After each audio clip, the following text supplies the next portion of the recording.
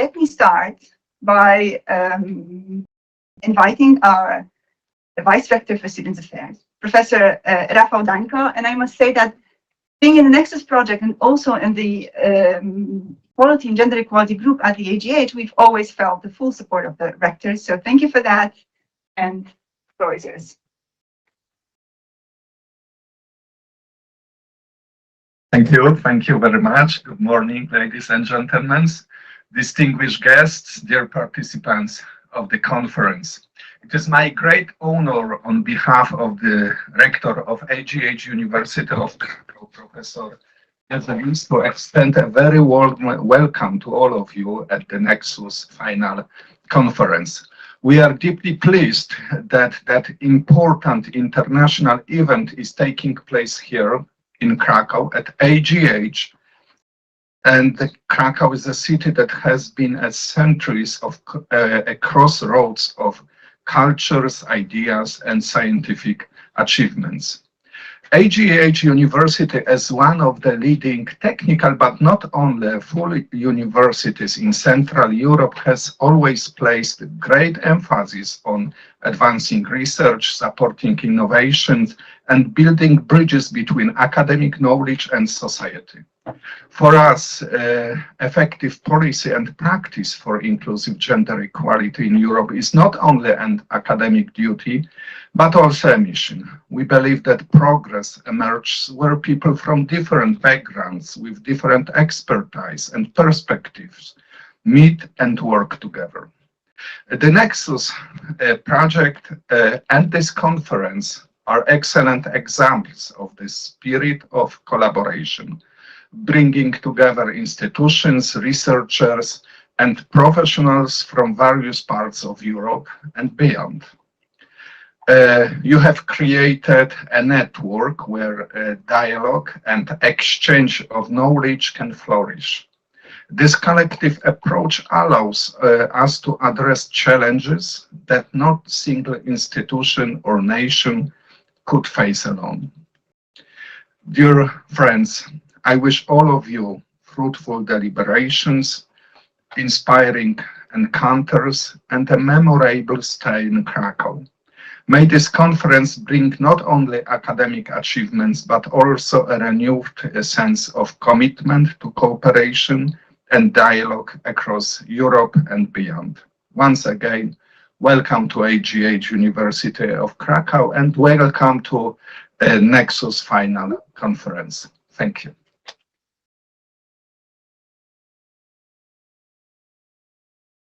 Thank you very much. Can I ask our Dean, Jacek Gondecki, who, before becoming the Dean, he was a part of the gender equality. But then things happen. Group. Then he left us. Fortunately, he's still alive.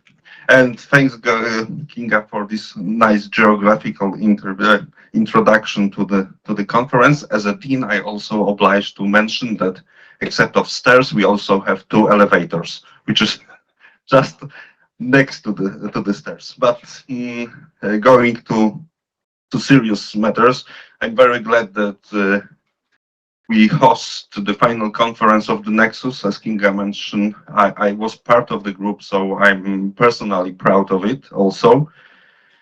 Talking about the title of the conference, Fostering Sustainable Change and Effective Policy for Inclusive Gender Equality in Europe, I feel very thrilled to listen to the presentation, but also want to mention that as a part of the technical university, as the rector says, I find the special role of the faculty at the technical university and to show that the innovation and technological progress should be hand in hand with the critical reflection, what we try to do at the faculty, social responsibility, and of course the concerns of values and norms connected to the academic community. Those things are important for us as researchers, for us as a team of colleagues at the faculty, and I believe that are part of the academic culture of H&H University. I was looking for the at the materials, and I find that the conclusions, I know it's the beginning, but I would like to start with the conclusions, are quite clear. That I find that what we need to have a really sustainable academic environment, we need systematic stakeholder engagement, and the systematic would be stressed here.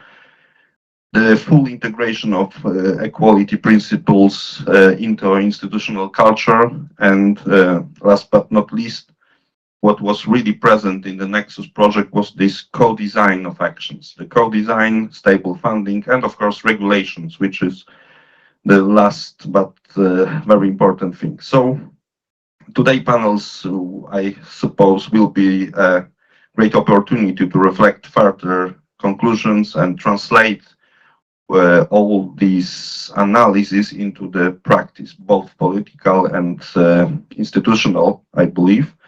So I wish you inspiring discussions, of course, and I really have this deep feeling, which is not always here in my small heart, that our meeting is a really good step towards the real and lasting change. And I wish you and all of us that change going to happen soon.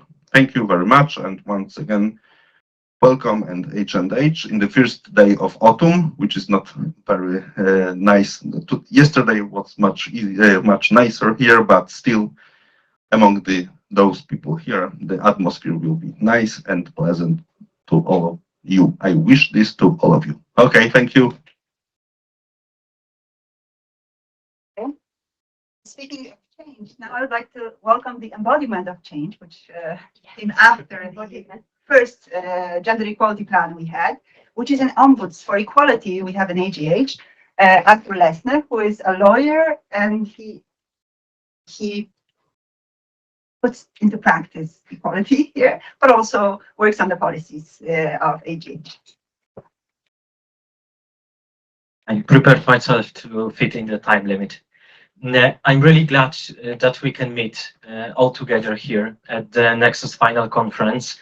And I think that this project has been a real opportunity for all of us, not only the participants of the project, to reflect and to talk, but also to learn from each other.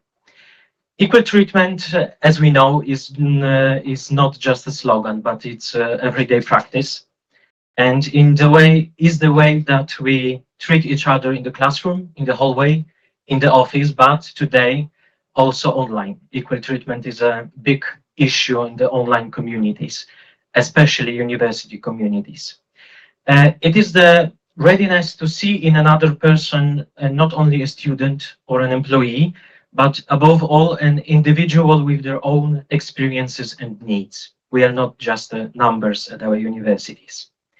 During this project, you often spoke about tools, about proceedings, about trainings, about awareness campaigns. These are very important. But today I want to highlight something that is sometimes still overlooked. No tool will work if we do not learn not only to speak, but also to listen.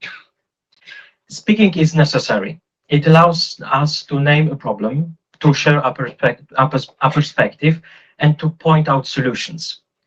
But it is listening that opens the way to real understanding. Listening with attention and openness makes someone feel noticed and taken seriously. This is the place where the trust is built, when we listen. If we want to choose the right tools to solve problems at the university, we cannot assume that we already know all the answers. We first need to hear different voices. The voices of students, the voices of doctoral candidates, the voices of lecturers, the voices of administrative staff. Only then we can truly assess which actions will make sense at our universities. In this project, you have taken a real big step into that direction.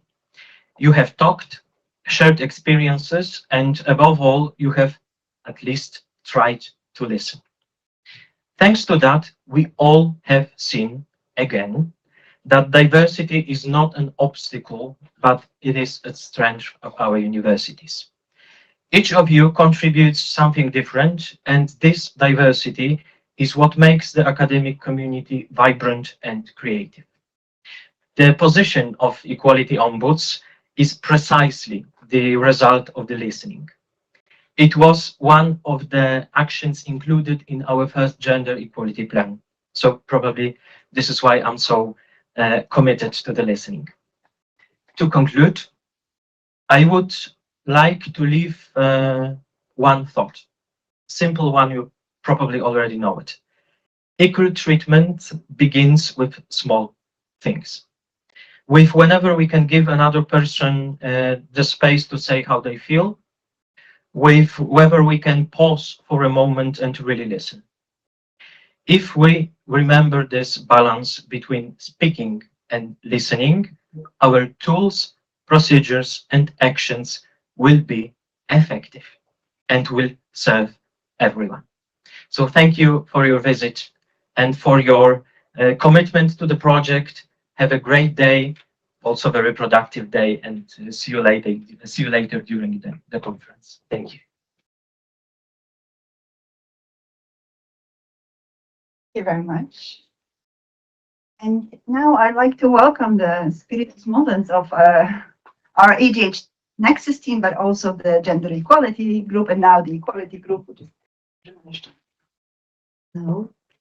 It's my great pleasure to welcome you at the NEXUS conference in AGH, and thank you to project leaders for meeting here in Krakow, especially for Sarah. Where are you? Yes, okay. By way of introduction, I would like to say a few words about our equality team at AGH and actions undertaken by our team. The team was established in 2021 at the Faculty of Humanities by director of AGH to prepare the gender equality plan. We have treated it as an opportunity and decided to conduct analysis, research, in-depth research concerning the challenges and inequalities at our university. Since 2021, we have been preparing two gender equality plans.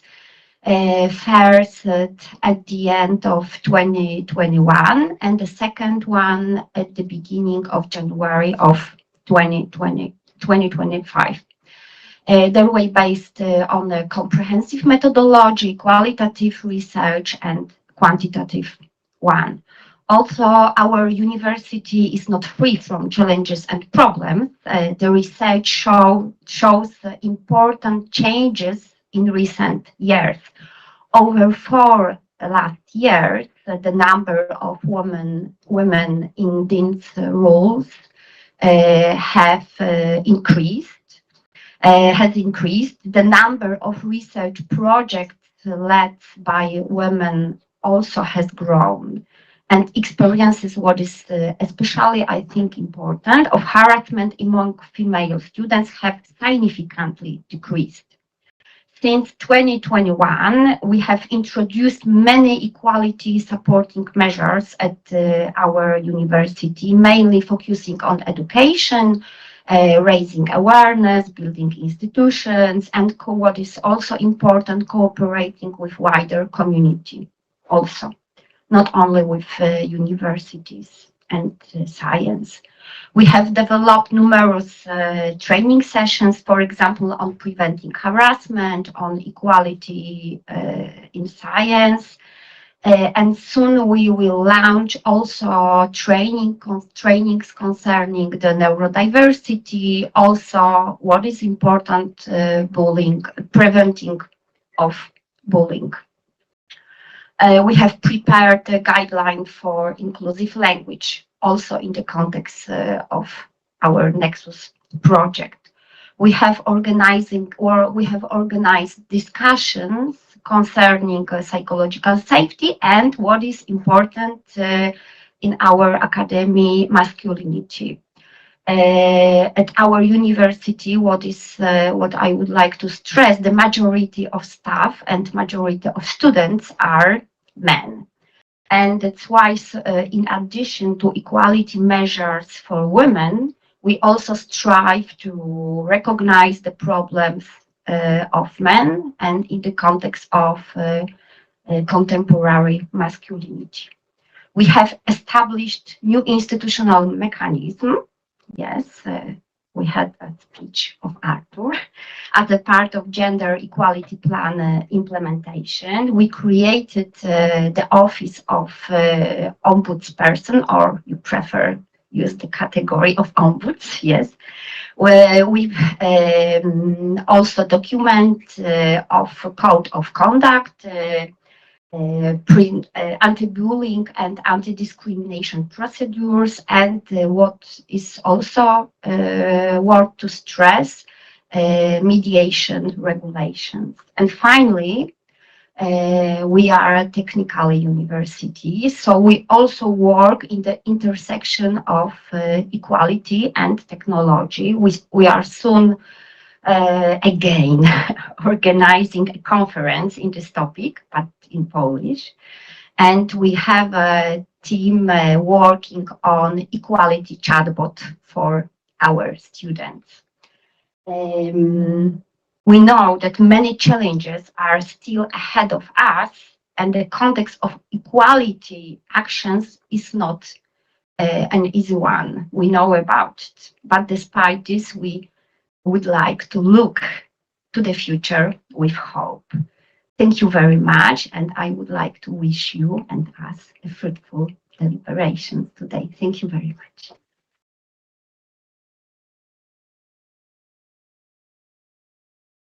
Thank you very much. And I must say, because Katarzyna had equality at heart so much, I forgot to mention that, while being equal, she's the vice dean for scientific affairs at our department. Now we have planned a presentation by one of our former colleagues from the department, but right now she's the vice dean of the Faculty of Space Technologies. It's a new faculty, so I have to check the name still. So it is my great pleasure to welcome Joanna Pyrkosz-Pacyna, who has been also a member of the equality team. She's a social psychologist, and her work focuses on women in STEM. And right now, focus shift into STEM being cosmos. So hopefully more women in outer space, thanks to your work. Yeah. Yeah.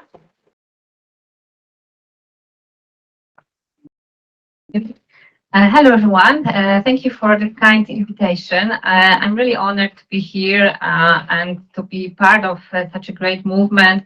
And before I begin, I would like to thank people who are in first rounds doing this amazing effort. So, Kasia, we are working alongside for many years on topics of equality, but also big thanks to the support of the Dean, Jacek, and to our Vice Rector and Director as well. So we are very lucky to have this great support. So today I will be talking a little bit about gender equality in science.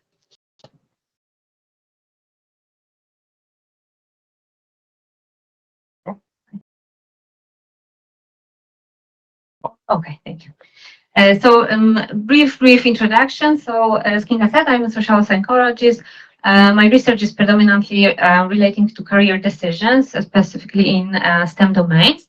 A few years ago, I was invited to be a diversity and inclusion leader of an international space science related project, and this cooperation turned out to be so interesting that lately I was offered the position of Vice Dean of the new Faculty of Space Technologies, which I gladly accepted. A bit sad to leave the Faculty of Humanities. However, I'm still here, as you can see. So the presentation plan is, first I would like to talk a little bit about where we are now. So a little bit of data. Some of it you probably know, but just to bring a nice segue to explain a little bit what we do in University Alliance, so Alliance of Space Universities. So how are things in this science domain, which is, let's be honest, it sounds like something so distant, something so difficult, something so unimaginable to be a part of it. So I always say it's like a STEM on steroids. So what can we do to make it more accessible? And lastly, what's next? What are our next plans? So diversity in science. I'm sure you all know this famous photo of a Solvay conference with many prominent scientists of that era. If you try really, really hard, you can find one woman here. It's our own Maria Curie-Skłodowska, and she's ever since a role model of women in science. Even though we currently have so many wonderful women in science, and we probably can do a little bit better job to maybe leave Maria Curie-Skłodowska to have some peace and maybe showcase some other wonderful women in science. So what has changed?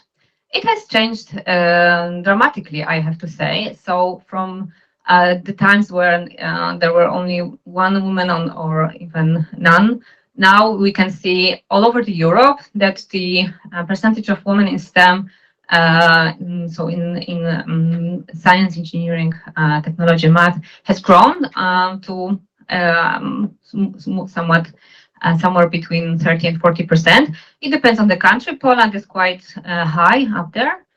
All over the world, we can see very similar changes. So we can see that the percentages are close to 40 all over the place, showing that some countries are probably doing something different, doing a better job with gender equality, or maybe also highlighting the fact that various socio-economical, geopolitical, social influences are driving those changes, right? So it's not biological, it's not only a state of likes and dislikes, but there are some forces that are operating here.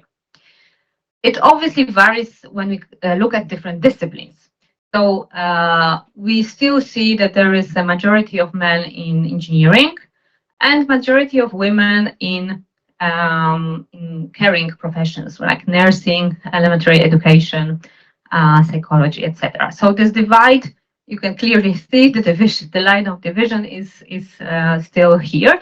And we can also observe it at AGH. So we can clearly see that overall we have the same percentages, so around 40% female students. However, it largely depends on the topic. Fun fact, it also depends on how you name the topic, right? So we have like I think 6 different IT, like informatics degrees, but here at the Faculty of Humanities, our social informatics is I think 50-50, right? Men and women. The same is with physics, technical physics, mostly men, medical physics, 50-50, right? So it also depends how we call it.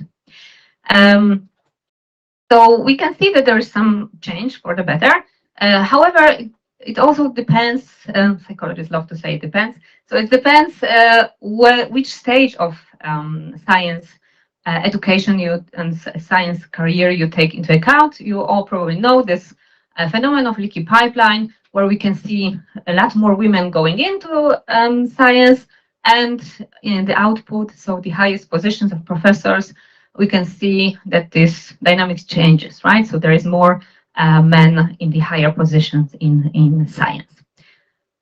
And this phenomenon is called leaky pipeline, and it is very complex to say why it happens. One of the reasons, obviously, parental duties, which we can see is impacting career path of women in science. And we are looking at it closely here at the gender equality plan. We are also taking this into account of the fact that, well, parenting duties are impacting our careers. Now, not only women, also men are becoming more engaged in parenting duties, and it impacts their academic life as well. So maybe this is not that clear to see, but I will try to explain. So going into science and staying is one thing, but becoming recognized is yet another issue. So here you can see the percentages of awards given to female versus male academics. And blue lines are percentages of awards designated to men. So we can see that on average, only 15 of the recipients awards are women. Interestingly, also most of the awards are named after men. And I like this paper a lot by Gemlich and Krause because they show that if you name a award after a woman, it's more likely for women to receive this award, or if the award has no name, right? So it's like a best achievement award with no famous person standing behind the award. So it's a fun fact, I thought. So getting recognized in your field is one thing, but also your field being recognized as important is another. So we can also see that all sciences are not created equal. So some domains are perceived as more prestigious than others. And it so as happens that those domains that are predominantly occupied mostly by women are perceived as less valued than those occupied by men. And this phenomenon also is dynamic. So when you perceive that women entering a certain science domain, it becomes less prestigious. Advantages affecting men. So we know from big panel data studies that boys in school are struggling with some issues as well, with reading, for example, with motivation to work, and also they are less represented in those social domains like psychology, social work, despite perhaps some intentions or interest in those fields, which stereotypically are preventing them from going there. There are also some studies suggesting that women are favored in academia recruitment processes, which was surprising for me, but also we have different data showing otherwise. But here is a very robust study by SETI showing that both men and women are favoring female applicants in the recruitment processes for academia positions. But mostly concerning, I would say, is this chart showing that less and less men are entering higher education and getting degrees. So we are seeing the shift in the percentages of men and women studying. And I think this will be something that we will be worrying about quite soon, that men are becoming less and less interested in education. So less men are entering higher education than women, and less men are graduating than women. So this division will be growing. I'm sure I don't have to explain why that matters to this particular group, but just to move us forward, it matters a lot in terms of our progress as a society, as a factor in decision making when choosing your career.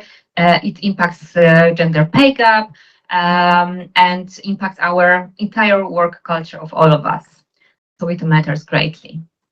So what can we do, especially in domains that are perceived as so difficult to get into? So let me give you some examples of interventions. Maybe this will be practical, useful for you.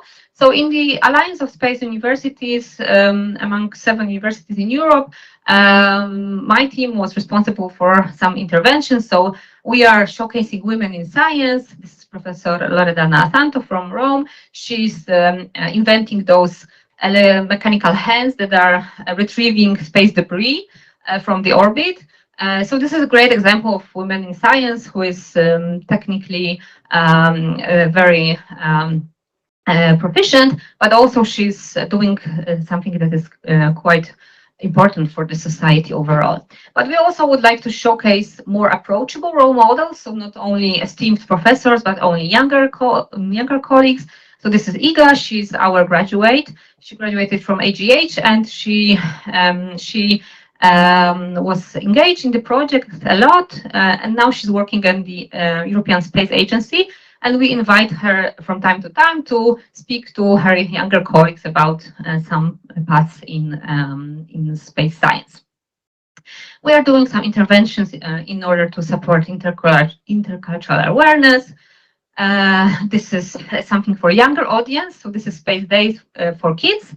And we like to combine different needs. So this Space Day particularly was organized for Ukrainian refugee kids. Over 200 kids came to AGH and took part in this lecture that was prepared specifically for them by our own student, who is also from Ukraine, so they could enjoy this lecture in their own language. And of course, we are doing a lot at the university to support diversity, equality, as this project is a great example of. Being a researcher, I would also like to share with you some of our research, current and planned. A few years ago, we wanted to see a little bit closely what drives the gender pay gap. So what we did is we look at the data from Careers Office of over 8,000 graduates of STEM majors. We looked at the current salary. We looked at the fact whether their job is consistent with their qualifications. So are they working in their field or elsewhere? Because it's quite common for women graduates of STEM working in alternative professions. We looked at the reasons for job choice. So whether their job choice was driven by status, agency, building characteristics like oh, I decided to take this job because of a high salary, because of the prestige of professional development, or maybe if the reasons for choosing a job they have now is security, communality, so more feminine stereotypically characteristics, so stability, social benefits, culture, location. And lastly, we also looked at the attributions of recruitment success. So why do you think you got the job? What was your key qualification that gave you this job? And also we clustered them into characteristically male, so degree, knowledge, qualifications, computer skills, or maybe typically feminine characteristics like interpersonal skills, communication skills, teamwork, etc. And we controlled for the field of study because we know that some fields are driving better salaries, while others are not, right? So the often called out argument is that all women are earning less because they're choosing less profitable professions. So we compared men and women within their domains. So what we found was quite upsetting because we found that as soon as 6 months after graduation, there is already considerable gender pay gap. Women are more likely to earn lower salaries, and men are more likely to earn those higher salaries. And this is because this is so soon after graduation. These are very young people, so it's unlikely that the parental obligations or other issues are driving those effects. So what can be happening here? We also found that women are less likely to have a job that is consistent with their qualifications. So this might be one problem and I know it from classrooms, right? When I ask students, you are graduating, where do you want to work? Men often say, oh, I want to go to this company or to have this position. Women, maybe I will start my own bakery, right? So these are women who are very highly qualified. Our studies are difficult, right? So this is all hard work that they're putting in, but they are so unsure of their qualifications, and oftentimes they are opting out from STEM, and this also might contribute to the pay gap. What about attributions of success? So we found what we expected. Then women are more likely to say that they got the job because of their feminine qualities, like social skills, motivation, languages, and these are all STEM graduates, right? So imagine women graduating from mechatronics saying, oh, I got this job because I'm highly motivated or I have good teamwork spirit. Men are more likely to attribute their success to their qualifications or their abilities, and rightfully so. Another finding that we had was that indeed men are choosing jobs more often than women due to their status characteristics. It doesn't mean that women are not looking for those agentic qualities, because we studied that as well in different study. So our female students are very agency driven. They want to better themselves. They want to be professionals. However, for some reason, they're not choosing jobs accordingly. We have some ideas why that is. But please take a look at this side of the chart.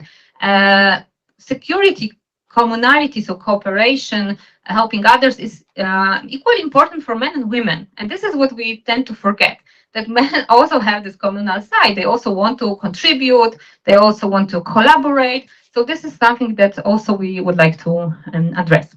So to sum up, gender pay gap is observable as soon as 6 months after graduation. It cannot be explained by the major. Women in STEM are more likely to believe their soft skills are their most valuable qualification, and communal security-related job characteristics are important for both men and women. So we found something quite similar in a different study when we compared IT workers and IT students.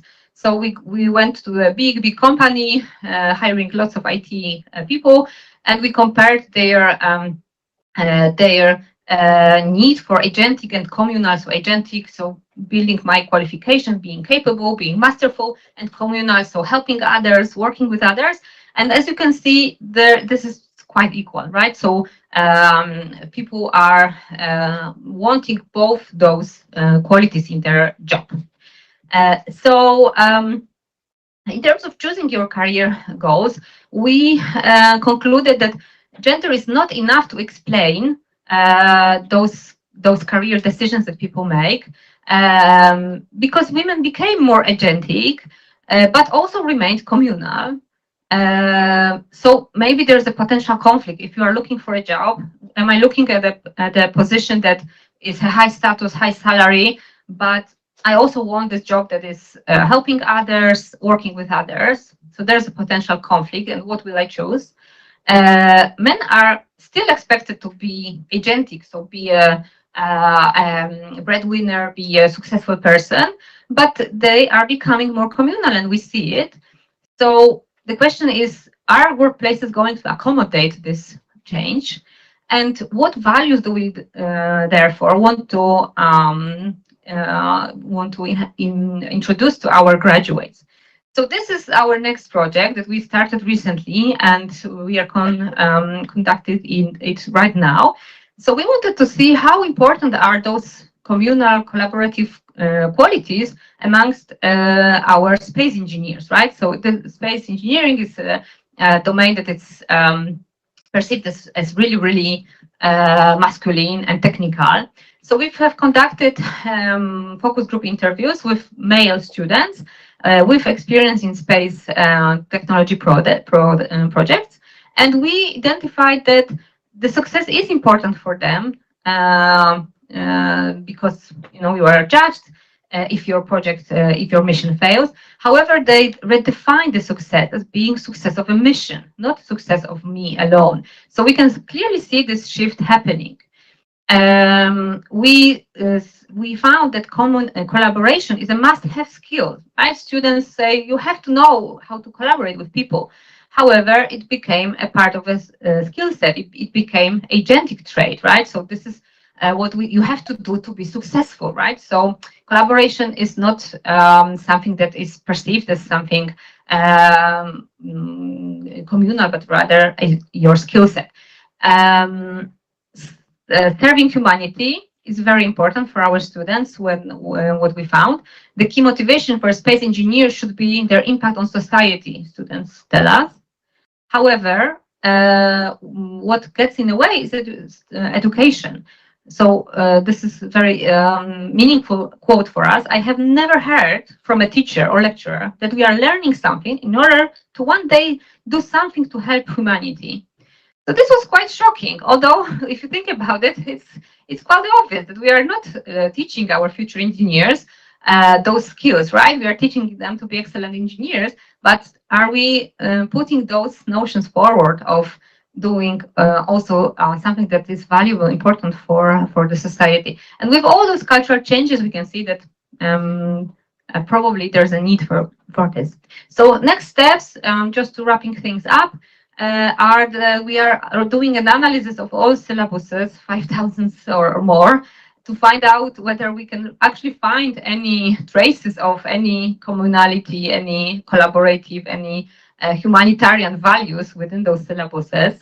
And we are working on the project with our foreign collaborators to make it happen. It won't be easy, because if you ask students in a great study by Wojciszka, how much would you like to participate in the following training, or how much would you like your peer to take part in those trainings, and you give them the options of those communals or support giving trainings, or those agency building like time management, persuasion, you can clearly see that people for themselves would choose the agentic training, so how to be persuasive, but for the others, both, right? So you want others to be both helpful and competent, but for yourself, you want to only invest in your competence, right? So this is quite tricky, how we will, as an academia, achieve this change. I begin with this photo, and I would like to finish with this photo as well, and maybe replace it with a different photo. So I don't know if you know this one. This is also quite famous photo, science world photo, maybe you recognize. So this is Katie Bowman. She was the leader of a team of 200 scientists all over the world in building a network of telescopes called Event Horizon Telescope. And because they joined all those telescopes all over the world, they were able to make a first ever photo of a black hole. So this is the moment when she realized they made the photo, and she's obviously excited. But so this photo is quite famous. But what's behind this photo is a collaboration of over 200 people from 4 continents, from 8 different telescopes laboratories. And also you can clearly see the change between Solveig photo and this one. You can see people all ages, all colors of the skin, different genders, and it has been that long that we saw this change. So I hope this is optimistic. Thank you very much.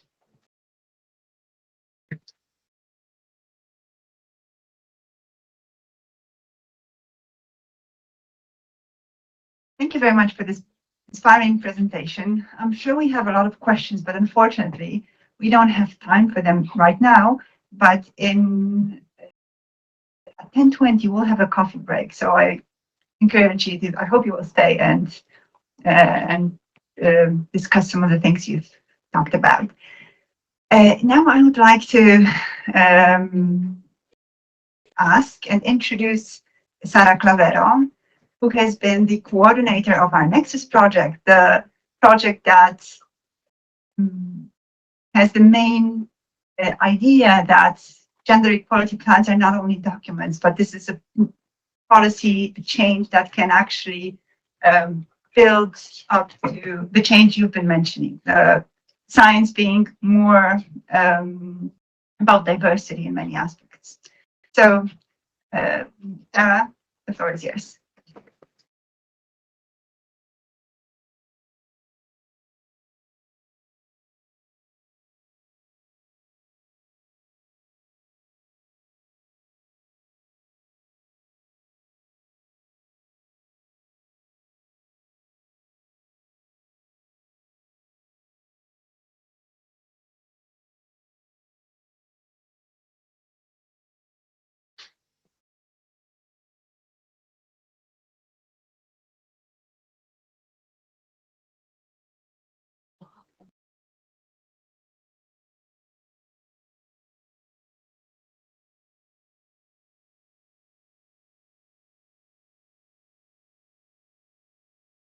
Okay, so I am going to present the Nexus project, what this project is about. I don't want to speak in the past yet because the project is not over. And we will announce some upcoming events. The project will finish on the 31st of October. And key outputs. This is going to be a kind of bird's eye view because I don't have much time and because many of these outputs and activities will be discussed during our panel roundtable discussions, like the twinning program, engagement with communities of practice, etc., etc. And of course, the policy side, where our policy brief will be presented. So Nexus is twinning. Twinning is central, as you will see, research and innovation institutions to design and implement inclusive gender equality plans. By inclusiveness, we meant inclusiveness in the sense of going beyond sex binaries and also going beyond gender and to go towards an intersectional approach, looking at the overlap between gender and other access of inequality in higher education and research. That's on the one hand. And on the other hand, what we mean by inclusiveness is intersectoriality. It is about engagement stakeholders of the whole research and innovation ecosystems in the countries that we were covering. Okay, it is here, yeah? Yes. Okay, a general overview. We are at a partner consortium covering 9 countries. And I want to name all the institutions involved because I think it's important.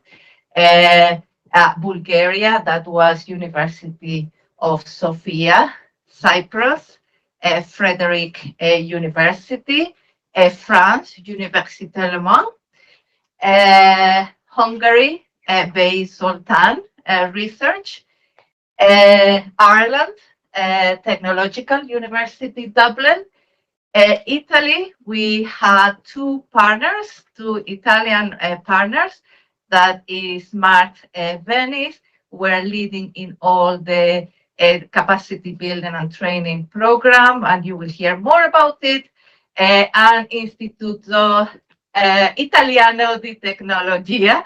I don't know if I pronounce this well. Of course, Poland, AGH University, where we are all in today, Serbia, University of Niš, and Turkey, Koç University.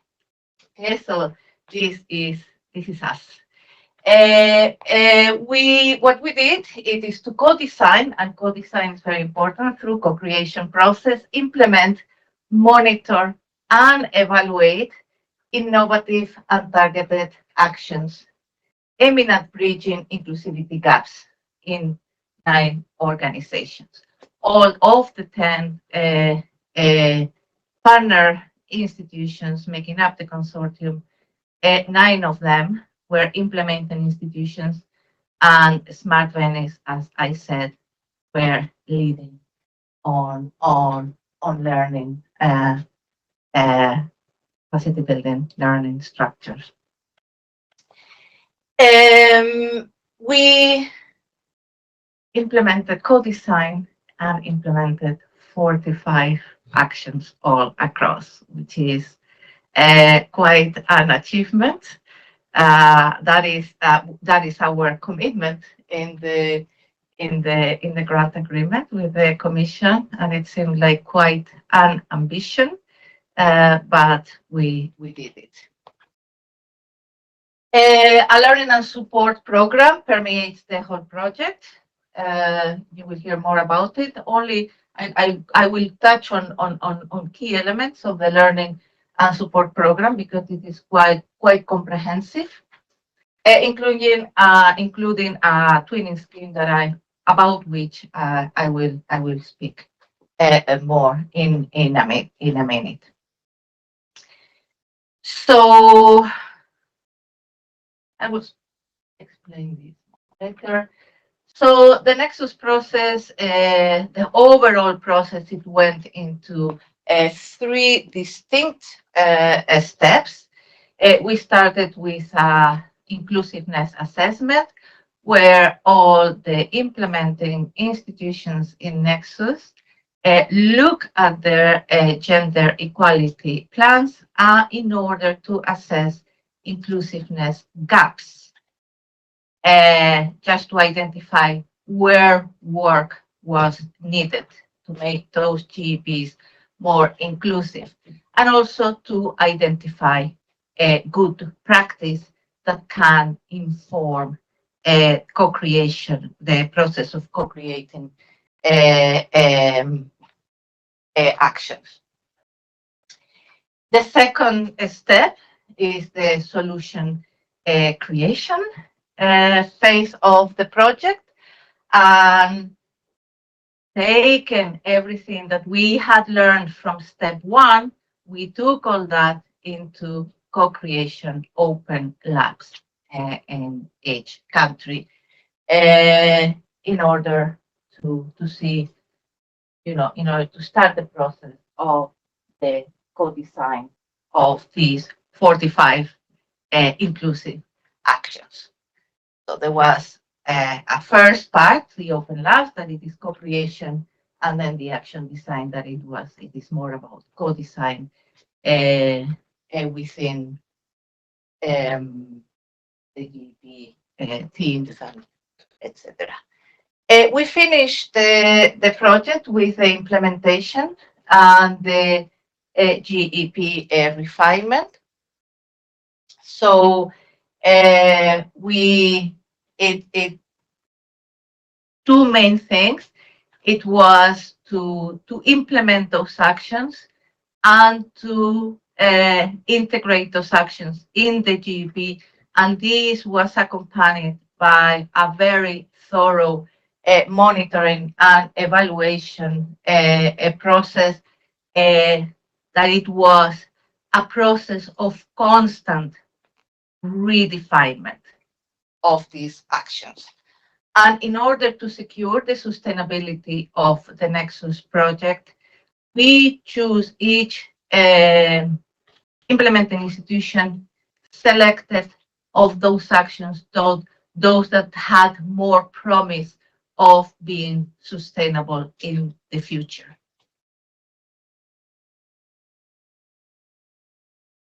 Okay, the learning and support, as I said, it is a core element of Nexus.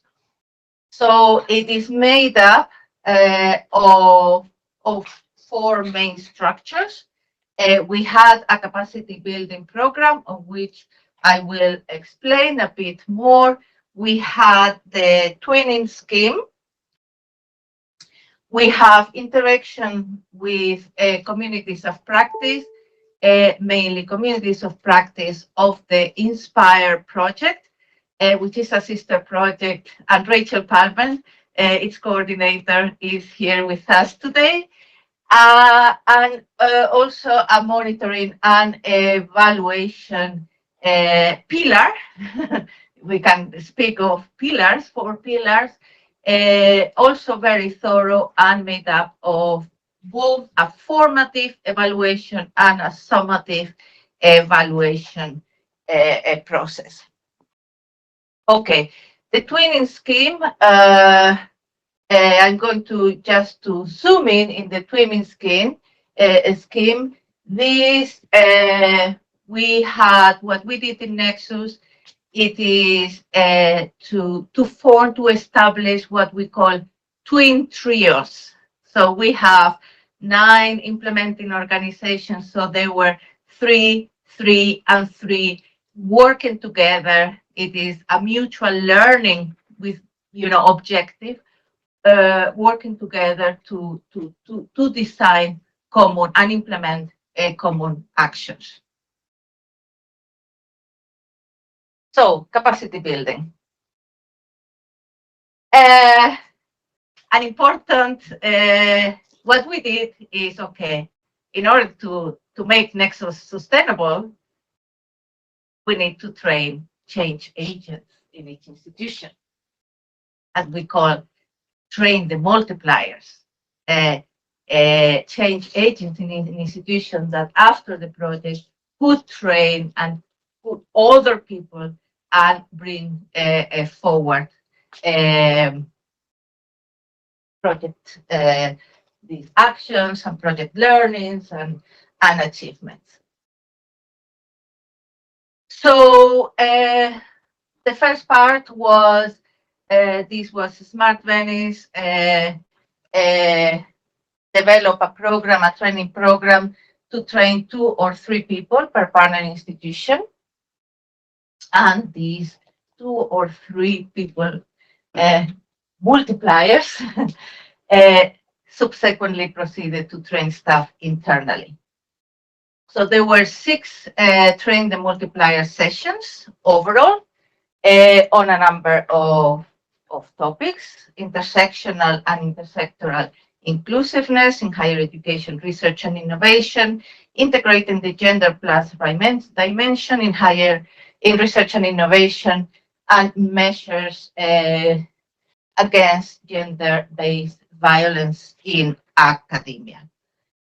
So after these 25 trainings were delivered, were up to 305 staff across all Nexus implemented institutions were targeted.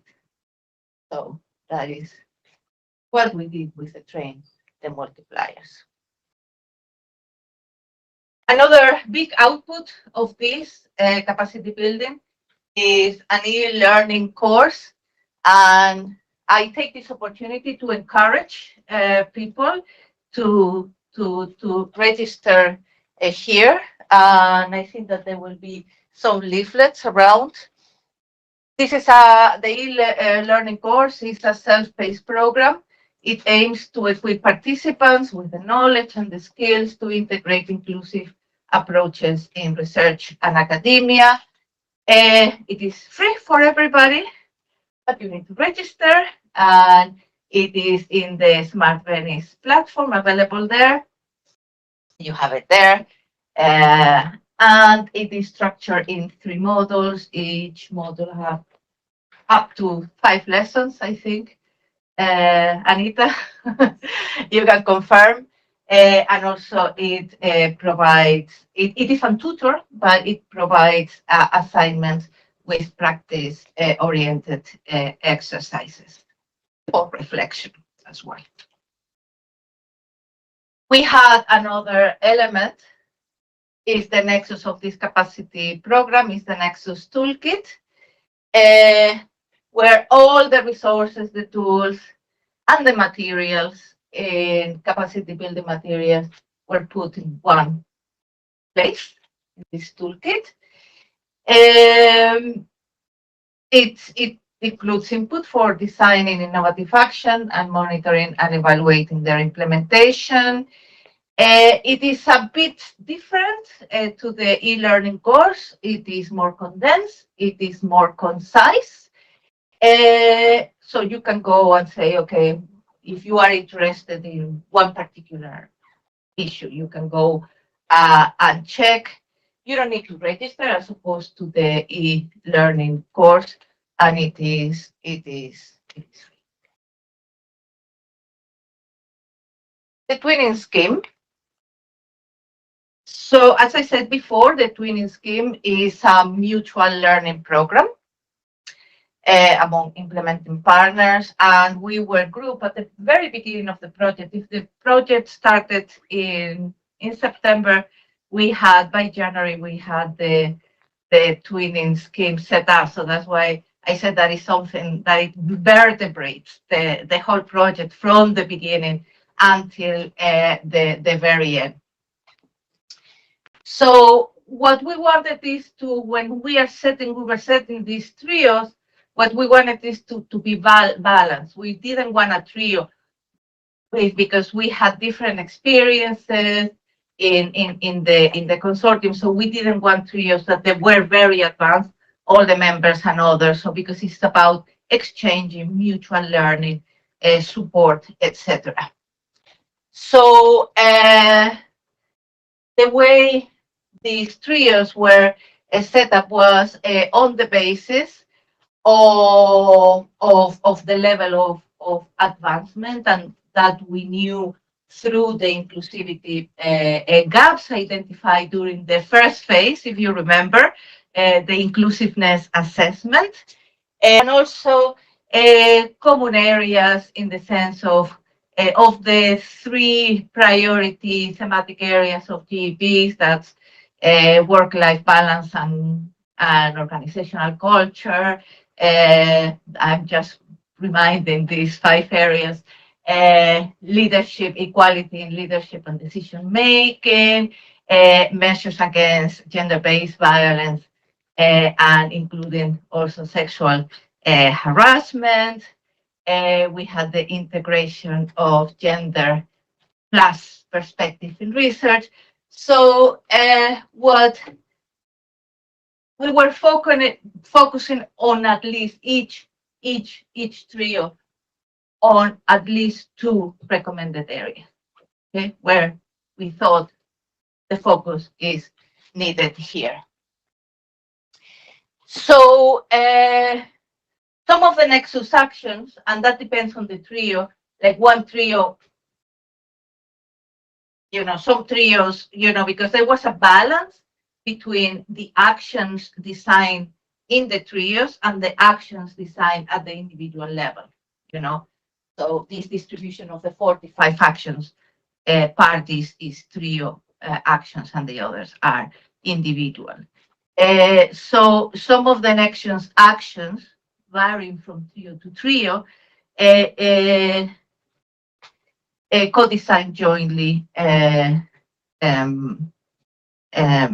these actions, co-designed and implemented. Okay, they were implemented then in each individual organization. So part of the scheme was also the study visits taking place during the design and implementation phases, and in total 9 twinning study visits happened, 3 twinning visits per trio. So this is an example of jointly designed actions. I don't have the time to go provide an explanation of some of them. They are very interesting. So we had a trio of AGH, Frederick University, and Bay Sultan. And this trio designed jointly 4 actions. One is an e-course on gender equality and intersectionality, the implementation of the GEM tool in their respective institutions, fostering participation in work-related trainings through data, collection with a gender plus perspective, and inclusive communication guidelines. Then for the trio, Technological University Dublin, Sophia University and Koch University,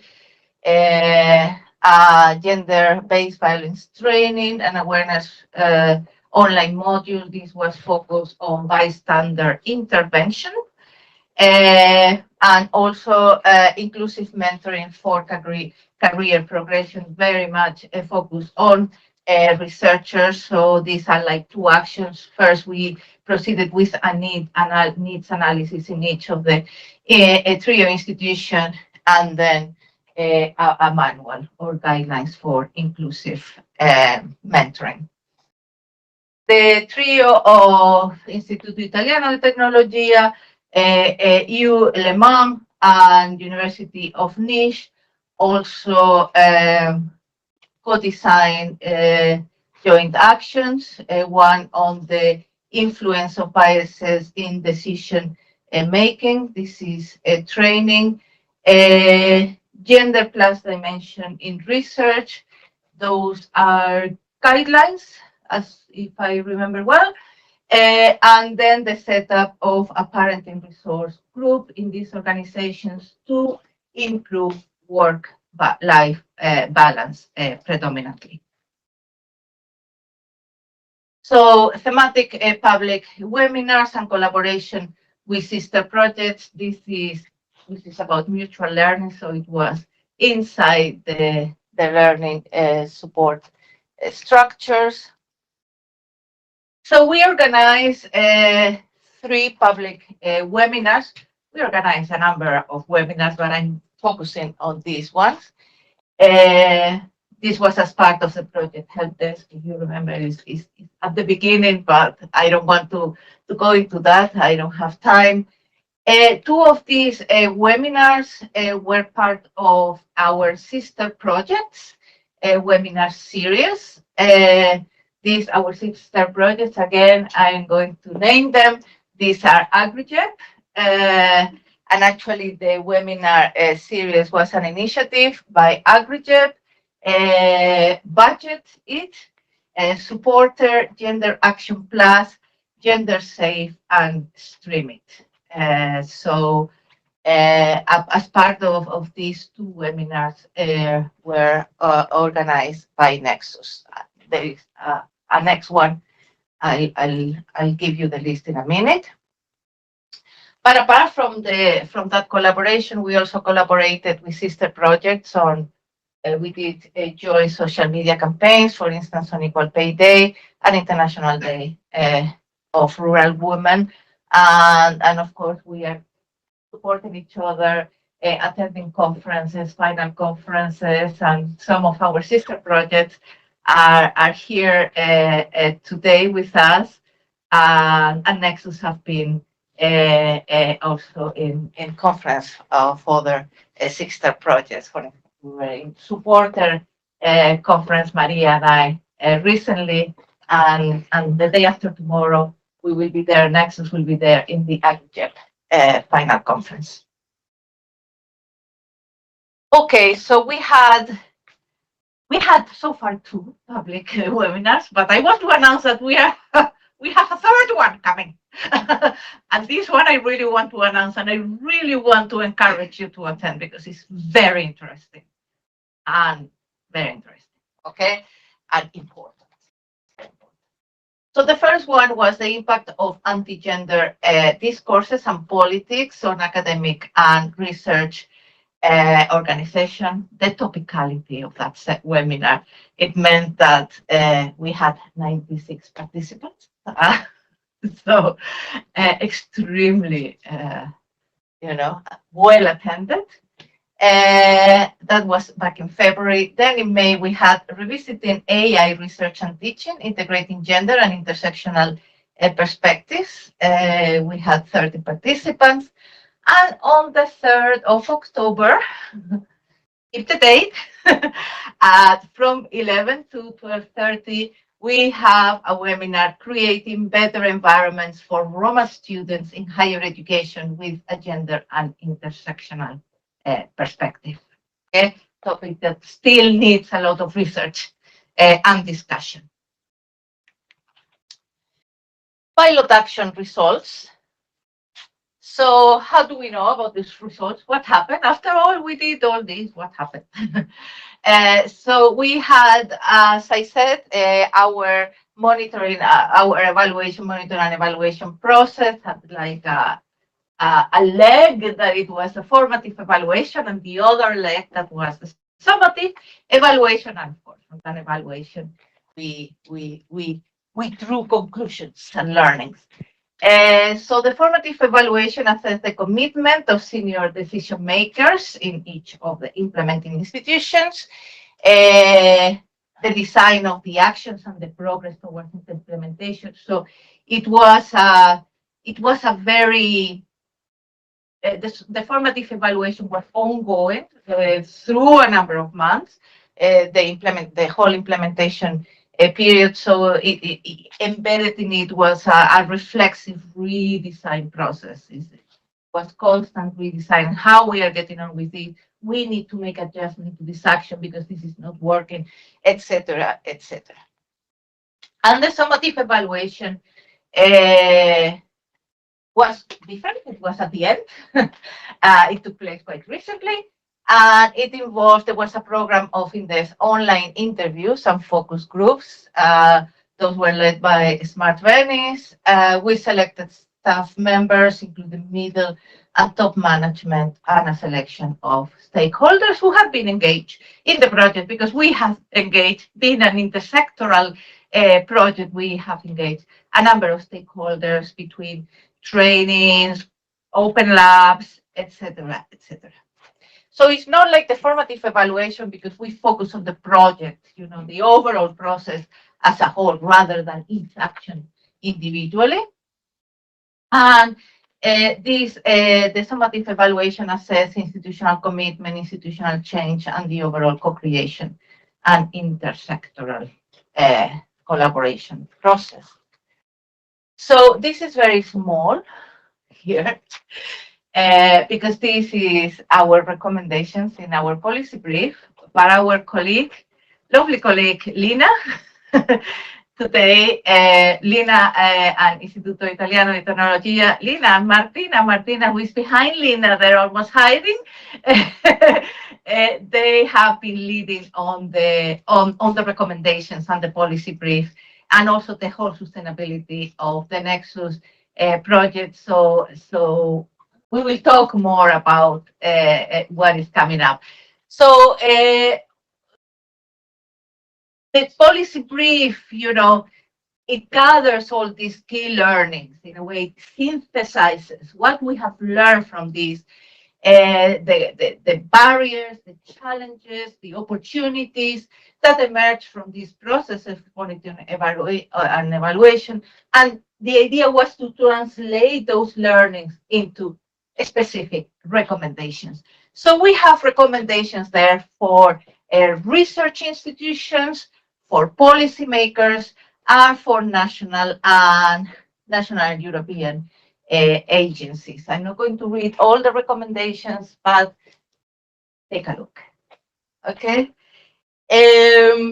So the barriers and suggestions, very interesting, and these I'm going to read. The main barriers were classified into organizational, cultural, knowledge, legislative, and technical barriers.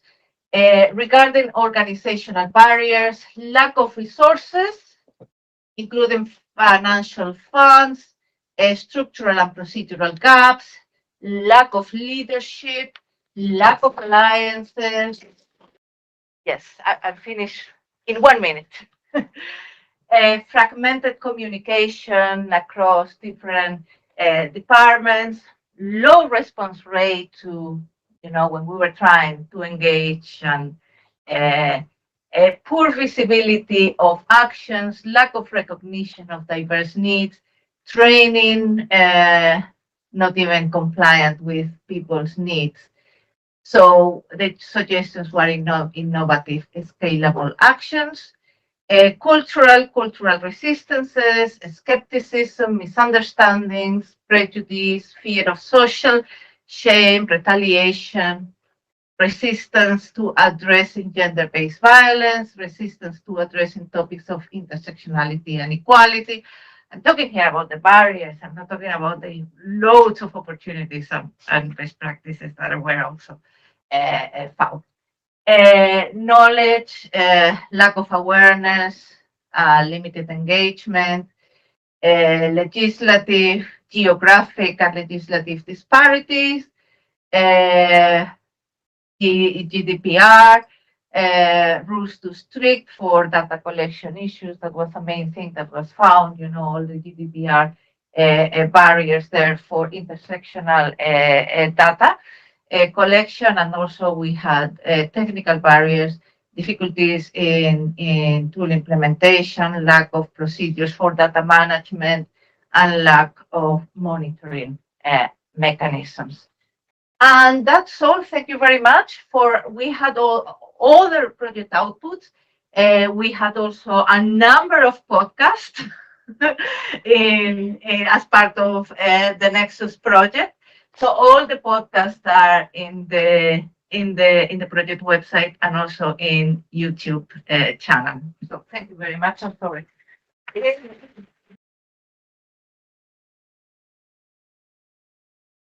Thank you very much, Sarah. I know it's difficult to describe almost 30 actions in such limited time.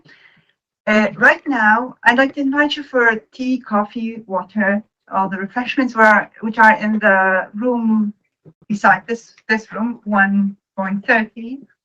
And then we'll meet here at 10:45 for our first panel session.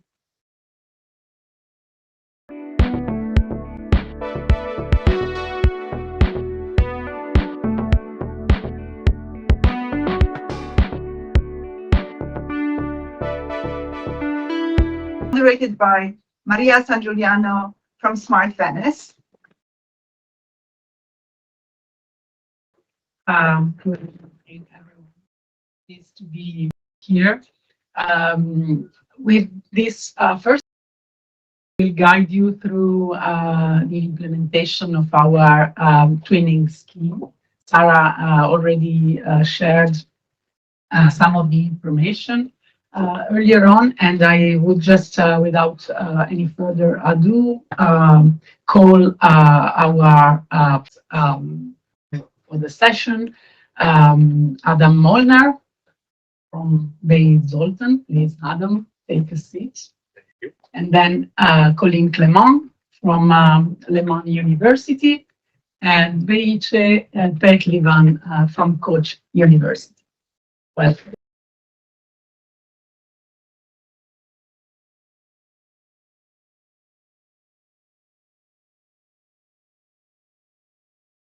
All right. So Sarah introduced you with this concept that wanted to pilot tests in Nexus, and we believe it was successful and very ambitious, I would like to say, because it was part of the mutual learning, knowledge sharing work package. And we wanted to challenge the idea that you can design change for your organization through discussions and processes that involve your own internal stakeholders only or mostly.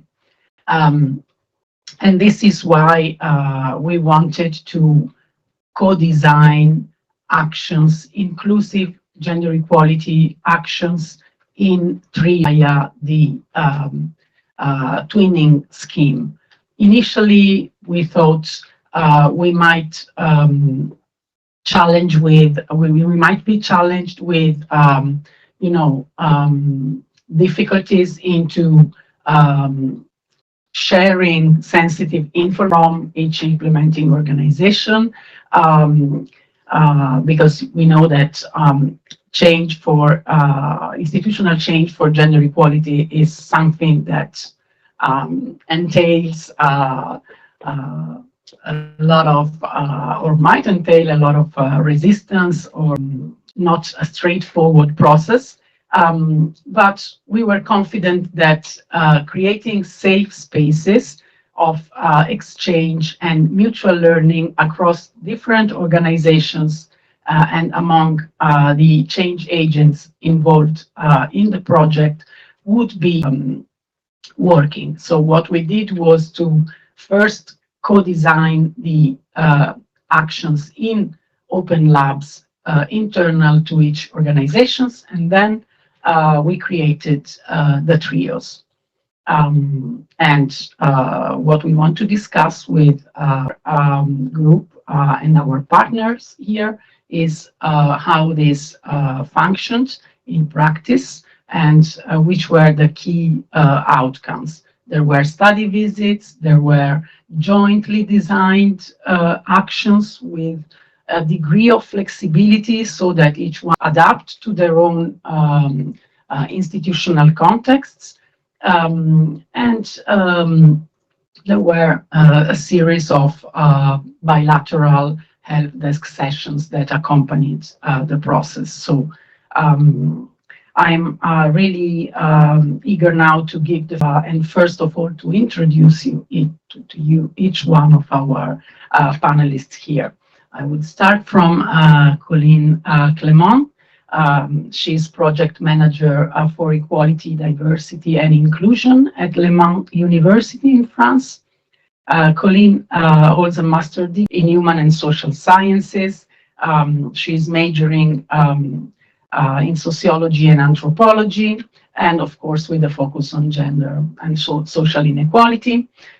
She has been working at Le Mans since 2024 within the gender equality mission in charge of NEXUS. So collaborating with the gender equality officer, she has also facilitated a network of equality representatives, and this has also happened via her participation to an alliance of European colors. Next to her, Behice Perlivan is sitting. Berlice is director of the Koç University Office of Sustainability, where organizational change and sustainability matters are under her direction. And which also gives you an idea of how gender equality is considered part of this broader umbrella of policies. Berlice has a PhD in urban sociology and a background in engineering, so she has worked at Koç University setting up the first gender equality office. And currently leads international projects, not only on NEXUS, but also other on science communication, and also being a working group member in the management committee of a cost action. So a lot of interdisciplinary work from Behice. Adam Molnar. Welcome, Adam. Adam is of area at Bay Zoltan Research Center from Budapest, Hungary. He has been involved in the activities of the EURAccess since 2008 already, and coordinated Horizon projects like Access Top 3 and Hubs. So he's focusing on organizational development and supporting the implementation and development of the HR strategy of the research center, as well as the HR Excellence Award process at Bay Zoltan. Of course, being part of NEXUS, he took an active role into designing, preparing the institutional gender equality plan at Bay Zoltan. So with these brilliant panelists, we will start a first round of questions and answers. We will have 2 of those, and then we will open the floor to the audience for some questions. Okay, there will be also a small live twinning part here. But let's start with the first round of questions. I would like to ask you, based on your experience with the NEXUS Twinning and Mutual Learning Program, implementing gender equality plans at your organizations, would you share the key learning points and which insights from the trios you were able to convey and transfer to the others, but also learn yourself, and which were the limitations that you experienced in this practice, how such programs could be further improved. I would start with Behice. I hate microphones, by the way. I tried everyone, give up the microphone, but no. So recognize my voice, but okay, I'm gonna go on. So with Nexus, it was so intense. Thanks, thanks to you, Sarah. We are really tired. It was the most intense project I have ever seen, but it was also rewarding a lot. So I established our first gender equality office in my organization, and we developed and implemented our very first gender equality plan there. And what I experienced was it was such an isolating work. Like you are all alone organization, and for the organization it's like a nice thing, and reputational reasons and etc. But while you are doing it, you are alone, right? So Nexus helped with that a lot, like with our trio and also with the partner collection of partners. First of all, we saw that it's not like gender equality is not just like a target. It's not just like something you need to reach. I mean, it's also you need to reach somewhere, but it's also a process. Especially in Trio, they were designed in such a way that in some ways, in some aspects, some organization is better than the other, more evolved than the other, but then on other aspects, maybe other institutions, further away. So it's kind of seeing all those institutions at different varying stages kind of gave the optimism that I needed the most for this job, for developing and implementing and going on every day, like struggling, negotiating all those, gender equality actions in the institution. So overcoming isolation was a big, and also, of course, resources. I mean, you need resources. Like, first of all, you need respectability and credibility, and it's also a resource, right? So Nexus kind of gave also that, you can say that well, there are always resistance from some stakeholders, from some some department, etc. But then you can say that in that other institution they are doing that. That type of credibility helped a lot.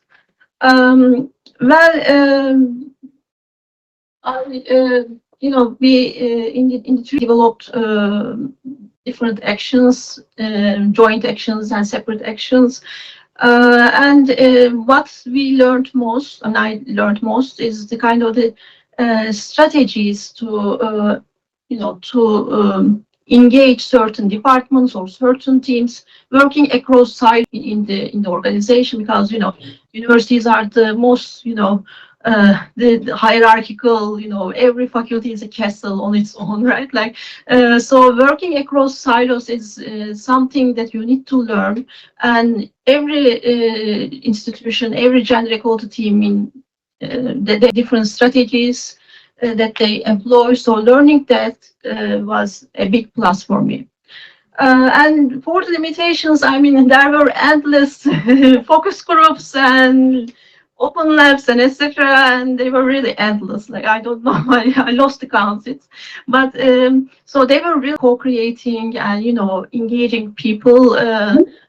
But the most challenging limitation was like everyone is busy, and there are always certain people that comes to gender equality open lab, same stakeholders that you can always find help. So this was the most challenging part, and also engaging men. And I'm very glad that we are a diverse group here. So engaging men was, engaging different type groups other than the usual crowds, usual suspects that come to your events, was the most challenging part for us. Am I over time? Oh, I hope not. Well, thank you so much. And who am I? You can pass the mic to Adam, please. Thank you. Yes, thank you. Well, I certainly with many of the things you mentioned. First one is working in isolation. I think it's a typical experience also for us. Imagine us being an applied research institution with engineers who work a lot to get, to work for the market, to generate for the company. Anything that is not core business is seen as not important. So I'm pretty sure if we had worked only within the institution to create the actions, the outcome would have been very different and not so useful in my view. So internal motivation is certainly a factor that has played a part. And in this sense, the twin trio worked very well because we could learn from each other. I think the twinning methodology was quite sound, solid. And even though we were paired with two universities, which are different from us because we don't have any students, we don't have the academic structure also in our career steps. This was not a huge problem because the colleagues worked together with AGH University was one of them, and Frederick University in Cyprus was the other. Both teams are very knowledgeable. I would say they are true experts in the field, which I personally don't consider myself to be. So I learned a lot. And working together also meant that through or by exchange of the ideas, of the creative ideas, and validating our own ideas among ourselves, we could be much more effective. As simple as that. The time limitation and the intensity of the project that Behic also mentioned, this was important, that we don't invent everything from zero for ourselves, but we rely on the experience of the others. And in this sense, our trio work, I think, was really successful. So much so, if you remember the presentation before the coffee break, when Sarah presented the trios and the actions, we were the trio that came up with 4 shared actions, not 3, because we felt that this is very appropriate intensity of the knowledge exchange that we implemented. So for us, a very positive experience. Thank you, Adam. Thanks a lot. Colin. So good morning, everyone, and thank you, Maria. I agree with what my colleagues just said, and I'll try to add some things. First of all, the way the trio was made, as we said before, based on our level of commitment to gender equality, was very, very helpful for us, because we were able to help each other with gender equality and intersectionality, of course. Through the exchange of best practices and through feedbacks on the actions, but also on the form of the project by, for example, finding the best templates to design the guidelines or even just meeting the deadlines. And I think our partner, NEXUS University, would agree with me if I say that IIT, so the Italian Institute of Technology, really gave us the rhythm in our trio. We benefited from their great experience on project management, and they really framed the work. And we don't think about it, but it is also important, and it's also a way to be inclusive. I really appreciated that we could share different opinions on the forms of the actions. For example, our trio did guidelines about gender and intersectional dimension in research. But at the beginning, us in Le Mans, we saw that differently. We wanting to do like a book, like a manual for the researcher. But IIT and NEXUS really made it less heavy and more pleasant to read. So maybe the outcomes would have been different. If we were not in a trio, we would have done something different, and maybe less people would have read it. So I think that small things can really change the results. And that's why it was very good to think collectively. Think of best practices was also very great. not just concerning the actions, but concerning gender in general, especially during our in-person meetings. When they came to Le Mans, we had the chance to present our lactation room, and they seemed very interested and wanted to think similar in their institution. So it was great to see that we can also inspire our colleagues. And of course, I joined my colleagues on the fact that it was good not to feel isolated. We sometimes had the same difficulties, but we also inspired each other. So it was a real boost of action. Being part of a wider community of practice and having a shared purpose was very, very great. And if I have to talk about one challenge we have and things that can be improved, if I really have to find something, I would say maybe about the communication, because it was good to see each other in person and to have monthly meetings. But it would have been even better if we had, for example, a chat system to exchange more regularly. It would have been more efficient than emails, for example. But I don't know, that's the only thing about. Thank you, Colleen. Thank you all for your experiences and insights. I really think we can also frame our twin trios as small internal community of practices to a certain extent. We have a dedicated panel later on community of practices, but it's a learning environment that, as you mentioned, overcomes isolation among change agents, strengthen the credibility towards your stakeholders, but clearly poses a series of challenges that are related to engagement and the effort that is needed, as you were mentioning.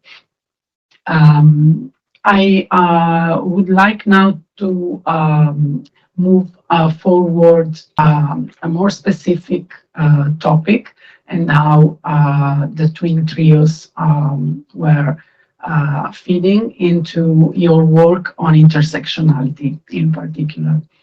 At Nexus, this was one of the main ambitions, try to design and implement gender equality actions that would be also intersectionally inclusive.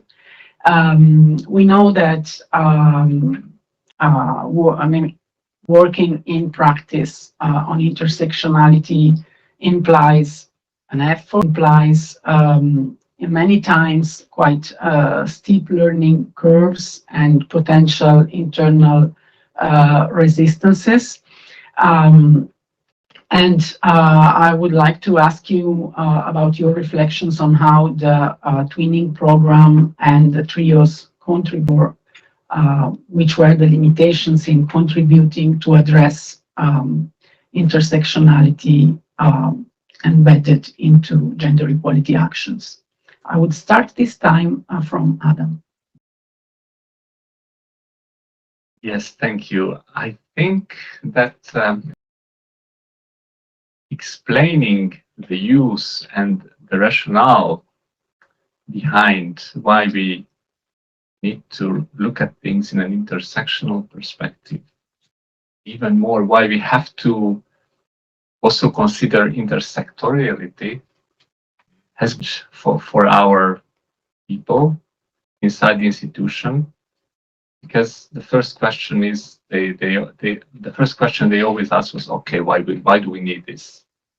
Okay, so these are, I think, especially for people who, as I mentioned, are not trained in social science, they are far from the field, it's difficult to understand. So we have to explain, or try explaining, the use and the complexity and the practicalities in detail, which I'm not sure we fully accomplish, but we tried.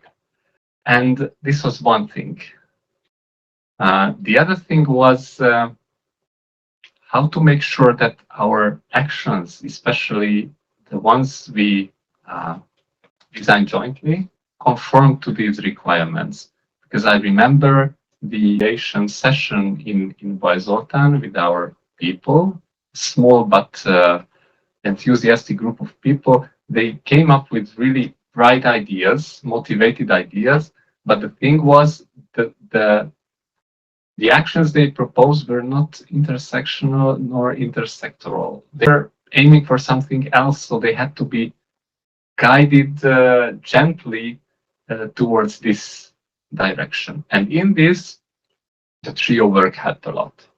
Because of all that previous experience that I also mentioned in the first round, AGH University had some example with the GM tool that we also implemented in our institution. And if you know the GM survey, you might remember it's intersectional. It does have this element built in. The other thing that was very helpful in the case of university, for example, is the team's expertise in statistics, because we were also focusing another action on data collection. And we didn't have the previous knowledge, but fortunately the Frederick University team did have it. And they helped a lot in our and scaling of what we should be doing to make the action worthwhile.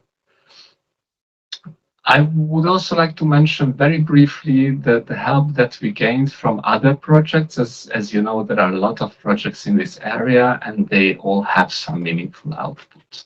And in this sense, project, one specific example I want to mention that helped a lot, both in the GM and in other aspects. So it's good to have those. You have to explore what they have on offer. You need to set aside the time for that, but I think it's worth it. So at least it helped us.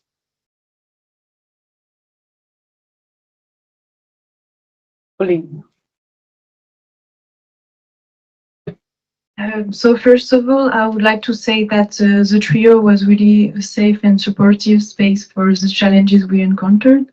And you were able to discuss our difficulties without fear of judgments, because we all faced difficulties at a point. And we learned that changes take time and that we are not alone in the fight for gender equality. We really learned from each other's strategies, successors also. I join what you just said, Adam, that concerning intersectionality, we sometimes had difficulties to make people understand what it is and why it's important. And it was even difficult sometimes to make people understand what gender really is, that it goes sex and beyond being male or female. And yes, especially for people who are not in social sciences, because not everyone is familiar with these concepts. So when the trio designed the guidelines about gender dimension in research, we make sure to hear definition section at the beginning. We define gender intersectionality, intersectoriality also. And even in the communication process, we agreed to insist on those definitions and to explain the purpose of it, and to make people understand that the guidelines were not about parity in the research teams, but really about gender in the content of the research. And the exchange of feedbacks in the trio was also very helpful. We shared what works best, what works less, and to insist on the fact that integrating gender perspectives in the research is mandatory in Horizon Europe. And also we decided to invite people from the research office to talk during our presentation of the guidelines to add more credibility to our work. It was really efficient. It was really thanks to the feedbacks we shared. And finally, if I had to talk about the last difficulty we had, it would be about not necessarily the fact that people have a lack of interest in it, but gender and intersectionality is not always a priority. People have other stuff to do when they are not part of the quality mission, unfortunately. So yeah, it was not really a lack of interest, but really a lack of time. So we had to redesign some actions to better match the public sometimes. Let the internal equality mission do more work, and also include the public, but while asking them to do a little bit less. So yes, the redesign in TRIO was also very helpful. And why Nexus was exhausting, another reason is the intersectionality and intersectoriality. So it's not that it was intense, like time-wise and the duration of the project, but also you cannot just get away with any action. It has to be intersectionality and intersectoriality component as strong as possible. First, it was the grand challenge for us. And I was, since I was hired to develop our gender equality plan, and I was responsible from it for implementation of it. And gender plans, as you all know, it's a template that is mostly for gender, right? I mean, it's not. Of course, you can go beyond it, but it's the basic template is not that intersectional.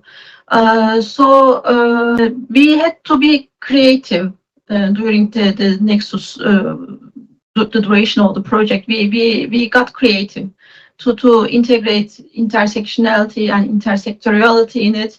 But then it proved that it's actually kind of a key to expanding your horizon in the institution. For example, when you talk about gender equality and gender equality actions, it's only certain people coming to your activities, certain people, engaging them. This gender studies or women's studies professor, person who is enthusiastic about this topic, and these usual suspects. But then we started to become intersectional. And this opened us the way to ally, to new allies, to bringing new allies to the table. For example, for our ship, we tried to establish like a mentorship structure in as part of our TRIO actions, and also for our independent action, we tried to establish a skills development program. And both these programs, we search for the baselines, what the status in the institution, and we saw that there are many aspects, many intersectionality aspects that you can actually integrate. And when you start integrating it, for example, early career researchers and their certain needs and etc., and then you start partnering with research development office, which are quite prestigious in universities, right? So you bring new allies to the table, and it's actually proved quite beneficial.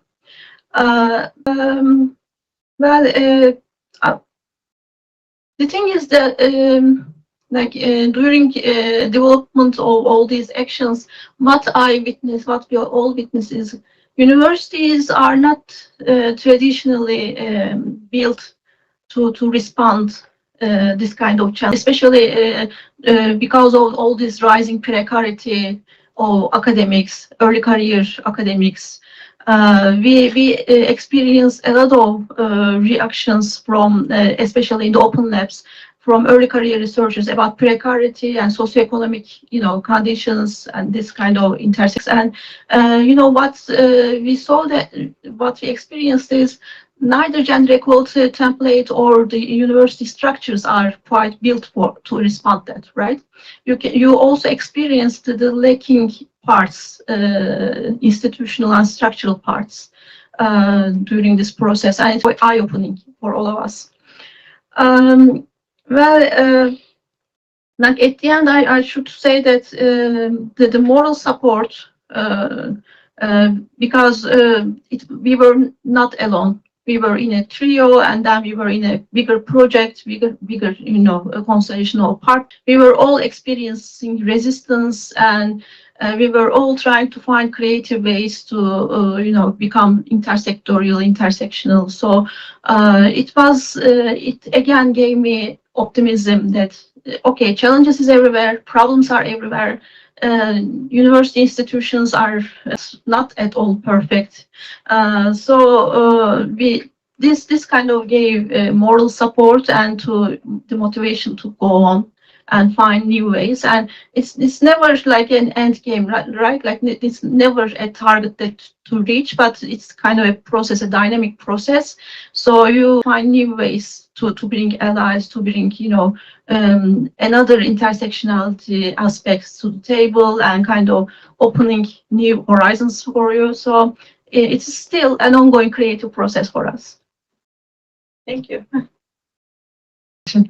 In particular, referring to intersectionality as a way to build new alliances. That I think is reflecting the experience of all of the partners somehow, and also we tried to work, to you all mentioned, sort of linking the intersectoral perspective. So looking at potential alliances between research organizations and their respective environments and ecosystems together with intersectional. Sometimes these two things can help each other in a way. You bring external voices, for example, from minority organizations, not necessarily part of the research institution, into the picture and the process, and this can help the internal stakeholders to have a better grasp of what intersectionality is about and why it is important. I was referring to the fact that we now wanted to a short live twinning session. So we know that here we have representatives from different trios in the consortium.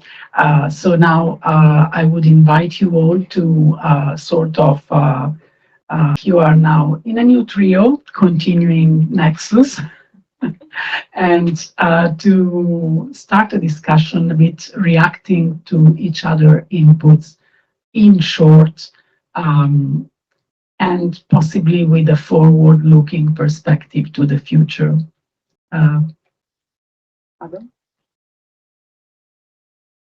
Well, it's difficult to start, but I would pose a challenge then.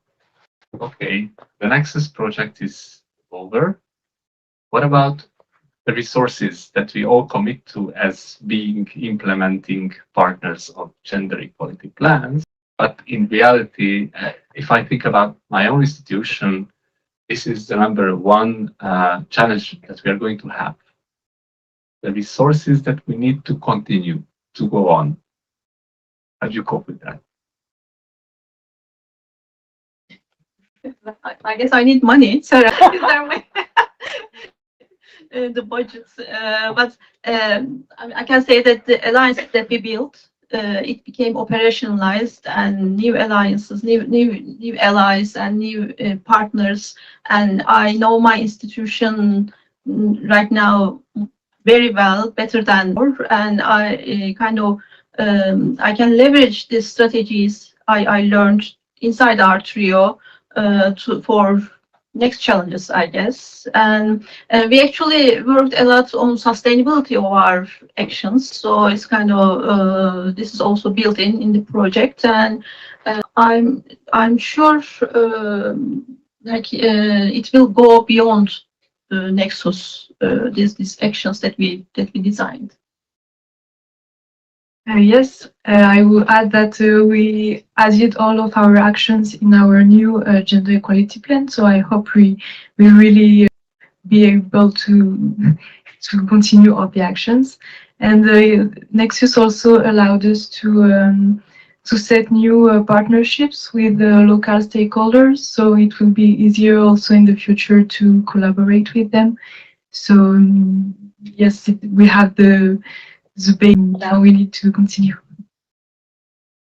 Maybe I can add the intersectoriality. It was the most novel part of. I mean, I learned it with Nexus, and it became so beneficial because, like, let's face it, like budget, it's universities experiencing harder times, and always, bringing business allies to the table always helps with the leadership, with the budget, with whatever, and it gives you credibility and respectability in certain levels, like giving you, let's say. So this intersectoriality part was the key, I think, for sustaining our actions. Meaning, did you manage to attract some new funds as well? For example, Not just funds, but like a kind of a sustainable, alliances, like business relationships. For example, with our newly designed mentorship program, we operationalize our alumni circle and then wider business, and because. Like, again, the precarity of early career researchers in academia, and the business world needing more PhD expertise in their circle. So we kind of diverge, like we make new alliances to employ business leaders for our mentorship circles, and maybe sometimes it's the reverse mentoring also, like our students mentoring more senior members. So it's kind of a sustainable ongoing process. It's not money, but it's also like the relationship that we keep leveraging. If I may add one short thing, I would like to refer to what Colin said about local partnerships. Yes, they are important, and that's one benefit of we will surely be able to use onwards, because we all know that other Hungarian institutions are doing the same thing, developing their own gender action plans, but normally you don't see the effects. And Nexus had us establish a small circle or a network of practitioners who exchange ideas and experiences regularly, and this could help us in making also our actions more sustainable and ask advice and help when we need it. I remember when we were analyzing our data, and in this group of our local network, it turns out there are sociologists who can help us with that. Otherwise, we would not have been able to do that. Are valuable relationships. sure. Thanks a lot. Any further comments? Otherwise, we would have space for questions or any input from our audience. Not we have also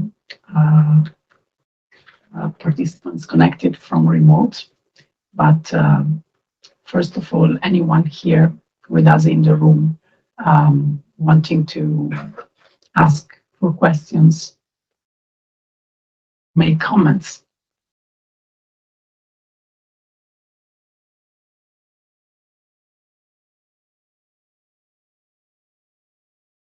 Anyone willing to break the ice? Please.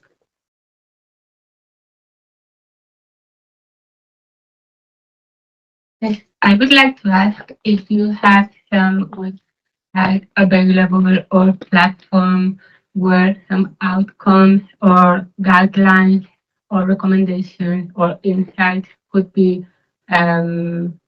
consulted somehow. There is some publicly available information about this type of outcomes and experiences, or not yet? Our website, NEXUS website. I think that we have a project website, and the more compact and easy to read deliverable that you can refer to is definitely the toolkit, the NEXUS toolkit, where there are a lot of cross references and hyperlinks to the different methodologies that we used. So the Open Lab co-design methodology, the monitoring and evaluation methodology, but also the twinning trios. There's pretty much everything in the. It should be available from the website, right? Yes, and Zenodo. And also, right, on Zenodo. Are you familiar with Zenodo? It's an open access repository for research results, and zenodo.org. And then you look for the NEXUS project there. You will find all the public deliverables. If there is anything missing, I think it will be added after the final review of the project. But in the end, everything will land there. Thank you for your question. Any other comments? Rachel, please.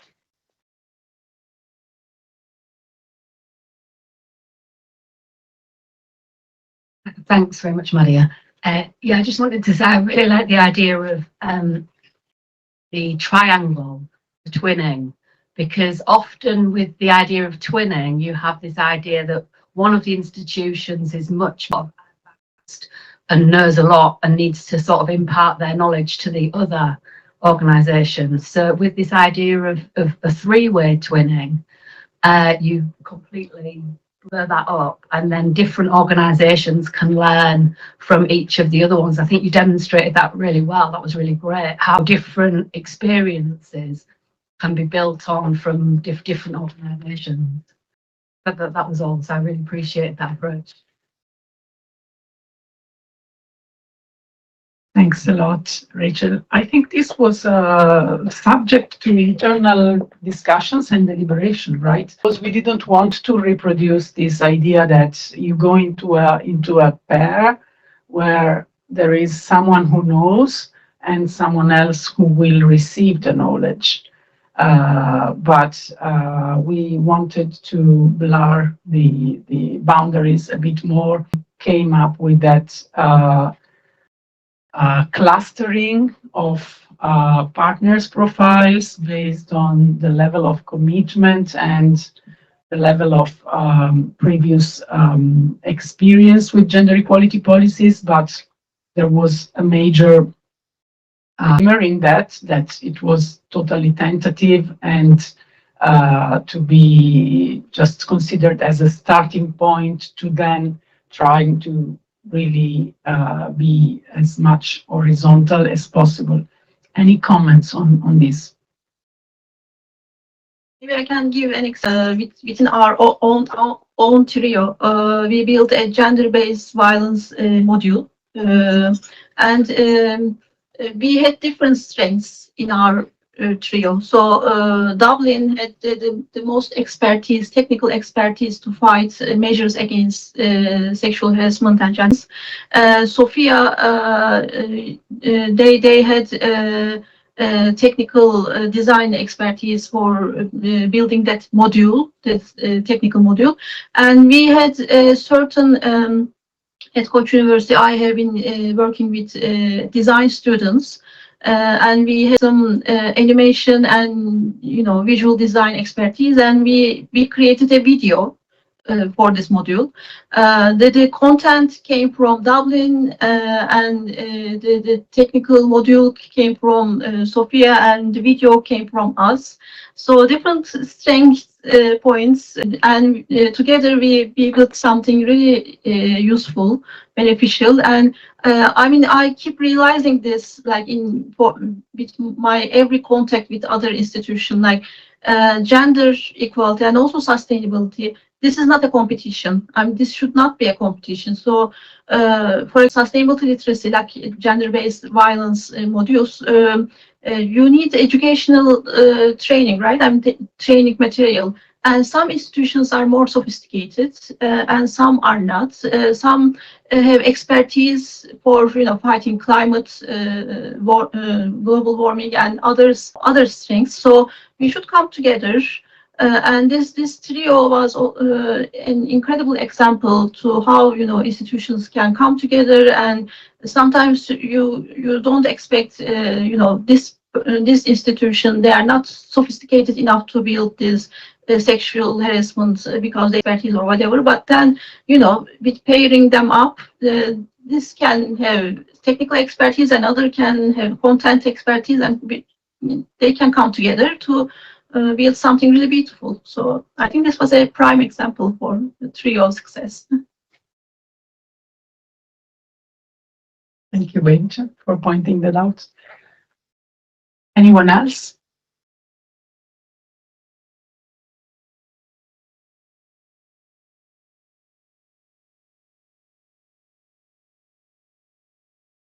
Yes. Thank you very much, Magdalena Chrobak-Tatara from Polish Ministry of Science and Higher Education. I would like to ask about the cooperation with local stakeholders. How did you involve them in implementation of the activities that you carried out within the framework of the twinning initiatives, like, for example, representative private sector or local authorities? What did it look like? Thank you. Thanks for your question. We would like to try an answer, maybe Colleen, because you were referring to this. So first in Le Mans, it was mainly local associations actually, and they really helped us with the sharing of their specific knowledge. In the working group we put in place in Nexus, and also in some trainings. So it was more a collaboration like that, like yes, really for the trainings and the exchange of best practices and of specific knowledge, because even if we are the equality mission, there's always things that we can continue to learn. And yes, for example, we had a workshop for feminist defense. So we had someone who intervened to make the workshop. It was like this.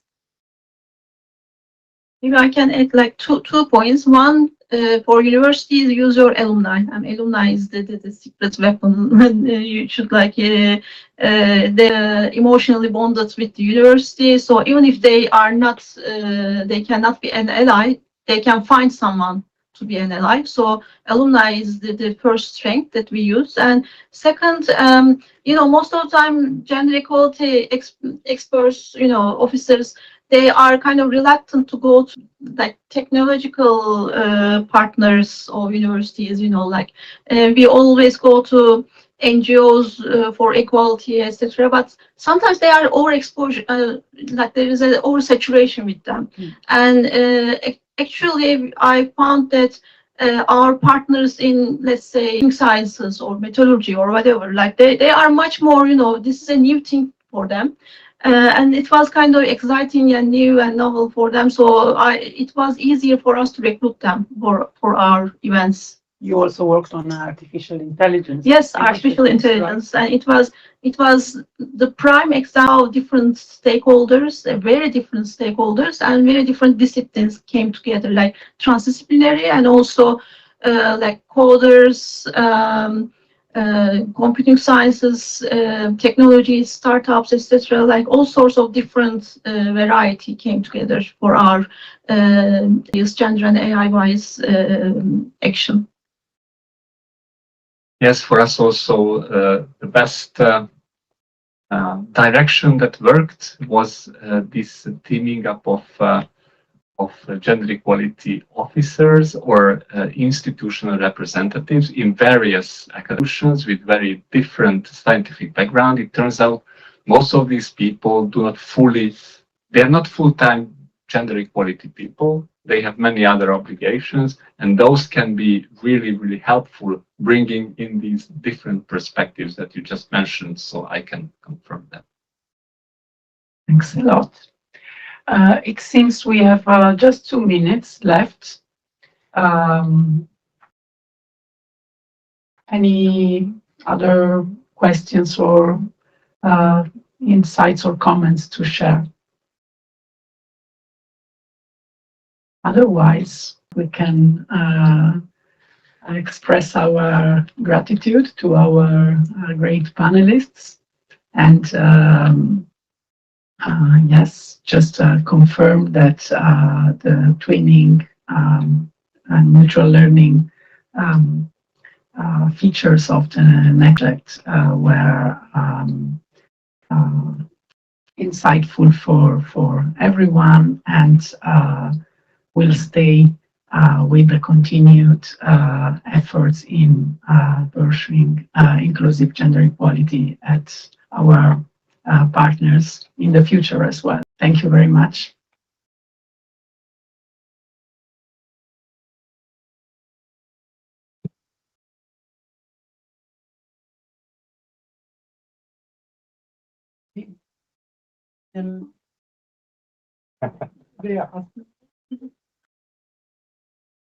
My office has a new LinkedIn profile, and I need to create content for it.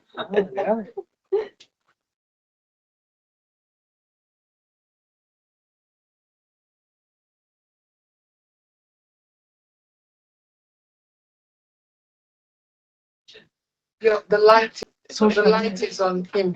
Yeah. Yeah, perfect. Then I have to go. Sorry, guys. Yes,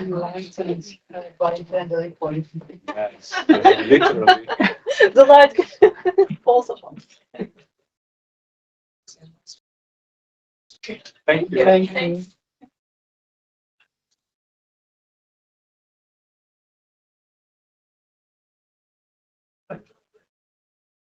Thank you very much for sharing some of the practical challenges all of us encountered during the realization of the NEXUS project. And now we are moving to the second panel, which is on inclusive gender equality and EU widening in associated countries, opportunities, barriers, and ways forward. And I will have the pleasure of moderating this session. And I'm sorry, I realized I did not introduce myself. My name is Kinga Sekade, and I've worked here at the Humanities at AGH University. I think that what makes this conversation especially valuable is that both our panelists and all of us here, we represent different contexts, institutional contexts, different countries, also in relation to the integration processes of the European Union. So we can see that we have the widening and associated countries in the title, but I would like to start with a quick show of hands, a poll, and so that we know the geography in the room. Could I kindly ask all of us who the EU 15, the so-called EU old member states, to raise their hands, the institution. Okay, thank you. Then we'll move to the category which is not exclusive with the first one, which is the widening countries, who represents the widening countries in the room. And who represents the associated countries.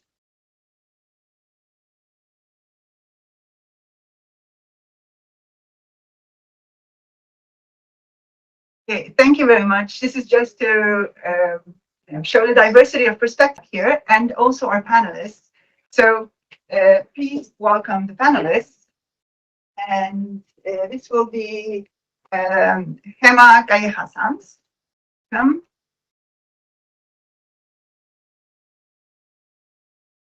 Mary Lou O'Neill. Yes. Maybe I'll sit in the middle, so it's easier. Anna Knapińska. And Despina Nazi.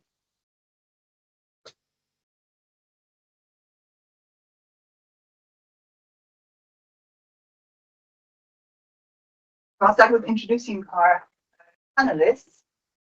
On the furthest left is Despina Nazi, who is a lawyer, a legal expert, and a researcher and project manager and human rights trainer. She is pursuing her PhD at Thessaloniki University in sorry? Aristoteles University, but in Thessaloniki, exactly. And her thesis is on artificial intelligence and gender equality, and her academic interests evolve around equality, gender, but also which is like the twin transition.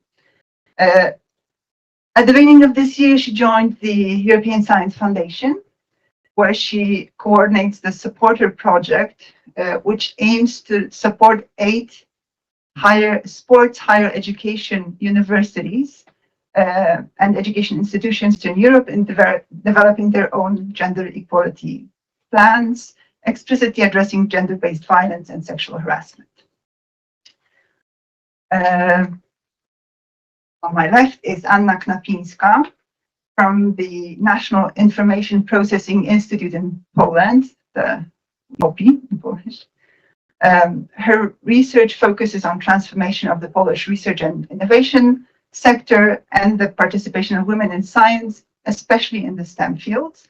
In 2024, she co-authored a very important and useful study on gender equality plans across Polish higher education and research institutions. This is open access and it is very comprehensive and very useful. And she also coordinated the Gender Action Plus dashboard, which presents gender disaggregated research and innovation data. She also serves as Poland's statistical correspondent for the European Commission's Chief Figures reports. Her work leverages data analytics to support inclusive science policy with a focus on widening countries and pathways toward genuine equality. On my right, Mary Lou O'Neill, Professor of Sociology and Gender at the Department of Political Science at Kadir Has University in Turkey. She is also the coordinator of the Equality, Diversity and Inclusion Research Group. She has been the principal investigator of research projects, including the gender dimension, among them the Systemic Action for Gender Equality, the SAGE, EU-funded, the Gender for Excellence in Research, GenderX, and Building Gender Equality through Gender Budgeting for Institutional Transformation, Project 8. She has more than 20 experience in gender research and teaching gender-related courses such as gender and politics and human sexuality. And she also regularly consults private sector on the DEI. And last but not least, Despina Nazi is a leader. Sorry, that was on my left. No, I know you like me the most, so you want to present twice. Yes. I'm sorry. Hema Gaye Hassan's from University Polytechnic in Catalonia. She's a professor there, and she focused on incorporating gender into STEM education. But right now she represents the AgriJEP project, where the agriculture and life sciences universities from Central and Eastern Europe are developing their gender equality plans, and the UPC, the Polytechnic University of Catalonia, is serving there as a partner, a mentor partner in developing that. But she also gave recommendations on inclusive course design, including the gender dimension and learning methods in the STEM fields. So please, an applause for our panelists.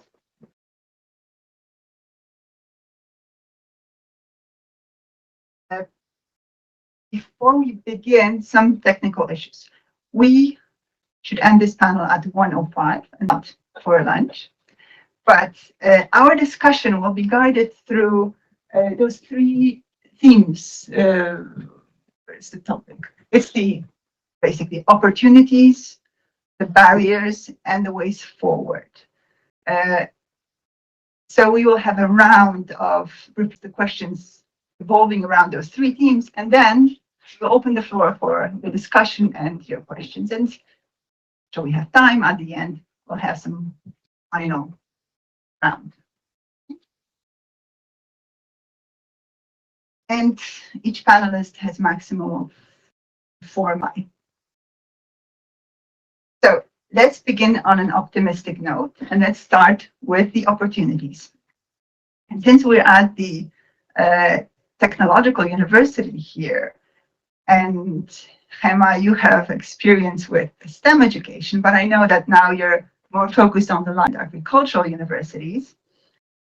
I would like to ask you, based on your experience and your work in these fields of science and research, what opportunities do you see for advancing inclusive gender equality in research and higher education, and especially work for progress in widening countries when it comes to embedding the GEPs as not only documents, but in institutional structures and cultures?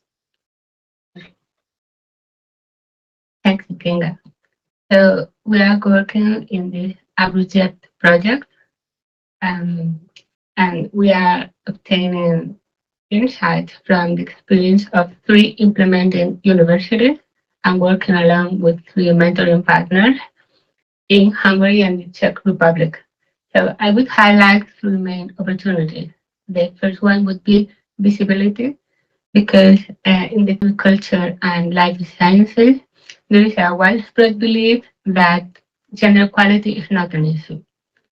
Many participants of the project argue that there is no gender equality issue because they see similar numbers for male and female students, and they are treated equally and they have the same opportunities. But the project shows that women in academia are still underrepresented in leadership, and they are often left out in male academic environment, and male-dominated academic environment, rewards competition over teamwork, training, mentoring, care work that are key academic activities that usually fall on women. So gender equality plans are a great opportunity to all these issues to the surface and turn them into priorities for real change. The second one would be career, because JET can open pathways to career development for women.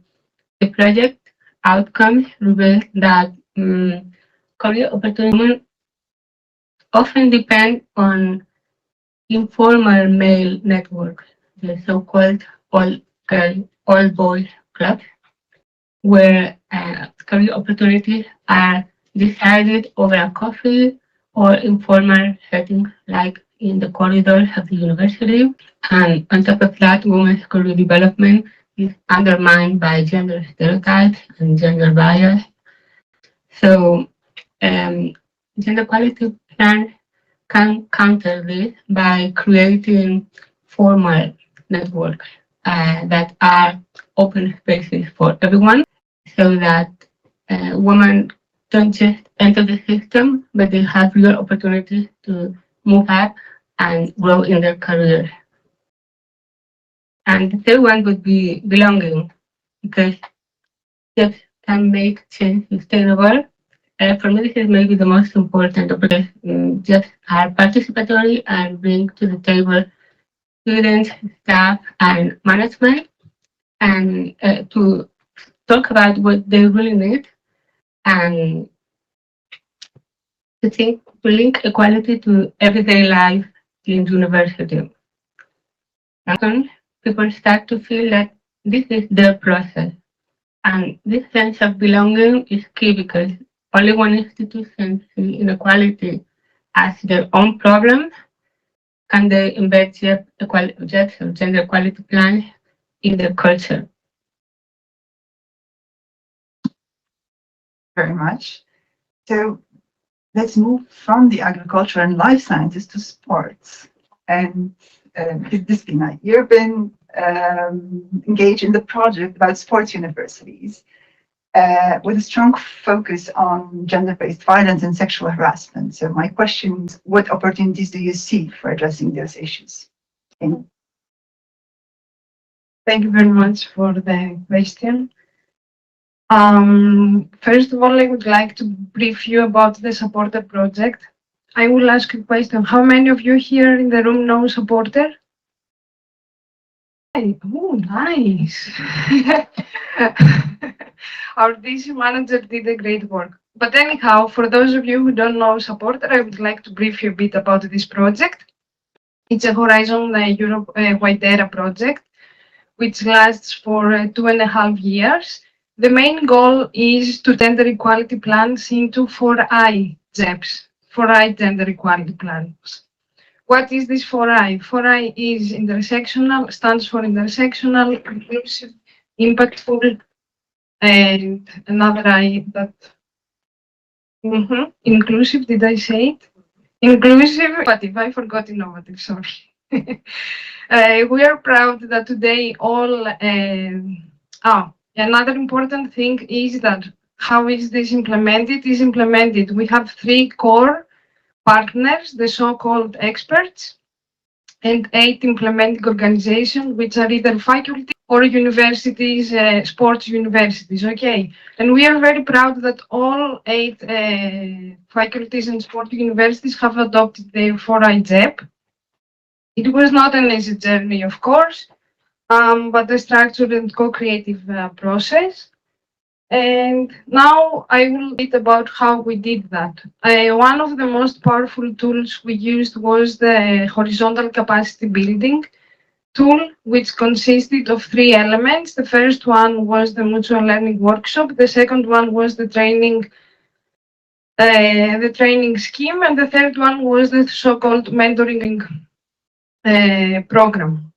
So the training program equipped participants with gender-specific knowledge and strategies to act as change agents. So one of the first opportunities I see is that implementing organizations or implementing universities or implementing partners, I heard from sister projects several times this word to come, is that when experts and implementing organization or partners or whatever they called, when they work together, we can create change agents that will go further, transform and transplant the knowledge. Okay. The second tool of the horizontal capacity building scheme was the mutual learning program, which created a safe space for exchange, where implementing organizations could share challenges, experiences, practices. Then we had also the learning diaries. I didn't mention that because this is rather a tool. But this allowed participants to reflect and revisit priorities and assess their own progress. So another opportunity here is that implementing organizations or partners or universities or whatever they are called can do the work also themselves. They don't rely only in the core partners or the experts, but they can do the work themselves. And finding and monitoring scheme ensured close collaboration with the core team. So at the one part, we should live and they show trust to implementing organizations, but at the same time, they need the support of the core team or the experts or whatever. All in all, what I want to say is that the gender equality and gender-based violence prevention can really move from paper, namely from guidelines. There are so many guidelines and laws and policies and so on and so forth. So through Supporter, what we proved and what is a great opportunity is to move from paper to real practice. And how we did that? We did that with the 4I DEPs. From DEPs, we have 4I DEPs, and with the horizontal capacity building mentioned. That would be all. Thank you very much. This discussion is also about how European frameworks are connected or not with local realities. So now I will turn to you, because you have worked on projects that aim at systemic institutional change, but you also work in Turkey, an associated country with its own rich history and cultural context. So from your experience, where do you see the strongest opportunities for countries like Turkey, so widening countries, to move beyond box ticking and embed gender equality into everyday practice, but also how to do it in a way that does not seem colonizing? Or we've often heard also here that these jabs are something imposed, which is not our own. Yes, so how can we find opportunities and do it in a way that support the local initiatives and not sideline? Well, I think there's I mean, first of all, I don't find box ticking to be overrated in a country like Turkey. I mean, let's start with the box ticking to begin with. I mean, I'm okay with that because it gives us a place to start, especially, you know, as I listened to the first panel, and I think a lot of people are alone in their institutions. We'll talk about that later. And so box ticking and the fact that the EU now requires a gender equality plan is an important step forward, even if it is box ticking, because it gives us a place to start on the path. And it supports people who make ideas already in those institutions. How can I begin to move forward on a gender equality path or an equality path in the institution? So box ticking, I mean, it's not a perfect solution, but it's a good place to start. When it comes to the issue, well, let me say something about opportunities. I mean, I think the gender equality plans represent really good opportunities, again, as a place to start, to begin to embed those ideas into the everyday culture. I'm not a lawyer, but I am a law nerd, and so I love a regulation. So I think anything we can put into a regulation, because people have a way of forgetting about those regulations. I was just looking through a few as before I came up here, that 10 years ago, I mean, I have I guess the opportunity to look back. I've been at the INS 23 years, which is in an institution that's only 35 years old, is a lot of its life. So just 10 years ago, things that we had to really fight for, people just are just so normalized now. They're a part of the regulation. It's a part of what they get to do.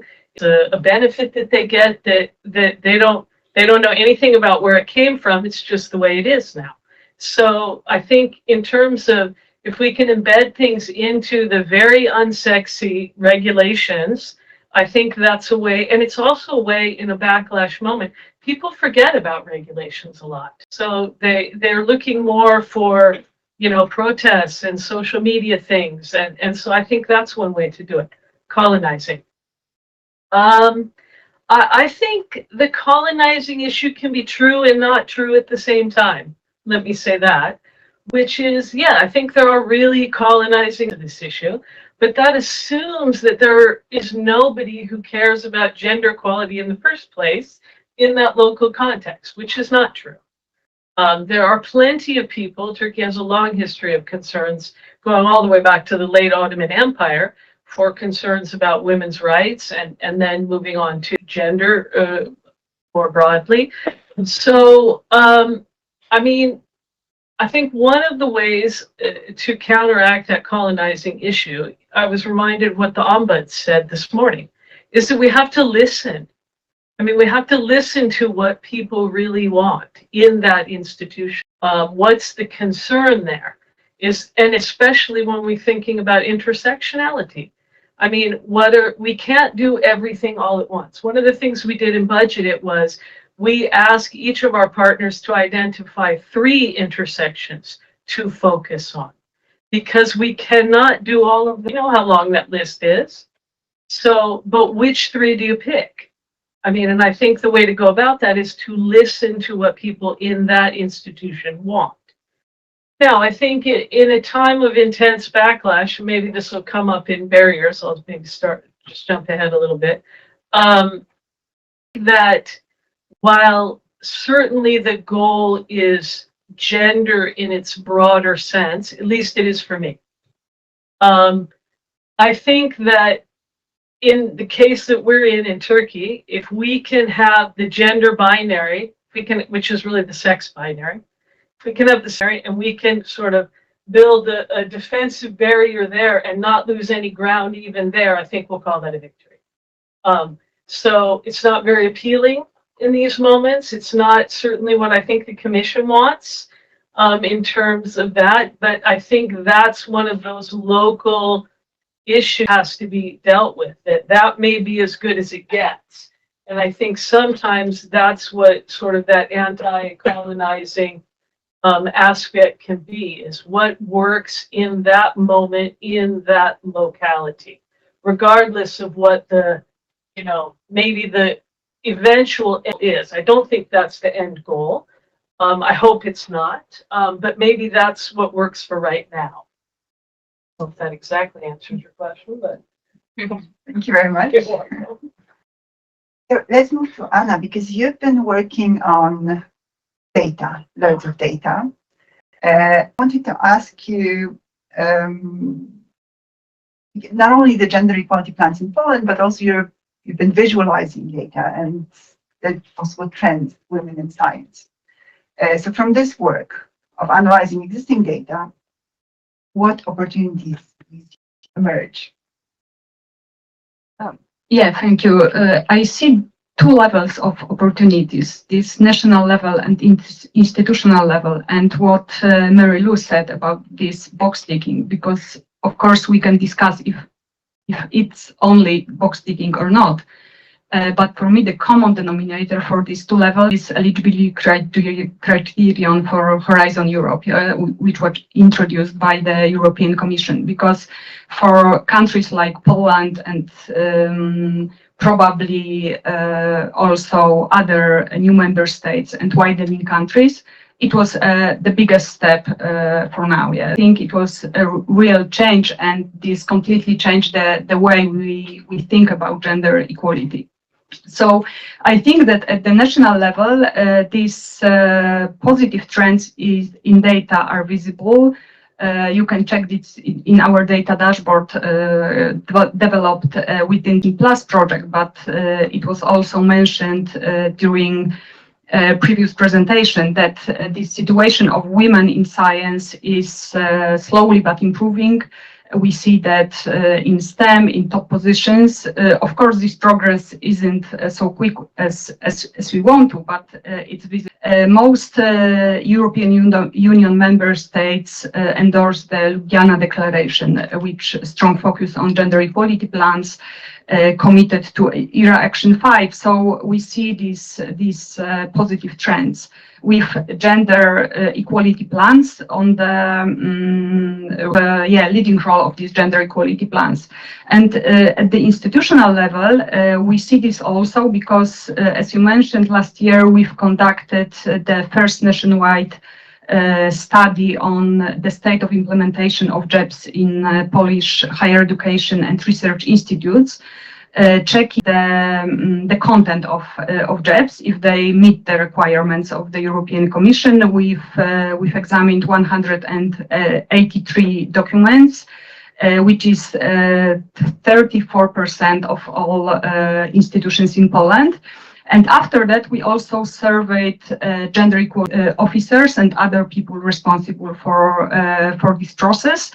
And we've asking them about the whole process of implementation of JEBs, about their expectations, challenges they meet, and so on. And the study confirmed control of eligibility criterion, because 75% of respondents admitted that the main motivation for introducing JEBs was the European Commission's requirement. And they said that without it would be much more harder or sometimes possible to convince institutional leaders to take gender equality seriously. Yeah? So I think it's the fact. And in my own opinion, from this study, is the real driving force are people, people from institutions who are fully motivated to these actions. They are proud, they are part of this change. So I think that without that, it would be impossible. So two opportunities: this push from the European Commission and people that there are the mains for gender equality. Thank you very much. So I guess you've all confirmed that the EU regulations are very important incentive in bringing about possibly real organizational change. We know that opportunities rarely come up without challenges. So now I'd like to move to the barriers that you have encountered during your research or your experience in DEI at your institutions. And I would to Anna and ask you if there are specific types of institutions where the adoption of JEB was especially slow or patchy. What roadblocks did your JEB study uncover? Or maybe there are gaps in that need to be addressed to know better. Yeah, coming back to our study on JEBs, I would like to mention three types of or three obstacles which were mentioned by our respondents. And first of all is the most common challenge. It's mentioned by more than half of the respondents was lack of time, so insufficient resources. It's one of the mandatory obligations from the European Commission, and people are, on the one hand, they are motivated and committed, they are also overloaded by other tasks, and these human resources are insufficient. So it's the first barrier. The second barrier, and it was a bit surprising for me, it's some barriers with access and knowledge, because some gender experts or these people responsible for implementing JEBs said they are not felt fully prepared to these actions. And I realized that maybe in group like this, in this bubble quality experts, sometimes it seems to us that this knowledge and skills and possibilities of expertise are widespread, because we in all European sister projects we have handbooks, toolkits, and so on. But if it comes to concrete people, smaller institutes, they have problems with reaching to these possibilities, and this access is uneven. So I think it's also an important message for us to provide this more broadly, and maybe we should say about widening countries, but widening institutions at the local level, because it's crucial. And the third barrier, it's lack of, they said about this that gender equality policies issues are not embedded into national scientific policies, and without that these convincing leaders, it's much more harder. And if you ask about some differences between different kind of institutions, we also noticed then, and I give you one example because we've asked also about the overall level of gender equality, the rating on overall level of gender equality in their institutions, yeah, and people from higher education institutions, especially the largest universities, rated this level of gender equality lower than from research institutes. Yeah, and again, I think a question of their consciousness of some potential gaps and when progress is missing. And from our study, we know that in the research institutes, especially those which focused on applied research, people for this position are appointed more randomly sometimes and without any basic knowledge and skills on this matter. So it's also striking. And maybe, yeah, because it's paradoxically, this eligibility criterion as an opportunity, but it's also a gap, yeah, because it's gap in this respect that from consulting process of our national contact point, we know that many gender equality plans in Poland are developed only to meet this requirement. They are developed by external experts without being rooted in specific institutional context and culture. And yeah, I think that this barrier we should maybe discuss yeah, more in this group. Thank you very much. But speaking about barriers, we don't live in a void, and we are aware of what's happening around the world. So we know that advancing gender equality often triggers resistance or backlash. So Mary Lou, I would like to ask you, what kind of backlash do you see most? And how can institutions move forward without losing momentum? Well, since you asked what kind we see most, or what I see most, I think there is a need for a little bit of nuance. I mean, in the context in Turkey, I think there's a big difference between government universities and private universities. I'm at a private university, and that's a very different context. Now, having said that, you know, at our institution over the years, I think there is an idea that really we need that, but we have equality. We're not like that. We would never discriminate. We're, you know, highly educated, secular. That's a big Turkish issue. And so, of course, we don't do that. So why is this necessary? And of course, this is an issue we hear a lot around harassment. Really? There's no harassment here. I mean, I'm sure we've all heard a lot. So I think there's a kind of ideological resistance of we're not like that, so that makes gender equality initiatives unnecessary. So there's that. Now, there is the breast of a ever-growing, very growingly intense backlash against gender in particular in Turkey. Earlier this year, there were proposed changes. There were suggestions made that the law change to basically make discussion of anything other than biological sex a crime, punishable by 1 to 3 years in prison. Nothing has happened around that. But I think the threat is very real. And so I think what we see now is we see sort of these threats being made, no action taken, but the threat is enough.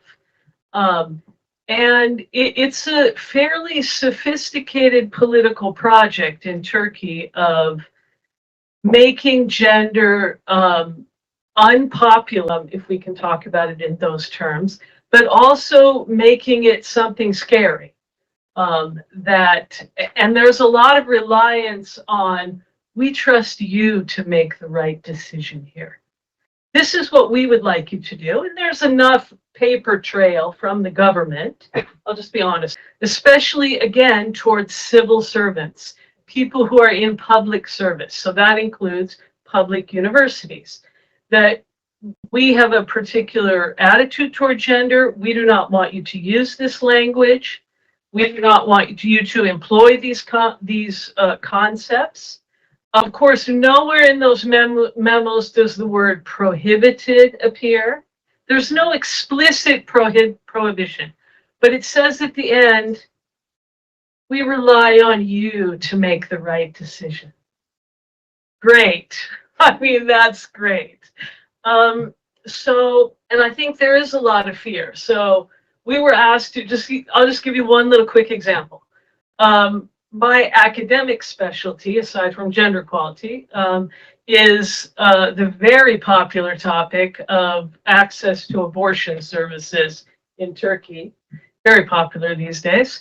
And we were asked to, several NGOs came to us and said, we have some project money left over. We'd like to have a sort of workshop, closed workshop, international guests on the topic of abortion access. And I said, well, all activities be approved by the rector's office.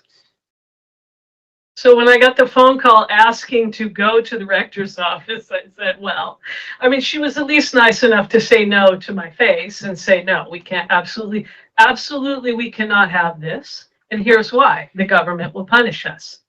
They are already us in ways, and they will punish us for this. And we have been punished over LGBTI plus publications as well.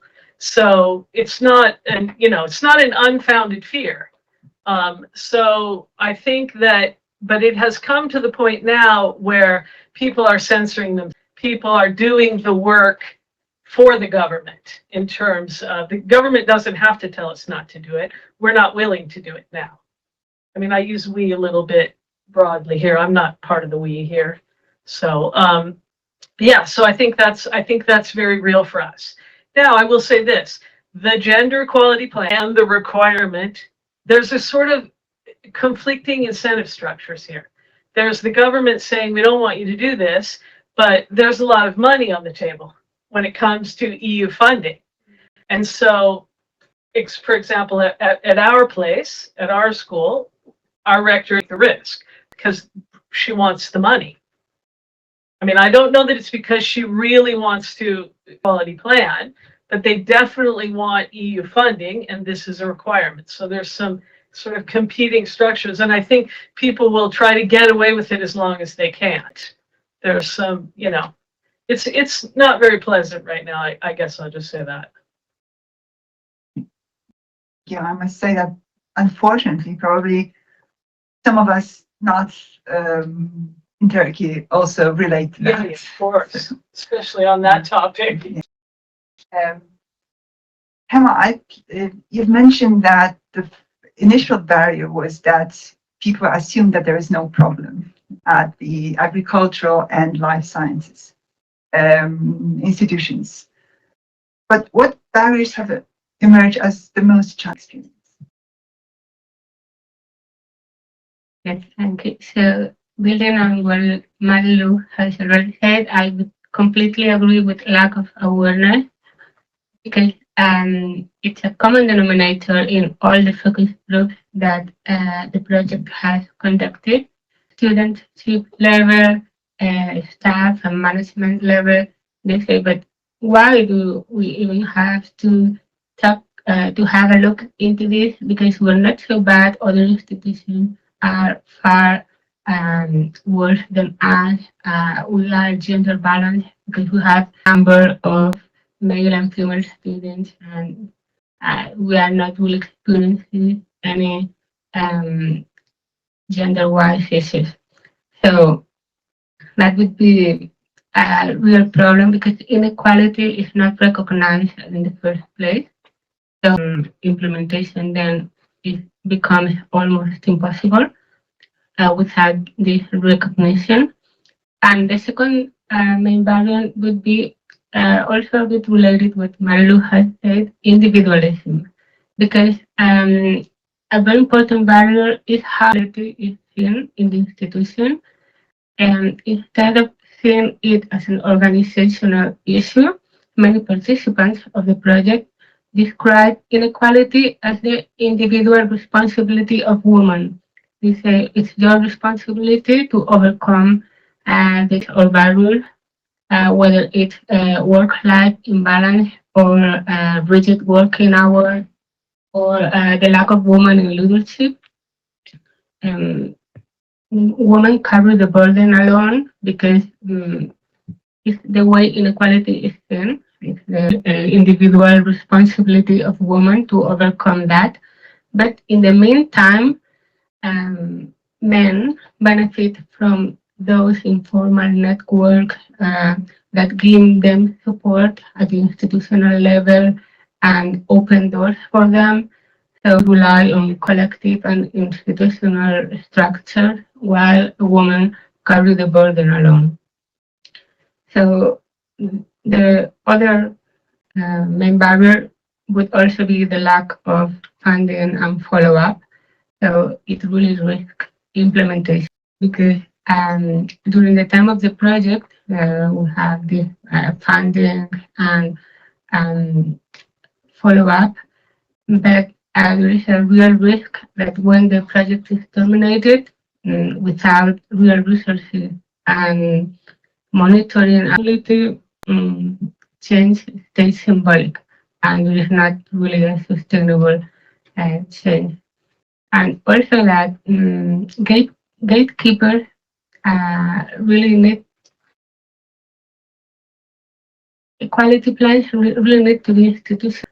So the people involved are devoted to the committed to the plan. So it's really sustainable. Otherwise, it's just gender performing. Very much. Despina, I will turn to you right now because I guess in the sports universe, it would be difficult to claim that there is the equality exists and there are no problems. So maybe I'm wrong. What are the major barriers encountered while working on the supporter project? Lack of resources, resistance, the awareness, or something else? Thank you very much. Actually, I see some common ground here, of course. When it is to barriers, I wouldn't say that the lack of resources was a difficulty in surprisingly. Yeah, because first of all, we had solid funding from the EU. And then we had a good pool of experts that participated in the training scheme and the mentoring and monitoring. So both personnel and money were solved as a problem. However, as Yema mentioned, lack of funding in the future and follow-up is indeed a barrier and a problem. Because as I said, answering the first question, the main aim of supporter is to create 4 jobs. So, and I said, we are very proud that all 8 implementing organizations have formally approved their jobs. But what happens after that? If there is no funding and lack of resources, so yeah, indeed, this is one problem. Another thing is resistances, and this I think comes not from sports, but from the associated countries. Because I forgot to mention in the first part that we had the 8 implementing organizations are from Bulgaria, Lithuania, Moldova, Georgia, Bosnia and Herzegovina, and I will not list them all, but from widening and associating countries, okay? And the corners, the experts, come from France, from Sweden, and from Greece. So I'll give you an example now of resistances. We were in a mentoring and monitoring meeting, if I remember correctly, where core partners help implementing organizations to understand how to formalize their 4 IJEPs and to understand gender and so on and so forth. So my colleague from European Science Foundation was talking to a representative, I won't say the country, and then without saying anything else, the person from the implementing organization said, you are from France, I cannot talk with you, I will talk with the person from Greece, because we're closer, geographically speaking, so we can understand each other. So, distances were present in every possible way, or another example I can recall now is another partner, another implementing organization. Okay, I stuck with the example, sorry, I will skip it. It came and sorry. So that's about resistances. We faced many of them, but it didn't come because of sports, but because of the widening and associated countries. Another problem was that it was a tick boxing exercise many times, the gender ones, unfortunately, rather than something that really mattered. I agree with you that in some widening, it depends on the context sometimes, of course. So sometimes even when the tick boxing is confirmed and done, it is already a step forward, okay. Another similar common thing I found with the AgriJEP project is limited awareness. So there were misconceptions when it comes to terms. As an example, the implementing groups thought that the gender balance and gender equality are the exact same thing and there are no difference, or of course, sex and gender is the same thing, is the basic misconception that happens. And then there were more complex concepts like intersectionality and gender plus. Someone doesn't follow what is the difference between sex and gender. When you dive into intersectionality, or what is an innovative gender equality plan or an inclusive, it gets even harder. But it is important. And then, of course, we had some practical challenges, like uneven level of knowledge, or insufficient time was given to group activities sometimes, but those are practical problems that we overpass very easily. What I would like to mention is that despite all these hurdles, we managed to overcome them. And how we do that? Via peer learning. So even we left implementing organizations even to talk to each other, and we grouped them in different ways so that they follow, so they have the same level of knowledge, let's say, okay. Group work, reflective tools such as the learning diaries. So of course there are hurdles and barriers and difficulties, but that didn't stop our work, and I think neither yours. Very much. If we map the opportunities and the barriers, so we will move on to the ways forward. But before we do so, we will have this one round, but afterwards we'll open the floor for discussion and for questions. So please prepare your questions. Okay, we've been speaking about, in different contexts, about funds for research, but also the lack of funds. So my question, Marie-Lou, to you would be, how can we think about ways forward with keeping in mind how to allocate resources and how, what maybe investments help move it forward? Yeah, I mean, obviously the title of the project was Budget It. So the issue of gender budgeting. I mean, it is a place in which not a lot of us are doing a lot. And I think even those of us on the project, I think we all know that the requirement, I mean, one of the gender equality plan requirements is that there be adequate funding, resources. I think we also know that almost nowhere is, even despite the flexible approach that is laid out there by the EU, could be you get compensated for time. It's not always just money. You get compensated for time, maybe you get performance points, depending on, you know, some way in which the time that resource is valued. I mean, I think that we do need to look at the allocation of resources. Again, I think there's some issues about the availability of data, as always. That was our problem, is that we are an organization, and so the budget is private. And so that's a big difference. I mean, public organizations have public budgets, and it's much easier for them to do that. But I do think that that is the way forward. It's that I think we do have to break through that barrier about making gender equality something that's valued, and you'll forgive me, that's valued in monetary terms. Or I mean, in some way that equates to being, depending on the system that you're in.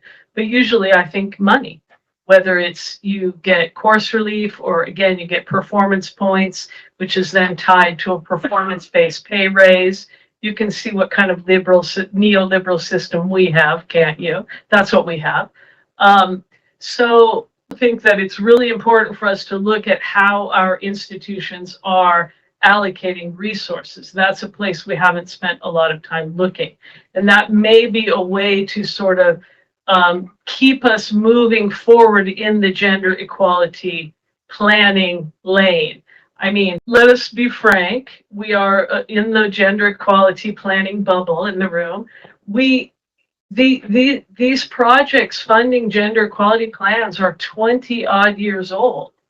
I mean, it's just cycle after cycle after cycle after cycle of make a gender equality plan. Oh, make a new make another gender equality plan. Add this, add this, add this. But we never look at the money. We never look at the money. So maybe this is a way to kind of push us through to, okay, we have all these actions. And again, I think there's two ways to look at gender budgeting. One is we can look at funding the gender equality plan. We have lots of activities in our gender equality plans that require money, but we rarely attach money, a budget to it, to say, in order to fully actualize this gender equality plan, it's going to cost X euros, Y euros, this amount of money. So that's one way. And then, of course, the full, the sort of full approach of looking at how the institution allocates resources at every level, and not just salaries, scholarships, housing, laboratory space, books. I mean, looks at all of it and how does that work out in terms of gender equality. That may be a way that keeps us going. This is not an easy path. Again, I think getting the data is the hardest thing to wrench out of our institutions, but I would say that it's worth it. Even the very little we were able to get taught us something about how the university is allocating resources in an inequitable way. And so in that regard, it was good. So I guess I would recommend that. So money and data. So data, I will turn again to Anna. Do you have an idea based on your research, but also on your experience as a science policy officer? What can be done to move beyond the symbolic compliance? Yeah, I realized that I haven't answered one of the questions in the previous round about these data gaps, so I do it right now. because I think the right monitoring it's real the issue which should be addressed, and I think that as a representative of the institute which is responsible for collecting and processing and delivering data on research and innovation system. I see that we also, of course, we need more data, but we need also better, and not just numbers, but some experiences and behind them. So our study on JEBs were fully quantitative, but we need qualitative data and intersectional data, and all this information collected at the institution, which after somehow to the national level system. So I think it's crucial, because by doing this, we should create this real evidence-based policy, and we have some signals from Poland that it's possible. Because we had some recommendations to our in our report on this from this study on implementing JEBs. And the pivotal recommendation which was given to our Ministry of Science and Higher Education was this gender equality strategy, national gender equality strategy for science. Yeah, because without that, as I said, it's sometimes impossible to take further actions. I wanted to say that it's positive, because I had a privilege in an advisory council on women in higher education and science within the ministry, and we put concrete propositions on the table. But this council worked, I don't know, 3 or 4 months, and it was cancelled. And during our discussions at the coffee break, we don't know if some solutions will be introduced, but there are some positive signals from our vice minister that gender equality plans and should be one of the criterion of the evaluation of scientific institutes. So linking that with equality with quality and excellence should be great, but it's we don't know it would be possible, especially in such a country like Poland, where really our politicians say about the risk of war in the future, and all thoughts and money are allocated to this topic. So we lived in the under the right-wing government for years, and right now, when the situation should be better, it's another more important topic. Yeah. So it's our field. There are always more important topics. That's the universal experience we have. Hema, based on experience both at the UPC and in AgriJEB, are there solutions that work that you would recommend as a way forward? Thank you. I would highlight capacity building, since we have identified this lack of recognition, I would say that capacity building in the way of training, mentoring, any awareness raising activities is really helpful, because they create the mindset that is needed for the mindset shift that is needed for change, and tech sensibility, because we have also seen that there is no one size fits all solution, and even the gender inequality is a universal problem, and we are all facing the same or similar problems. It's critical to identify the local and specificity of gender inequality at the institutional level, and also to adapt the solution to the disciplines of universities and the national context as well. Much.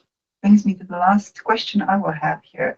Despina, because obviously we want the culture of equality being at the sports universities, go beyond the education and go to the sports clubs, federations, or community programs as such.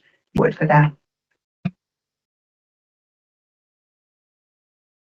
One of them, of course, I do. I will be optimistic, but one of the biggest hurdles with EU funding projects is that when they end,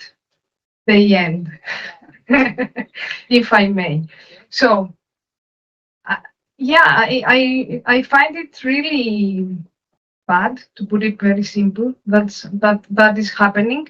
But then again, I would like to invite you all to visit, use all the tools and methods you learn throughout the projects. So one of the, as I mentioned earlier, in Supporter we used many tools, and the capacity building scheme was very, very important. So all these tools and methods can be used by the academia as well, in sports federations, in clubs, and in the whole sports ecosystem. And how can that happen though? Well, one other important thing I would like to highlight is implementing organizations and everyone actually as change agents are a key word. I heard it quite sometimes today, but I think they are super important because they can transform the knowledge. And many of the people involved in the supporter project are themselves teachers, and they can teach the new generation of coaches, of athletes, and so on and so forth. And all in all, I would like to mention that gender equality shouldn't be a tick box.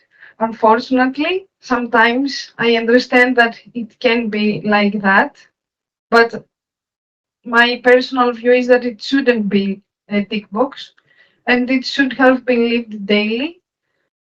And that way it will be transformed also to the sports federations and to the clubs, and it will be lived daily. Plus, a final remark that it doesn't have to do with, but you gave me a great pass here to mention that we need fresh, unbiased data. This is related to other research topics, but this is also very important when we discuss about gender equality and ways forward.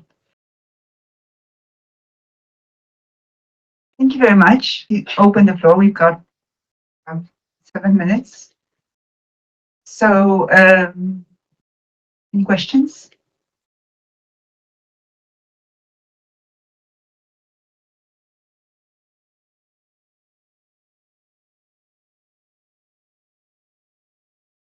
European Commission Directorate for Gender and Innovation, Gender Sector. I would like to maybe comment on what you have, Marie-Lou, said on the gender budgeting. We will have now the expenditures tracking and gender budgeting as one of the, let's say, policy agenda. This is related with the call we will have under Work Program 26-27.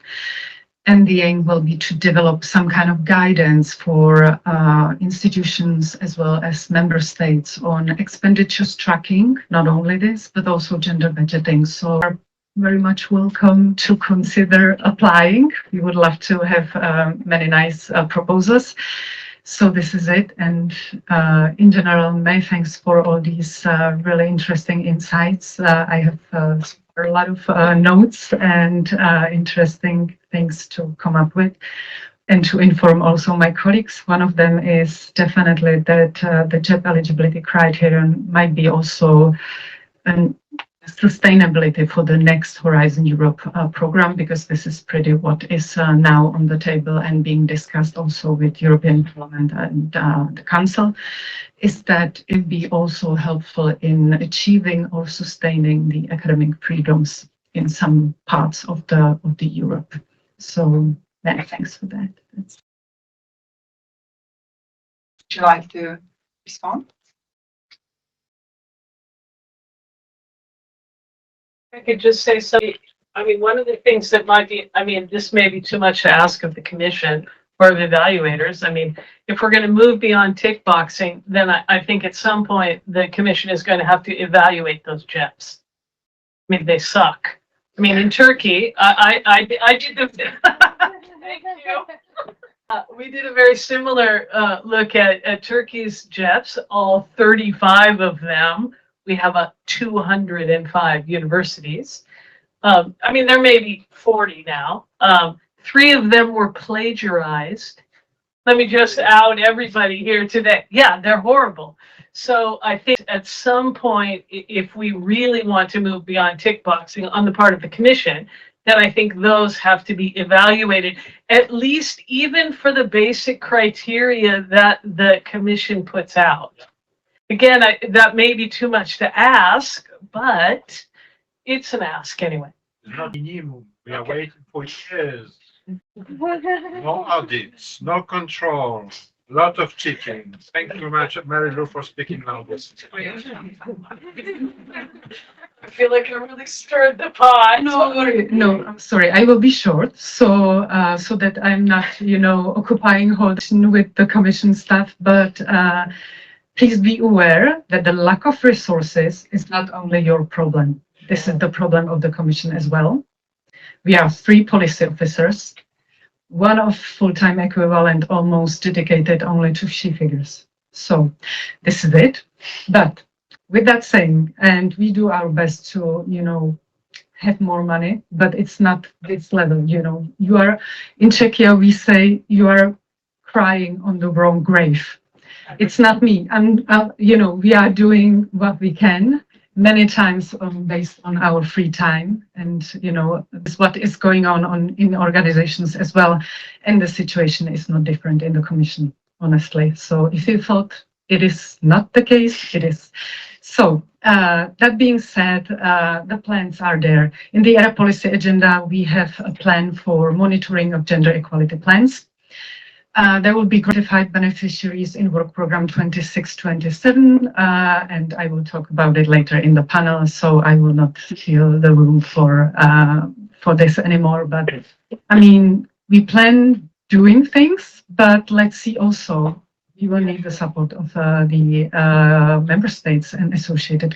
There will be ERA coming, this will be directive, and let's see whether member states will support it or not. Because if not, then... Well, it seems we're just about out of time. So please, big applause for our panelists. Thank you very much. Now we would like to invite you to lunch, which is on the first floor.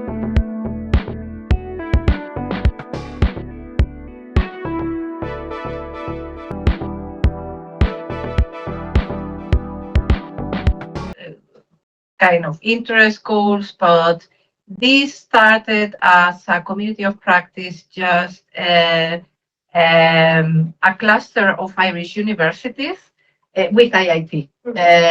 And then after submitting, responding to the call, we heard from Inspire that they were also a cluster of universities in Berlin interested. And then after that, there were 2 communities of practice, one, the original one, and then another coming from different research institutes in the Barcelona area.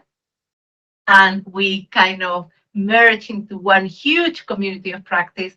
And this has been a very positive experience in my, there are traditional academic institutions, there are research institutions working on different,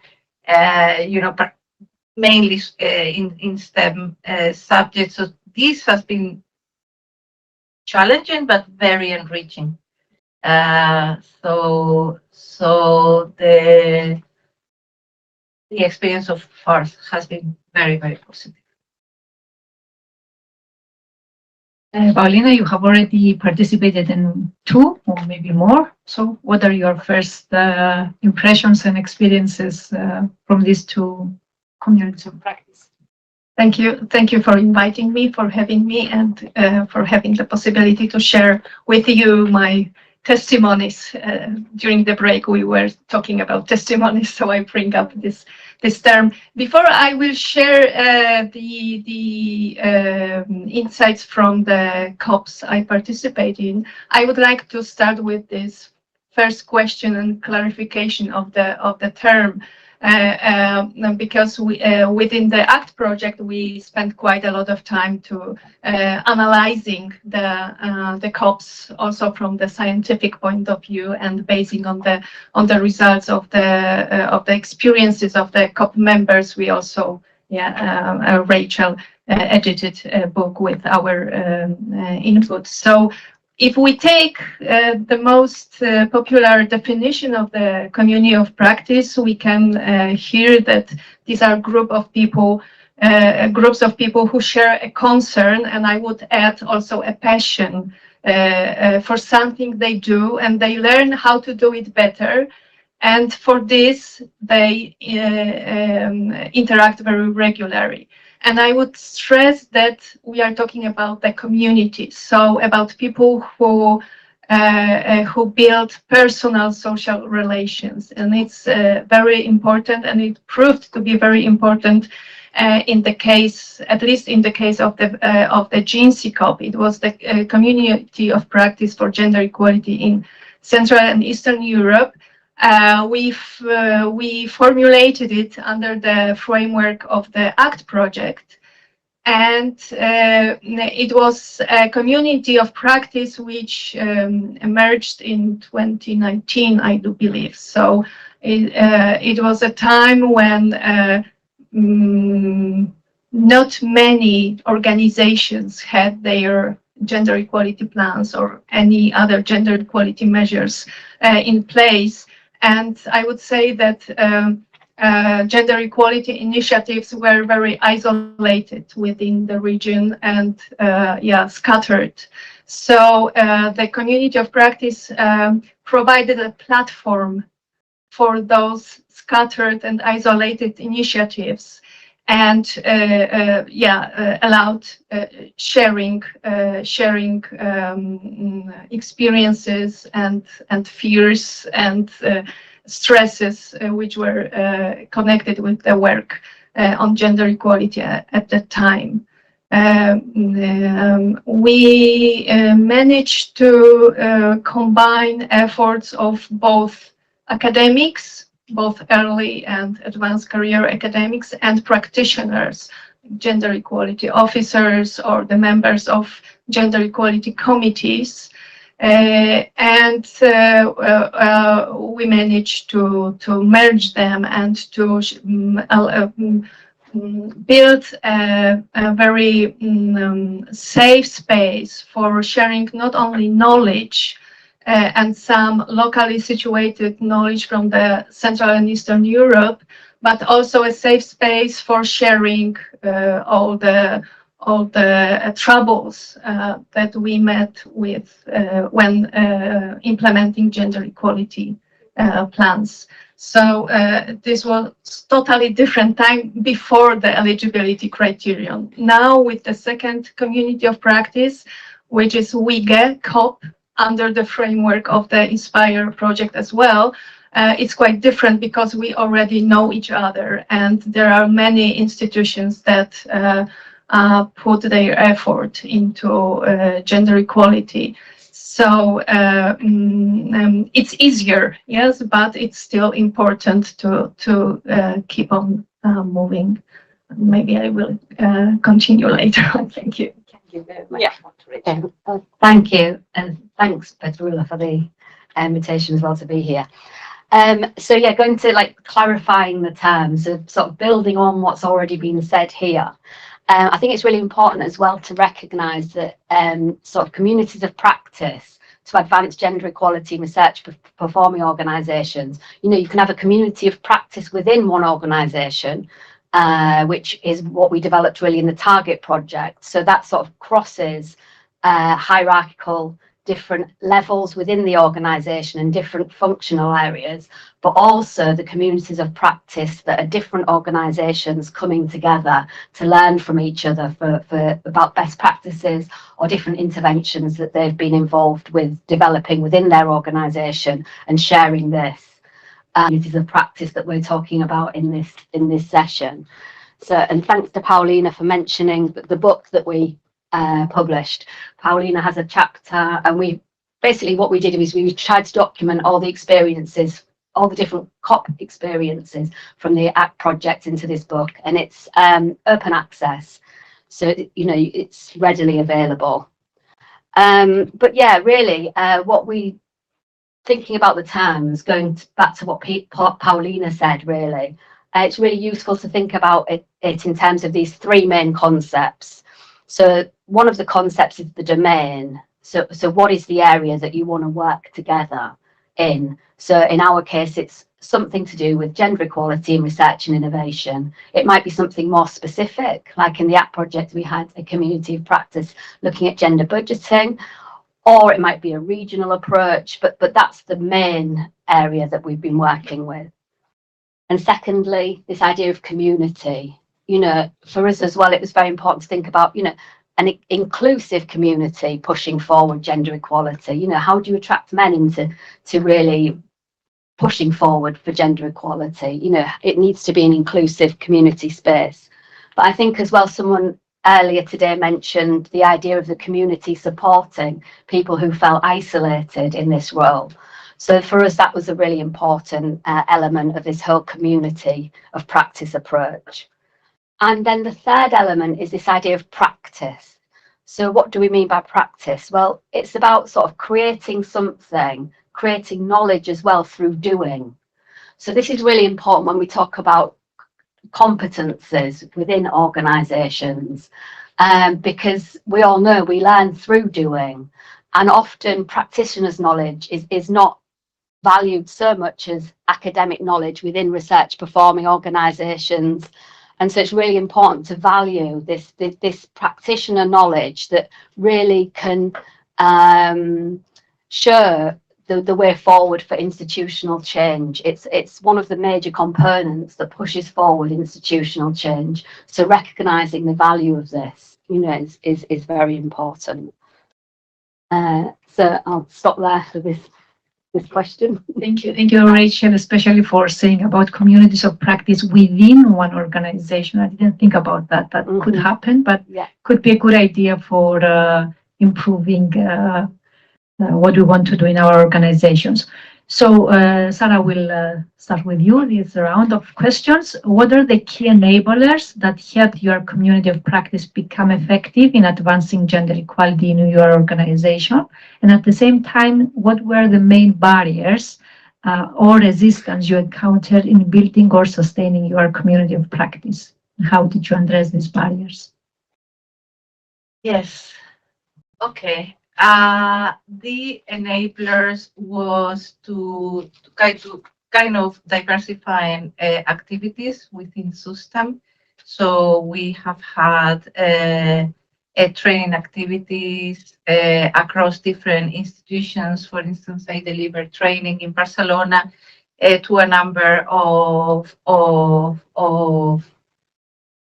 research institutes there with a lot of and training. Actually, it provides a great opportunity to exchange during those training, and especially apart from training within the community of practice, the training provided by Inspire. And also the co-creation workshops.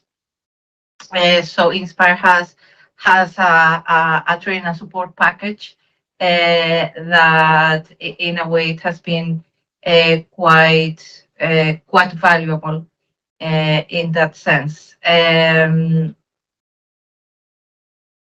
Also, enablers is the passion and the commitment. So, better enabler than that. With respect to barriers, there is always the typical barrier is lack of time, lack of resources. It is, struggling with resources, and also the lack of time. It is sometimes very difficult to get different organizations together on the same time because of multiple commitments. So that I would point that to the main barriers. Anyway, I think we are doing very well, Vanessa, with limited resources, and we use our imagination.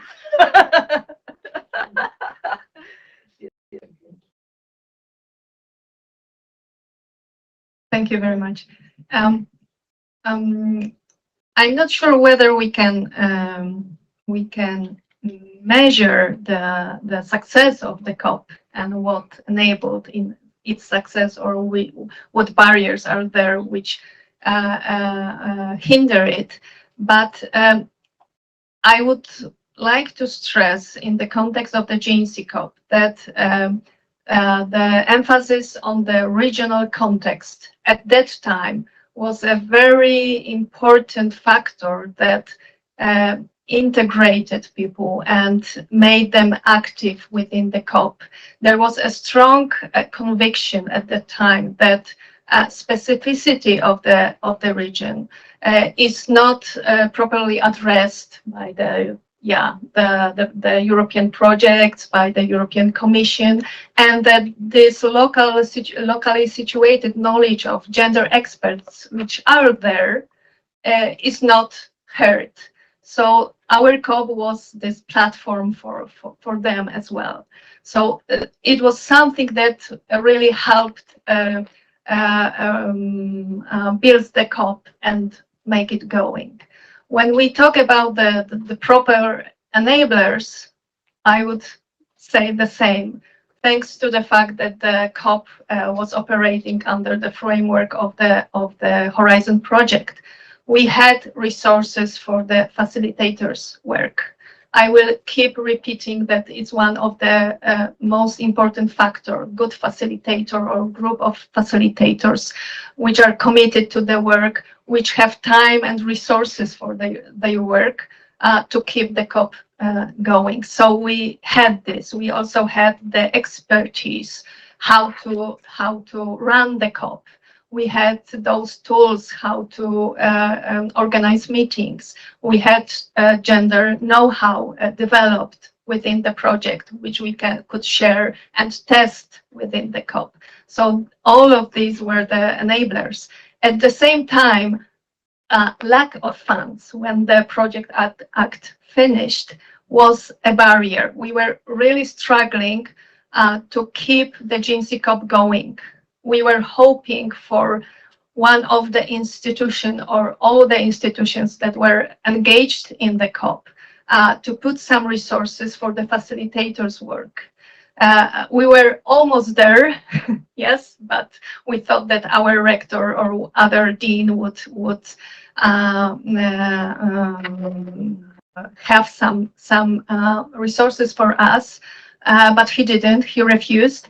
But immediately after, the Inspire project came, so we could continue with at least some of the partners from the GNC COP and also from the colleagues from the NEXUS project, and from this, I forgot, but the Romanian network of organizations, research organizations devoted to gender equality. So yeah, lack of resources, both financial, but also human, but also time is very important resource, might be both an enabler and a barrier for operation of the COP. Thank you. Thank you. So just this is just sort of reflecting on what we've heard here today. So I think as well, with hindsight, what was really important was the fact that you know, you know how European projects work, and it's all very specified. Well, for example, in the ACT project, we managed to carve a space away so that the communities of practice could be developed really from practitioners' real needs. And we had the flexibility. So, for example, we use the ACT project to really think about, well, let's sort of experiment. So we had different communities of practice that were geographically based. We had other communities of practice that were disciplinary based. We had other communities of practice that were thematic based. So one was looking at early career researchers, another was looking at gender budgeting. And then we also had another community of practice, which was based on type of organisation, which was the 4Gen COP, which was a community of practice of research funding organisations. And we'd managed to carve a little space so that the practitioners and scholars that were working on these areas could really push forward what they felt was really needed. And I think this was one of the major enablers. And we've tried to do this again with the Inspire project, so that collaborations that had already been in place but needed, for example, extra funding, like Paulina said, we're able to then apply for this.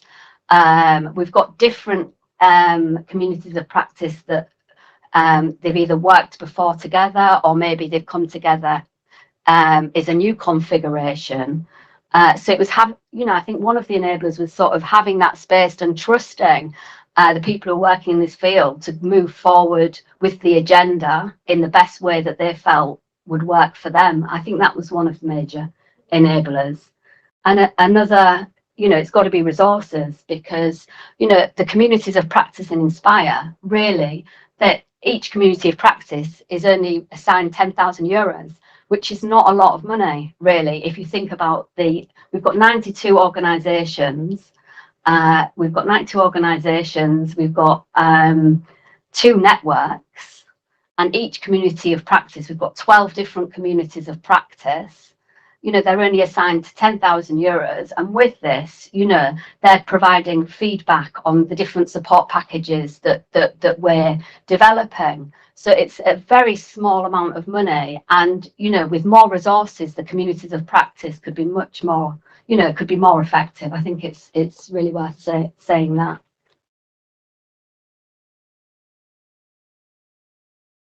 Thank you. So yeah, I probably will repeat myself, but in my experience, I really like the most powerful enablers for me. The system COP was the freedom of approach. The fact that we did not start from a prescriptive agenda, or we do not have to conform to a specific theory of change. We do not have a model really that was set on us, and we do not have to justify every activity with metrics, for example, from day one. That left a lot of space for thinking, freedom to confront on issues that many times in a more project-oriented approach are left behind. So we could explore the tensions, the blind spots, the contradiction, without the fear of failing that sometimes you have when you have no deliverables to do, and this tyranny of time, that you have to go and go. But this was really important to share. First of all, a vocabulary that really has an effect on the sense of authority of practitioners, because when you share with other experts your problems, and you also learn to name them, this gives you authority when you talk to your institutional interlocutor. So it was really an enabler for me. There are many other enablers, but I want to go a little bit on the barrier as well, because from my perspective, I have to say that the biggest challenge hasn't been inside the COP itself, but inside my own institution.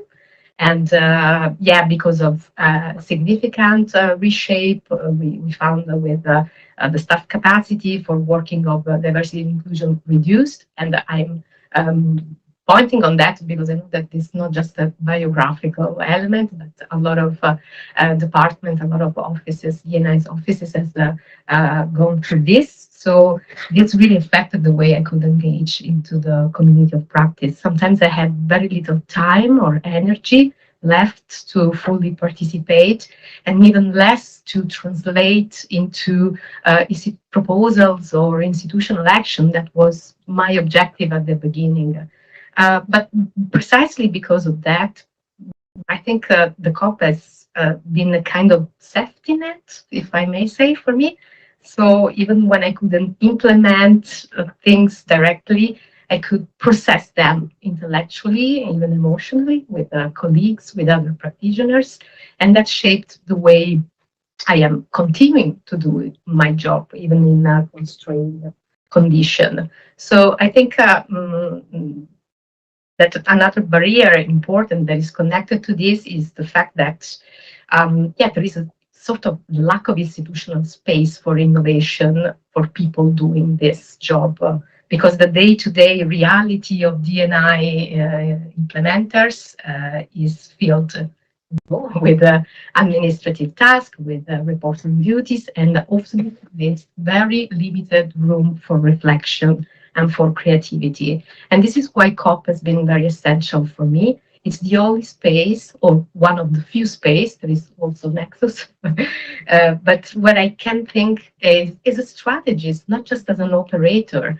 And it keeps alive the part of my job that is still creative, political, forward-looking. I feel less like a task doer and more as a strategist, and that's really, really important.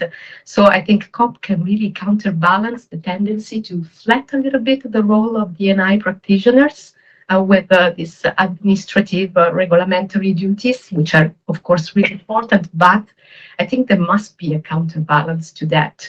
And but I mean, this can happen if COP are fully recognized alongside our role, not just as a side activity, as a personal luxury to go and speak and reflect and create, iterate, but as part of our role. This is very important that institution recognize the complexity of our role as practitioner.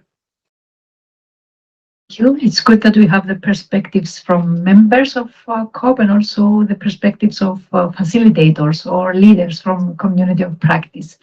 Let's move on a bit on the impact of the communities of practice on your organizations. And Paulina, will start from you now to go take the round. Did you experience an actual impact on your organization, and do you have any example in mind that you can share with us that provided change to your organization? Thank you. I'm struggling with this question because it's really difficult to provide the example that COP, which is inter-organizational, has an impact on an inter-organizational structural change. We can only, I think, this is my point of view, that we can only look for the indirect impact of the COP.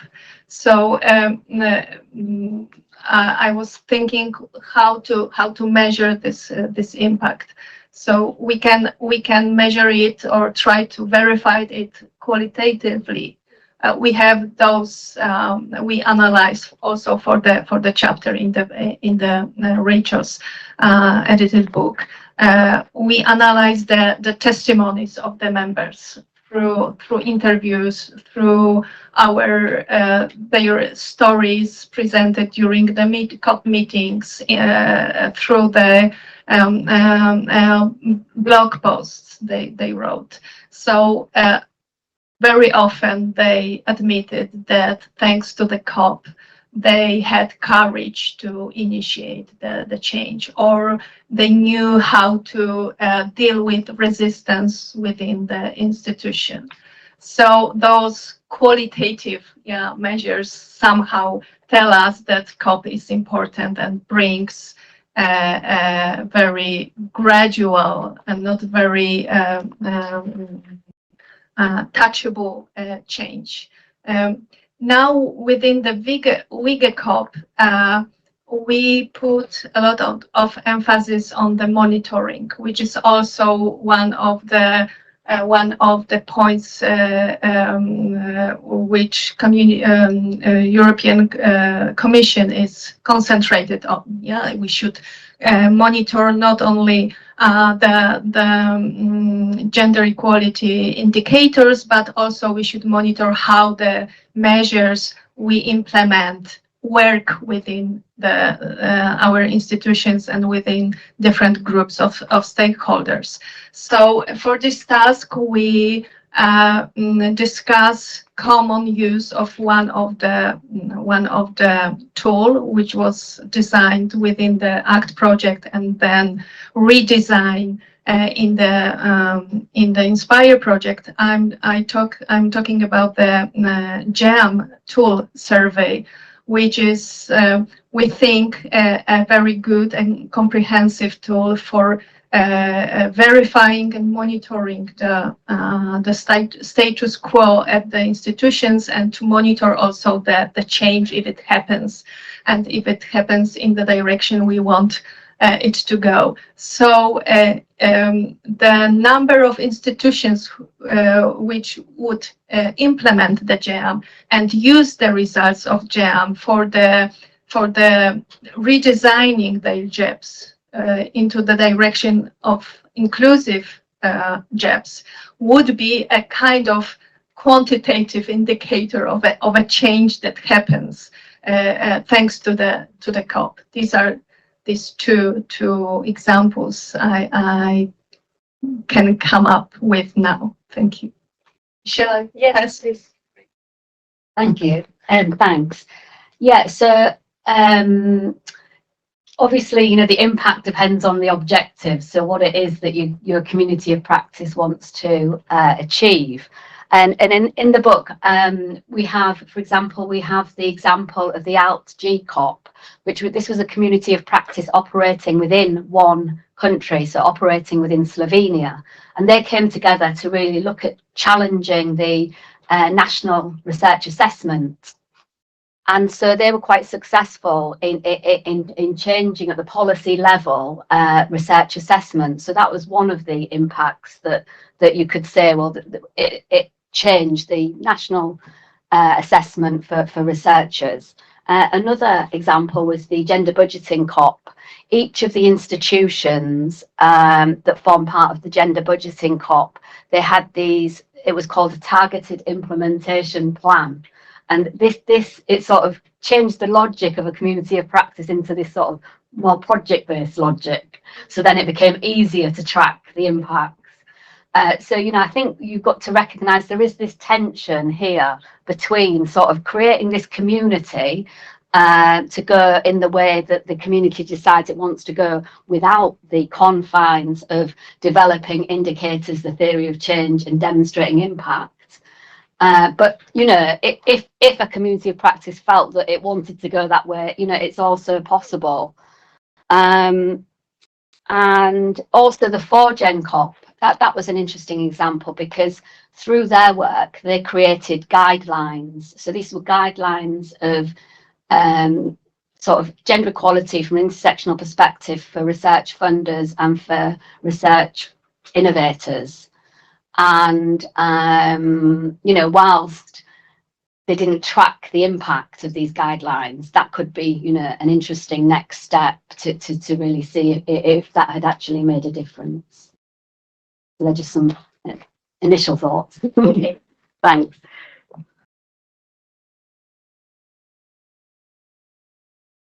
Yeah, I totally follow my colleagues in saying that it's not straightforward to track impact with indicator, and I would actually argue that we should resist this simplistic very useful, but sometimes simplistic forms of measurement. So as Rachel said, that's a way to go. Yeah, possibility of for COP, but in our case, we decided not to go specifically that way, just because of what I said before, because we thought of it not as an intervention with predefined outputs or deliverables, but more as a relational, as an evolving and often a bit invisible, but still very important infrastructure for change.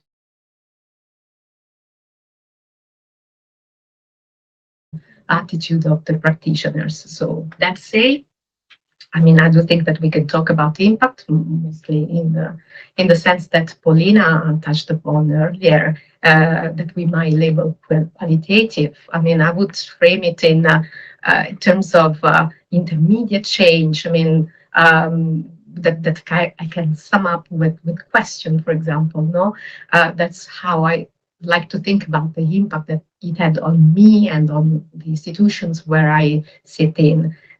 Like questions like, has the COP opened space for reflection where none existed before? Has it helped reframe problems, or has it equipped practitioners like me with a better language, with better arguments, with better tools to influence our institutions? So these are just examples.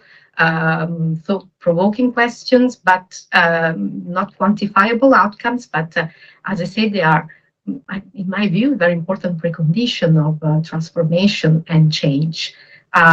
There is also more concrete impact. For example, I draw a lot of inspiration from the resources that I could find on the Inspire platform in terms, for example, of training module on data monitoring, inclusive data monitoring. That's very useful because that allows me to look at data in a different way from my day-to-day operations and to build conversation with the leadership, the top management that is supposed to look at this data and take decision upon them. So it's definitely very important and impactful, at least in the stance that I have when I do my job and in the discussion with the institution.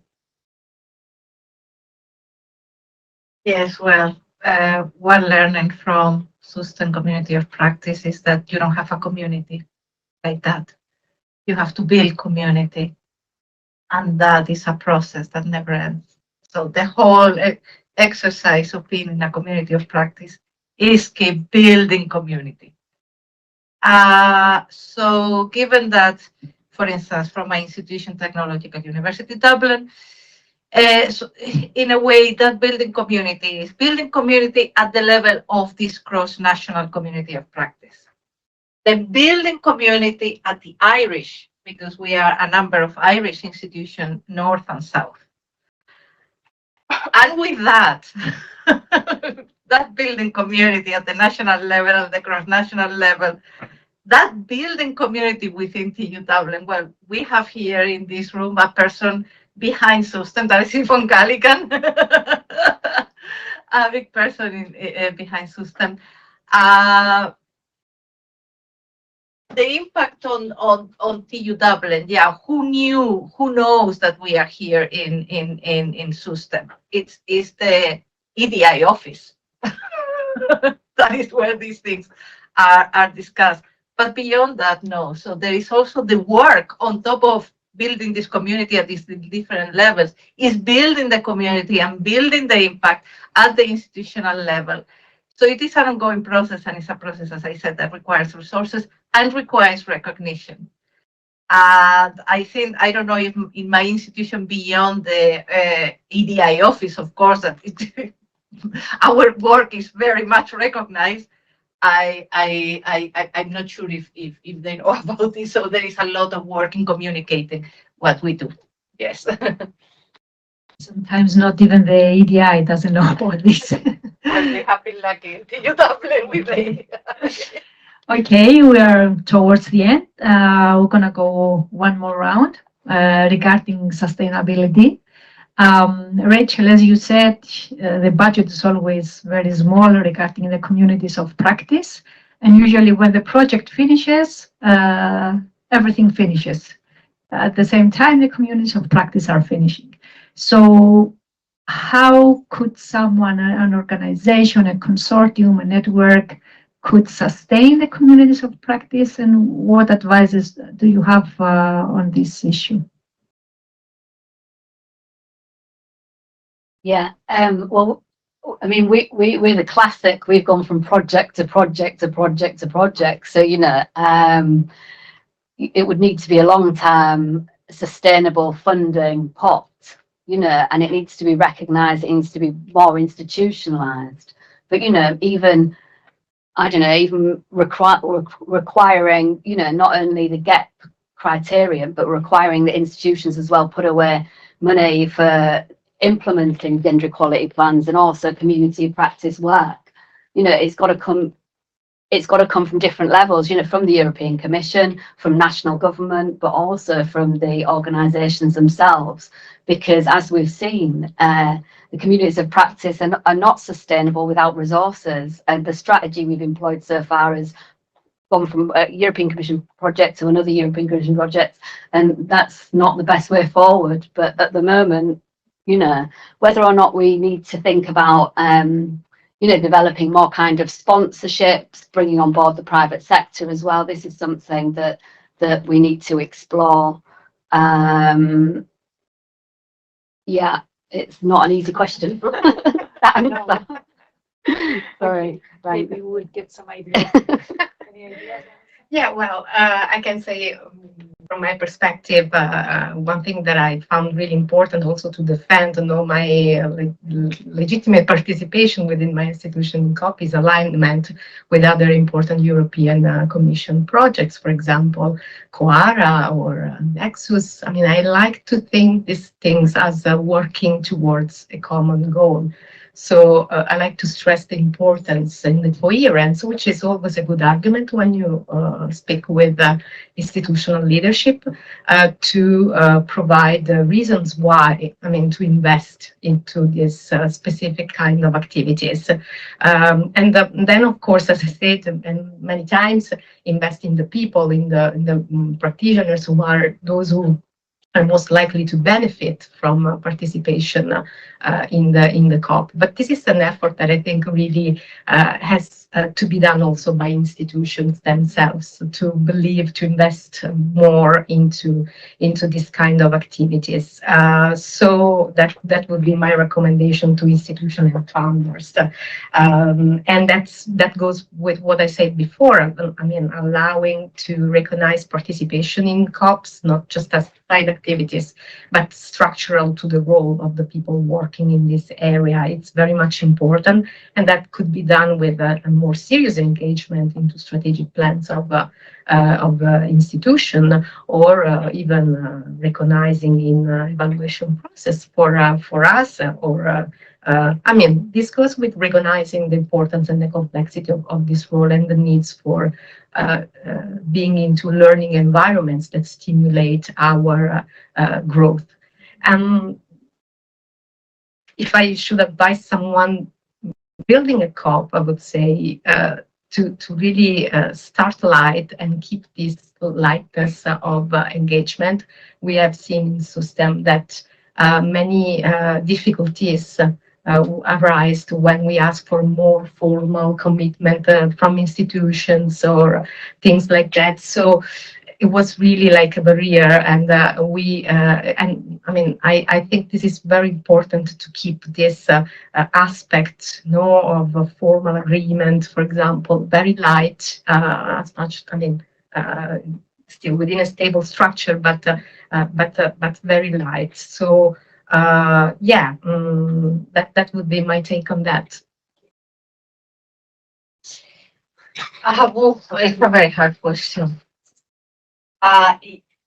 Yeah, well, one good thing is that the community of practice is a network that we can, like in the context of sustain, we can work together towards, trying to find ways of sustaining and funding sustaining this community of practice in the future. University funding, I am very, university, every time you do an activity, they say, when it's the morning. So I find that harder. Yes. Seems to be the hardest question. Anything you want to add, or shall I give the floor to the audience? No. Yeah, very quickly, yes. I wanted to say everything you already told, but if we have resources for the COP and we are about to start a new COP, I think a very important step is the identification of the potential members' needs, what they want from the COP, what they need from the COP, because the COP can also thrive if the members see the results of their participation and have a sense that they are getting somewhere with their work in the COP. So the needs of the future participants would be a start for the well-operating COP, and a facilitator who will nurture the community of practice, because as Sarah already told, community of practice has to be built all the time and kept alive by devoted people, but we cannot rely only on passion, but we need resources and recognition of the work of the people who are engaged, which maybe is a bit easier for the gender equality representatives who participate in the COPs because of their work, but it's totally different from the point of view of researchers who engage in the COP on the top of their tasks, and their work in the COP is not recognized. It's at least something that is our experience in the COPs we were engaged so far. Thank you. I see that we have some time. I have one last question here to close this. If you want to answer, what is the one thing that truly makes a community of practice work? Yeah, sure, sentence. Well, I would stress again, its capacity to offer a shared space for reflection, for exchange, and especially be valuable when working in a context where such conversations are not always easy to have. Well, it is a community of practice to make it work. All the members want to have a community of practice, a community. Otherwise, it doesn't work. And yeah, well, I'm a co-facilitator, and I don't want to put roses on myself, flowers on myself, but I think that facilitators are key. Those who facilitate the community of practice, because somebody needs to really stir the whole process. And I think that the other things have been said already about resources. But yeah, all the members need to really want to build and to have a community. Last words. Thank you. If it has to be one thing, it would be an interconnection of good facilitation, resources, and shared passion for gender equality. Thanks. Thanks. Yeah, so I'm going to repeat what's already been said to anyone. Yeah, like a shared interest, passion, and like a common goal. I would sum it up as, I think. Yeah. Okay, thanks. Thank you so much, all of you. Now the floor is open for questions. Anyone? Yes. Sure. So I would like to ask especially about the Inspire community of practice, whether it is still open for newbies or how you work with those who maybe want to join later than the rest of them. And then, yeah, I assume there is some kind of like development. Yeah, the organizations are at a different level of development. So how do you address this in communities of practice, and whether we can maybe also promote the Inspire community of practice and say they are also still open and to newcomers?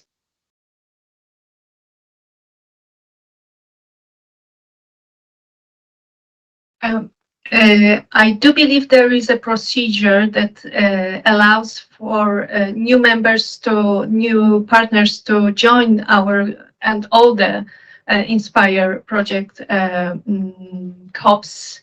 I'm looking at my colleague, Ewelina Ciaputa. We admitted one of the Polish institutions after the round of signing a memorandum of understanding. So if new partners, new organizations want to join, there is still space for this. Yeah, we allowed it, but for now, yes, we allowed even more institutions, but for now, the COP decided that at the level as it is now, until we finish with the agenda we have in Inspire, we do not want to accept any additional members.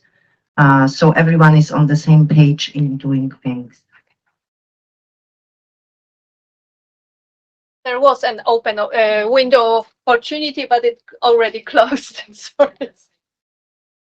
Yeah, just to say the process of signing the memorandums of understanding was very difficult and much more time consuming than we would have ever imagined. And at university, I'll probably get thrown out if we are asked to sign another memorandum of understanding. So then I think we had discussions with each of the individual COPs, and it's up to them how to manage this. But it's really important to think about the work that's already been done, and there's only 1 year left of the project, so it would be very difficult to now then onboard other organizations to well-functioning communities. So I think it would be more difficult. Yeah, sorry. That's all for Inspire. Any other question?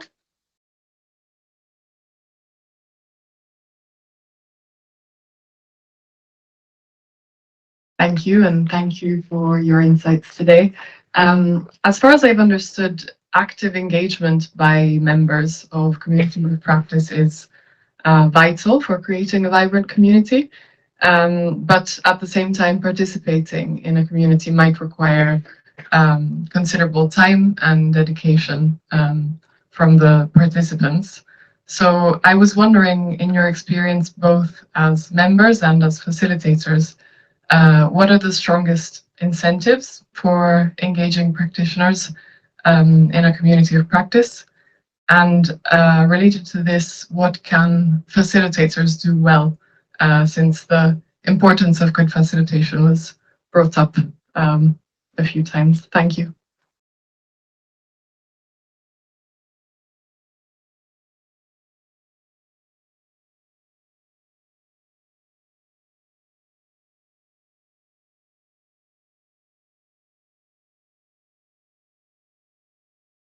You want to start? Please. No, yeah. I think it's really important. I think this is what we've all sort of been saying, that the people who engage have got to see the benefit for what they're doing. So it can't be a waste of time. It's got to be like added value to what you're already doing. So for example, if you're developing a plan or a policy, by attending the community of practice meeting, you're actually going to get useful input that will make it better. I think if it's it's the only way that it works, is what I'd say. I just wanted to say the same. With the GNC COP, it was easy. We had this very few people who started their work on gender equality in their institutions, and they needed know-how and expertise and some tools for example, monitoring. So they had this aim of taking part in the COP. And on the other side, we had those academics who did research on gender inequalities and wanted to share their results and wanted to have a platform for transforming the results into something, some activities, actions. So they, in fact, had a common goal. Yeah.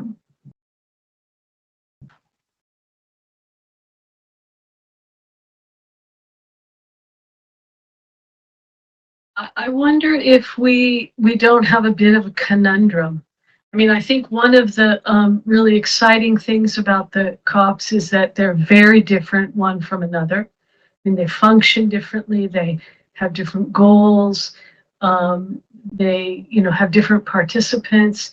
And while I'm very sensitive to the idea about funding and recognition and resources, I wonder if the move toward institutionalization doesn't begin to sort of undermine a little bit of what makes the COPs something other than an equality unit or a DEI unit at a school, because they have much more flexibility now to do things in a very different way. So I wonder if that kind of move toward institutionalization, especially as relates to funding.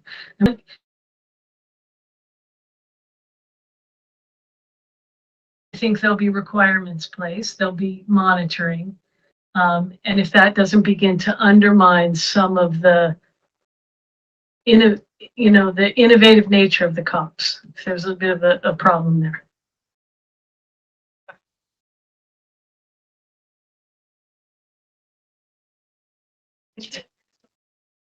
Yeah, that'd be excellent. Yeah, I mean, I completely agree. I mean, this is one of the tensions. It's a complex area that we're working in, and this is definitely one of the tensions, and how you manage this tension.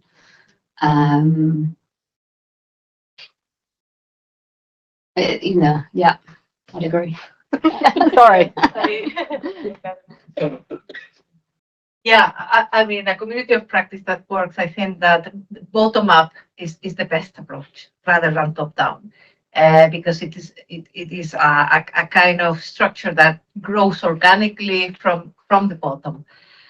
Now, but that also has a lot of issues and challenges, and one is how you organize, or you organize yourselves, and actually that even like Inspire is facilitating the whole process and providing the support, but it is also leaves that bottom-up approach very, very open and flexibility.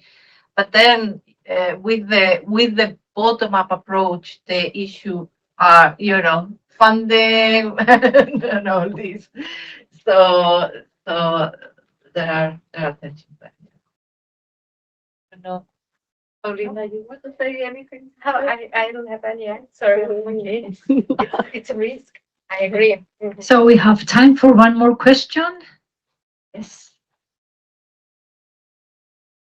Maybe you already responded, but so my question is related to the people who are participating now in projects related to EDI or gender and so on, who would like to, to extend and to fix the impacts of their project by participating in community of practices. You already said that the list of participants is closed, but I don't know if it can be possible to create another one with the newbies, because for example, I'm back from Portugal, where there is the coordinator of a project related to STEM and EDI, and they are so strong, so they believe in what they are doing. This is a polytechnical institute, and so I think that it is important also to enlarge the participation to new centers that are not only academies, because this is at least our experience from the IIT.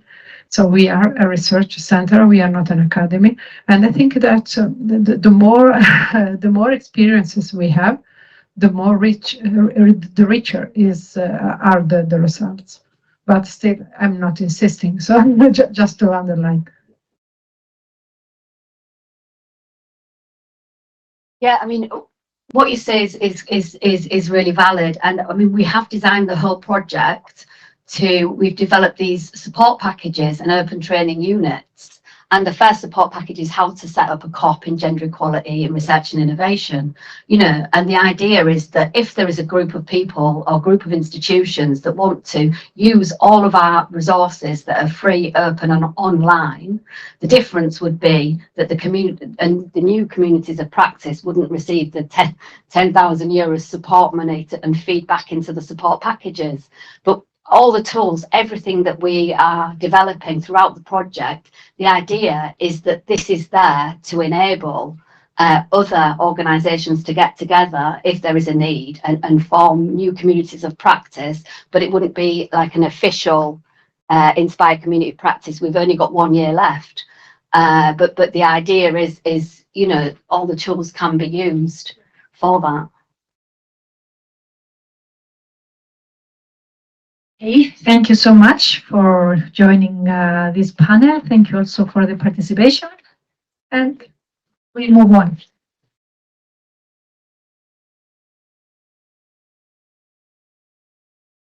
Thank you so much. I must say, Jörn, we're all amazing with time.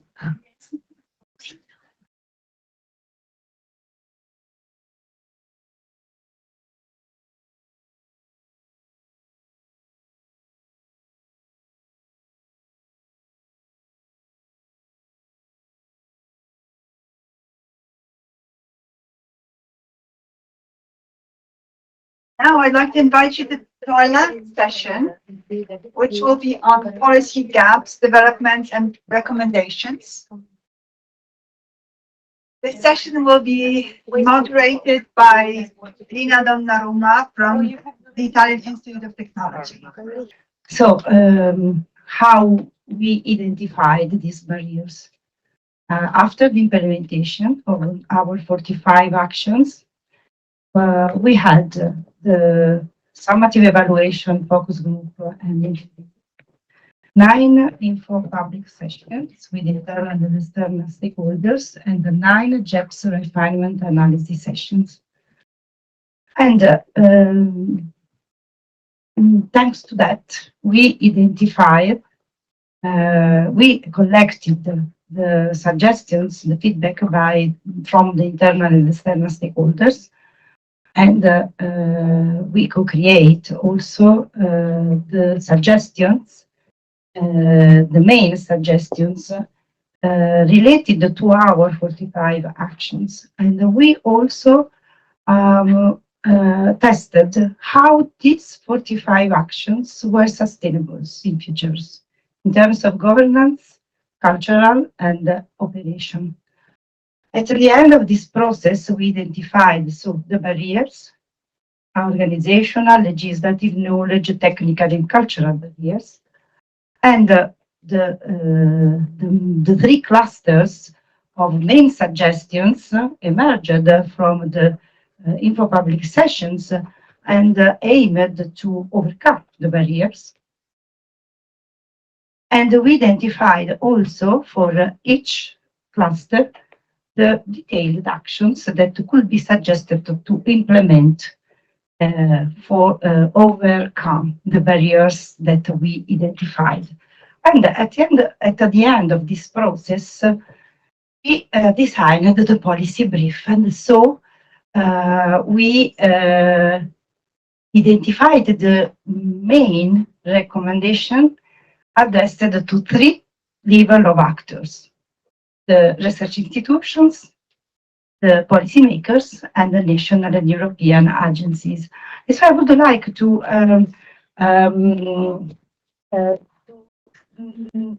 share with you the main recommendation, because they could help us to discuss.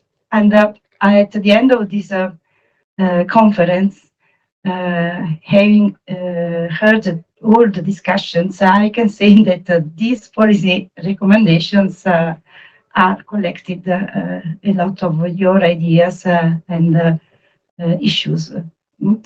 So the main recommendations for research institutions are to embed the gender equality plan actions into strategic plans, budgets, and governance, to promote the intersectionality, the intersectoriality, and the capacity building, to invest in dynamic and intersectional monitoring tools. For policymakers, the main recommendations are to provide clear guidance on GDPR rules, but for the best collection of equality data, ensuring trust and transparency to people that are giving their personal data that are not mandatory. To harmonize diversity and inclusion rules and work-life balance regulations across all Europe, because there is a jeopardization now. Introduce accountability mechanism to engage leadership. For national and European agency, the main recommendation are to fund equality initiatives beyond the project cycles and to promote, maybe also in this case with the funding, the community of practice, because community of practices are important for the sharing of scalable solutions that can help institutions. And run campaigns to counter the resistances that are a lot. We have a lot of resistances, not only cultural, and raise awareness in people.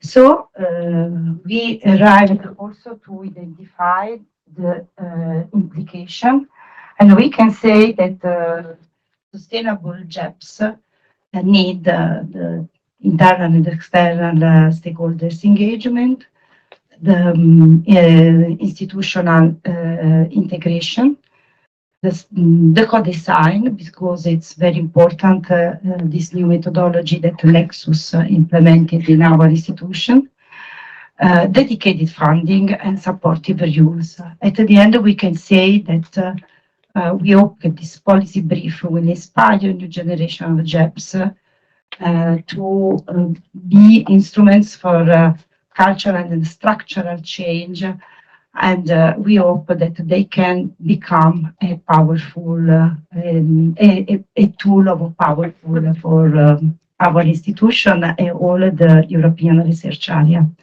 Thank you very much. And now let me introduce our 4 distinguished partners, and we are partners guests that spans their experience from the European policy to institutional leadership, applied research. So welcome everyone, and thank you for being here. I will present them. So I'm starting from Magdalena Krobak-Tatara. Hi Magdalena, welcome. And Magdalena is a counselor at the Polish Ministry of Science and Higher Education. She works at the European Union unit, where she coordinates preparation of a Polish government position to the Council of the European Union meetings in the area of research. She was involved in a Gender Action Plus project, and she was also a member of the Polish Presidency Corps that steered the work of the Council of the European Union in the first semester of 25, including the work on the European Research Area Policy Agenda for the coming years, with gender equality as one of the European Agenda Structural Policies. The European Research Area, sorry, Structural Policies. So, thank you, Magda. I go to Hanna Tenglerova. Welcome, Hanna. Hanna, thank you for being here. Hanna Tenglerova is a policy officer at the Directorate General for Research and Innovation.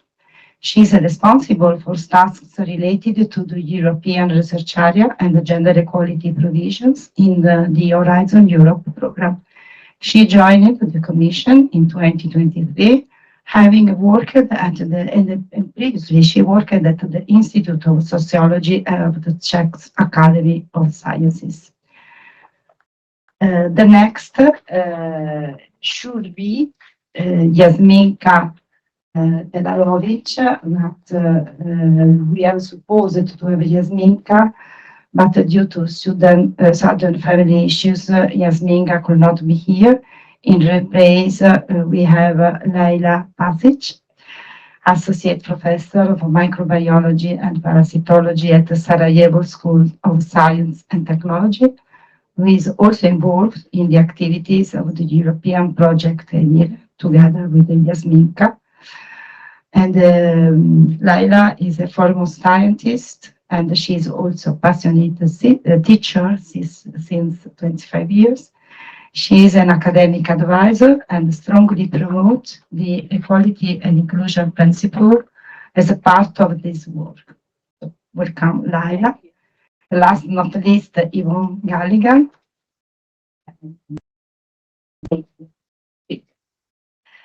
Yvonne, welcome here, and she is director of the Center on Inclusive and Equitable Cultures in Ireland, and Professor Emeritus of Comparative Politics in at the Technological University of Dublin. Yvonne has led national and international projects investigating barriers to gender equality and has published on this theme. She recently published an open access book called Transforming Gender Equality and Inclusion Within Higher Institutions. She is also an elected member of the UK Academy of Social Sciences and the Royal Irish Academy. Welcome. And after the presentation of our guests and the fields of the policy brief, we can open the roundtable discussions. I will start with two questions for each of our guests, so tailored on your own experience. Then I will follow with the two cross-cutting questions, the same questions for all of you. And at the end, a final round. After this final round, the last questions, we will open the floor to the audience. Okay.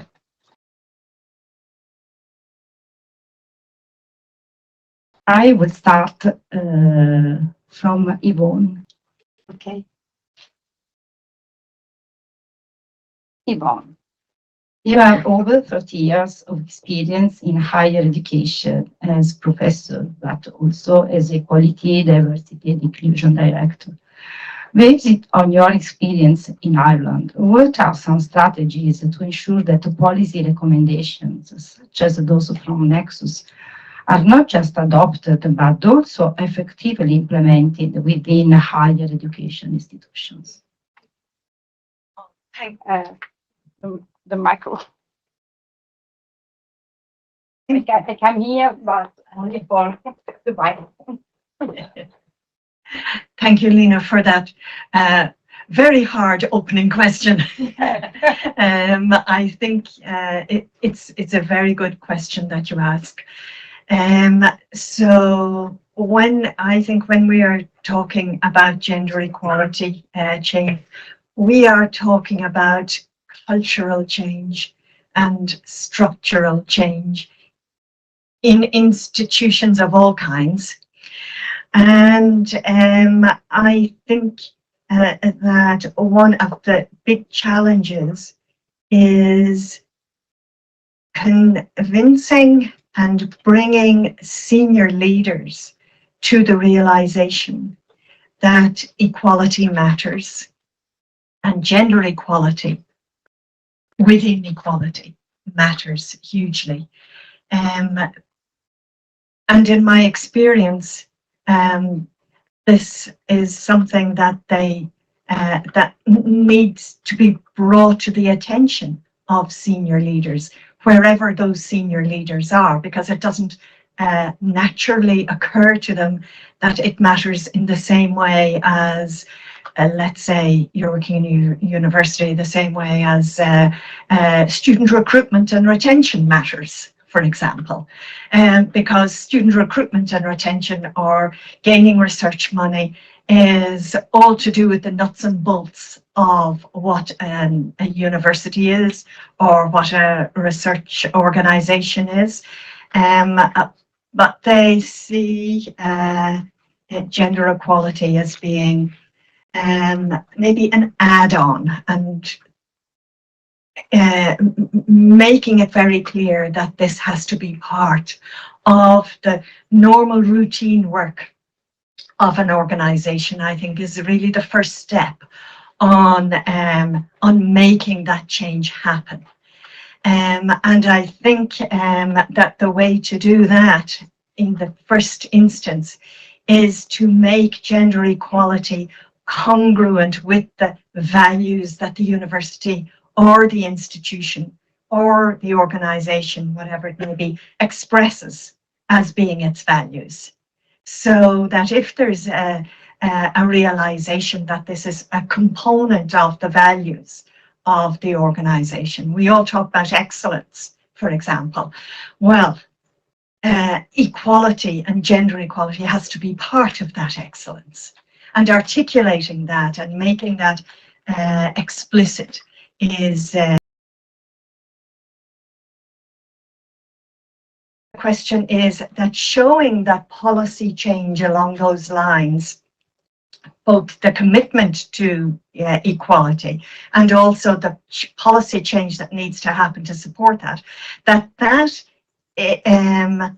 works in other institutions and in other areas, I think is a strong tool for beginning to embed gender equality within an institution. And I think a lot of things can flow from that, but without the commitment and the realization that it is part and parcel, an integral part of the values of an organization, it's really hard to make headway in this area. So I just think we need to think about that a little bit. And also, as many people have said today, that then needs to be built into the strategic plan. And of course, the strategic plan will bring with it its own targets and its own resources and everything that goes with delivery on a strategic plan. So I think it must next be embedded in the strategic plan. There's lots more I can say in relation to all of that. I just make one tiny correction that you made, just a small thing in the introduction, in that the book that you mentioned, Transforming Gender Equality in Higher Education in Ireland, is a collaborative book of the entire Irish higher education partners involved in gender equality change. And it's edited by 4 of my colleagues within Ireland. And I only have one small chapter and part of another chapter in a 25 chapter book. So I'm a very, very small part of all of that. Okay. And what mechanism can be Ireland is considered a front runner in this space as gender equality, diversity and inclusion. What elements of the Irish approach do you believe are transferable to other European countries or university in our research, European research area? It's actually very interesting to reflect on that. And in fact, we reflect on it in this book. And I think that first of all, it's been a journey. And it's been a journey of a decade. So what you see as Ireland maybe being a role model today has not happened overnight. It has happened over 10 years. And that's a lot of hard work. But I think that what's unique, what we have managed to build is a layered network. Almost like a gigantic COP, working at many different levels, working at the level of national agency and regulatory body, at the level of institutional collaboration, and also at the level of policymakers and policy making. And there has been a lot of trust and shared language and shared understanding of the issues and the challenges, and a lot of discussion about the way forward between all of those layers. So I think that we have been able to create a kind of an ecosystem where we have been able to discuss things openly without hierarchy, but in a way that respects the capacities and the limits of each of the sets of partners involved. This relationship is one that has managed to survive changes in personnel, and that's really important as well. And this is something that I felt listening to today's discussions, we kind of didn't quite bring out, but it was there under the surface. But when people change, sometimes the commitment also changes. And so it's really important for there to be a sufficiently robust systemic network and epistemic community, if you like, around these kinds of issues to enable it survive the exit of a supportive partner or the entrance of a partner or partners who may be more resistant to change. So I think there's something about the viability of the grouping that to date we've been able to maintain in Ireland. I hope that's some kind of an answer to your question. Yes. And we now Go to Hannah. Hannah, from your position within the European Commission, how do you see the Nexus policy brief aligning with the current priorities and instruments of the European research area, especially regarding inclusive gender equality?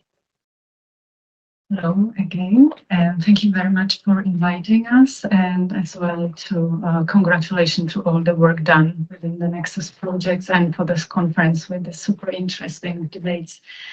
So to answer the question, I think I see a lot of overlaps with the current ERA policy agenda. We have now since March on the table, and we are now implementing it. Of course, the policy briefs much more focused on the level of organizations. That's, of course, where your experiences are the strongest. However, I think they're mostly for the stress for monitoring and evaluation, and this is exactly what the ERA policy agenda now will focus on. We do have there the priority of strengthening gender equality and inclusiveness with the intersectional perspective. And we have there 6 tasks that should be delivered in the form of guidance, approaches, and other materials that should focus at improving coordination at the level of member states, and also at having some more tangible monitoring and data at the European level. This, of course, includes the similar topic we have had actually worked on in the previous ERA policy agenda, including inclusive gender equality plans, gender-based violence. There are, of course, also intersectional policies, and as well the gender budgeting and expenditures tracking. This is something new that we will start to work on. And this ERA policy agenda will be implemented through either widening work program through the initiatives, as well as the subgroup in cooperation with member states and associated countries. When it comes to some particular recommendations, we see that you have addressed or raised the issue of legislative frameworks. This is a huge problem, and we of course see that there are different gender equality, let's say, levels of advancement in various member states and associated countries, but we still will need to set some basic floor or base that we could work with. So, and there is one initiative that is just coming, and it is the ERA Act, where it should somehow complement the ERA policy agenda that is implemented as a voluntary commitment of member states and Commission. But the ERA Act should focus or be a directive that will, let's say, mandate member states to do some things. Now we have finalized the call for evidence, which has been published, and in October and in December we will have opened the call for consultations from the public. And this is the floor for you to also contribute, because we will definitely need your support so that we can show that gender equality and inclusiveness is very important, and we need really strong, let's say, stronger approach, for example, to monitoring of gender equality plans and so on. But let's see, this is something that will come in the closest future. When it comes to some particular recommendations, I would like to say that, for example, we have a lot of guidance on equality data already done. If you check the European Commission website on equality data, you will find there, for example, as well, the guidance on GDPR and how to collect the equality data. So please check it. It could be an interesting source for you.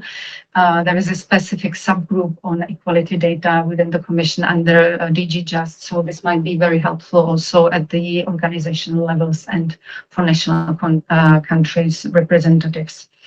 Last but not least, and this is slightly late for you, but maybe for the future, we have just published a guidance on how to create policy briefs. So this might be with do's and don'ts.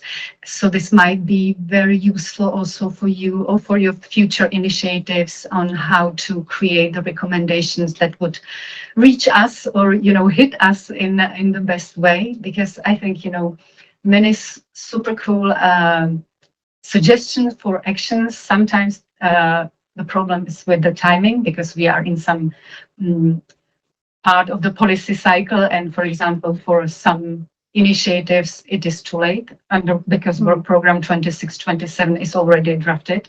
So this is something that has been already approved almost, and it will be published by the end of this year. But I mean, in general, it is very interesting for us to learn what are your experiences and how we can also, you know, use this experience to better inform our policies, because that's what we are here for. And these do's and don'ts are published on the website of DG Research and Innovation. Okay. The follow-up is the following. I'm sorry. What role Horizon Europe or future framework programs can play in ensuring that the project level insights, such as from Nexus, led to sustainable policy and structural change at European level? In part, you have already answered to these questions, also highlighting the necessity to receive policy briefs that are useful for the drafting of new programs. So, I mean that maybe this can be in summarizing your answer, but if you want to add something. Yes, thank you very much for this question. So basically what can we do is to go on in supporting the gender equality initiatives, because most of the time, or all the time, we always invite the new initiatives to check what has been already done and to follow up, so that we do not reinvent the wheel when we already have so many tools and so many knowledge gathered by previous projects. There has been quite a lot of work done, for example, on gender equality plans. I have here some data that between 2010 and 2025, we have supported 350 organizations through 37 projects with the contribution of almost 80 millions. And these projects were only focusing on gender equality plans, not the other structural policies or other topics. So We are committed to go on in this support. In work program 26-27, we have again a call for inclusive gender equality plans. The name is different, so be not scared, the name of the initiatives, but otherwise in terms of contents, there, we will definitely go on. And there are, of course, also other initiatives. So this is one thing, to go on with supporting gender equality initiatives. We would, of course, would like to see better budget, but this is something that the negotiations are almost ongoing, and yeah, we have to work what we have. This is the problem, I think, in most organizations as well. And when it comes to other things, maybe you were asking also about the Horizon Europe as a tool itself and the eligibility criterion and in the follow-up Horizon Europe program. So this is pretty something that is ongoing, and the discussion, the proposal of the Commission has been published. So now for the next framework program, it is more on European Parliament and member states to discuss and support the gender equality provisions. For now, we are, of course, counting on having gender equality plans and at least sustaining with all the gender equality provisions as we have now.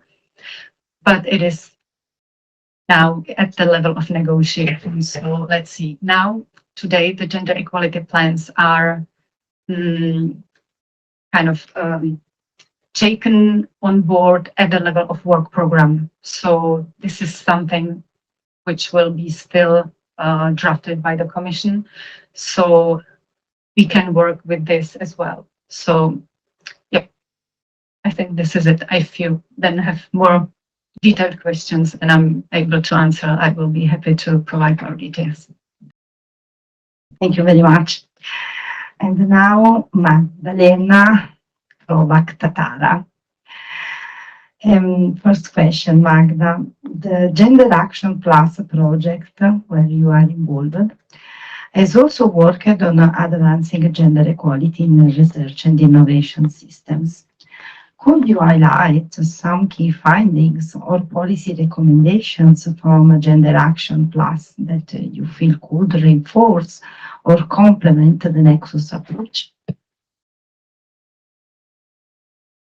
Very much, Lina. Thank you very much for inviting me to this event, for your kind introduction, and of course, congratulations on the project outputs. To start with, I would like to say a few words about the project itself. Together with my colleagues from the National Information Processing Institute, I had an honor and privilege to be part of Gender Action Plus. It was a 4-year Horizon Europe project that brought together national authorities and research funding organizations across Europe to advance inclusive gender equality in R&I. The project ran until May 2025, and thematically it focused on 5 key areas, being intersectionality and inclusiveness, gender-based violence, gender dimension in R&I, monitoring of gender equality policies in the context of advancing European research area, and institutional change via the instrument of gender equality plans. The project supported also 2 communities of practice, one comprising national representatives of national authorities, and the second research funding organization. The network was made up of 22 member states and 3 associated countries, and the plus sign in the very title of the project suggests that it was not only a follow-up of gender action, but it is also an indication that intersectionality was at the very heart of the project activities that we have undertaken. When answering your question about the recommendations stemming from Gender Action Plus that could enhance Nexus approach, I would like to focus on the recommendations that were linked to work package on advancing institutional change via gender gender equality plans. So first of all, within the Gender Action Plus project, we very strongly underlined the role of monitoring and evaluation on the part of national authorities as a key activity to keep track of impact that JEBs exerted on institutions and evaluate them as an instrument of institutional change. And so without continuous and effective monitoring, JEBs can be simply ineffective because monitoring can help identify good practices or conversely ineffective practices, or show what are the areas of common challenges, and they can be later translated into mutual learning events, opportunities to exchange knowledge between institutions. And within Gender Action Plus, we formed a recommendation addressed at national authorities on establishing monitoring framework. So these were recommendations not addressed at individual RPOs, but rather to national authorities. And we proposed 3 stages of monitoring. The baseline level of monitoring should in this recommendation should include like the compliance with Horizon Europe process-related requirements and areas that are recommended in the light of the JEB as eligibility criterion in the framework program. But of course, our recommendation seek to related only to mandatory requirements and recommended areas. And in this follow-up stages, like intermediate and advanced stage, intersectionality is very closely embedded in this monitoring framework. So in order to move from starting to intermediate stage, national authorities are encouraged to consider how institutions develop their commitment, or how they can demonstrate commitment to develop intersectional approach in their strategies, policies, action plans related to gender equality. Whereas in the advanced stage of monitoring framework, intersectionality is like a main cross-cutting principle that forms the basis for all gender equality policies in a given institution. We have also developed, there was a benchmarking report on how national authorities consider intersectionality in their policies related to gender equality in R&I or strategies. And I must say that the colleagues that prepared this report, this benchmark report, showed that there is a great level of misunderstanding when it comes to intersectionality, because some member states may say that they do integrate intersectional approach to their policies, whereas it's not like intersection of different categories, but rather they are considered separately. So there is a lot to be done in explaining this concept also to national authorities. This aspect of embedding intersectionality in the context of monitoring of gender equality plans, I think it's something to be highlighted when it comes to the connection between NEXUS approach and recommendations stemming from Gender Action Plans. From your perspective as a policymaker, what mechanisms are needed to better coordinate and scale these recommendations across member states, particularly through ministries or national contact points? I would like to follow up on what Hannah has said about European research area and European Research Area Policy Agenda, because I think that engaging in era-wide cooperation is one way of scaling up these recommendations on how we can use them in designing or modifying national policies or solutions to institutions. From my experience, I can say that the recommendations stemming from Gender Action Plus have been very useful in also in providing feedback within the ministry to various recommendations that are addressed at our management level concerning gender equality in RNI. During one of the panels, the advisory body of the minister called Council for Women in Higher Education and Science was mentioned, and indeed this council has prepared a very valuable recommendation to the minister on how on what solutions could be undertaken by the ministry to advance gender equality policies in R&I, what concrete solutions we could employ, also when it comes to legal and financial framework and support that could be provided by the ministry.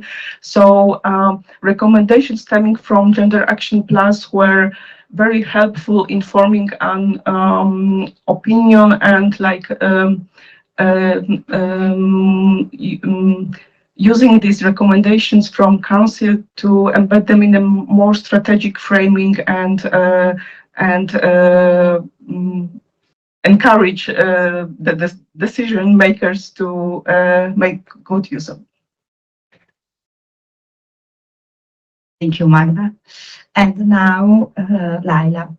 Laila, from your experience in EDIRE, what lessons have you learned about developing actionable policy recommendations for gender equality in research institutions, but especially in less resourced or complex national contexts where structural barriers are more prominent? Well, thank you for inviting me. I would like to extend Yasminka's regrets for not being able to come here. She was really looking forward to this. And I'm going to speak not as actually somebody who took part in the DIRE project. So I'm just going to briefly introduce where I come from and what the DIRE project is about. So I come from Sarajevo School of Science and Technology, which is a small private university located in Sarajevo. We offer seven different programs, and we have approximately a little bit over 150 students per year of studies. And I come from Bosnia and Herzegovina, which has something to do with the question that you have asked me, because in Bosnia and Herzegovina, we have a very unusual political situation. So we have 3 different levels of government. So this is basically limiting, and we have 2 entities, and we have an organization called cantons, like you have in Switzerland. So we have a level, we have a ministry at the cantonal level, and then we have a ministry at the entity level, and on national level, often we don't have anything. And then at the entities, the 2 entities, they do not want to actually collaborate very much. So this is making implementing anything is getting more and more difficult. And this was the same thing goes for gender equality. So in case of a DIRE project where we wanted to implement EDI principles in research and strengthen the research at the SSST, we actually started from the bottom. We chose the bottom-up process.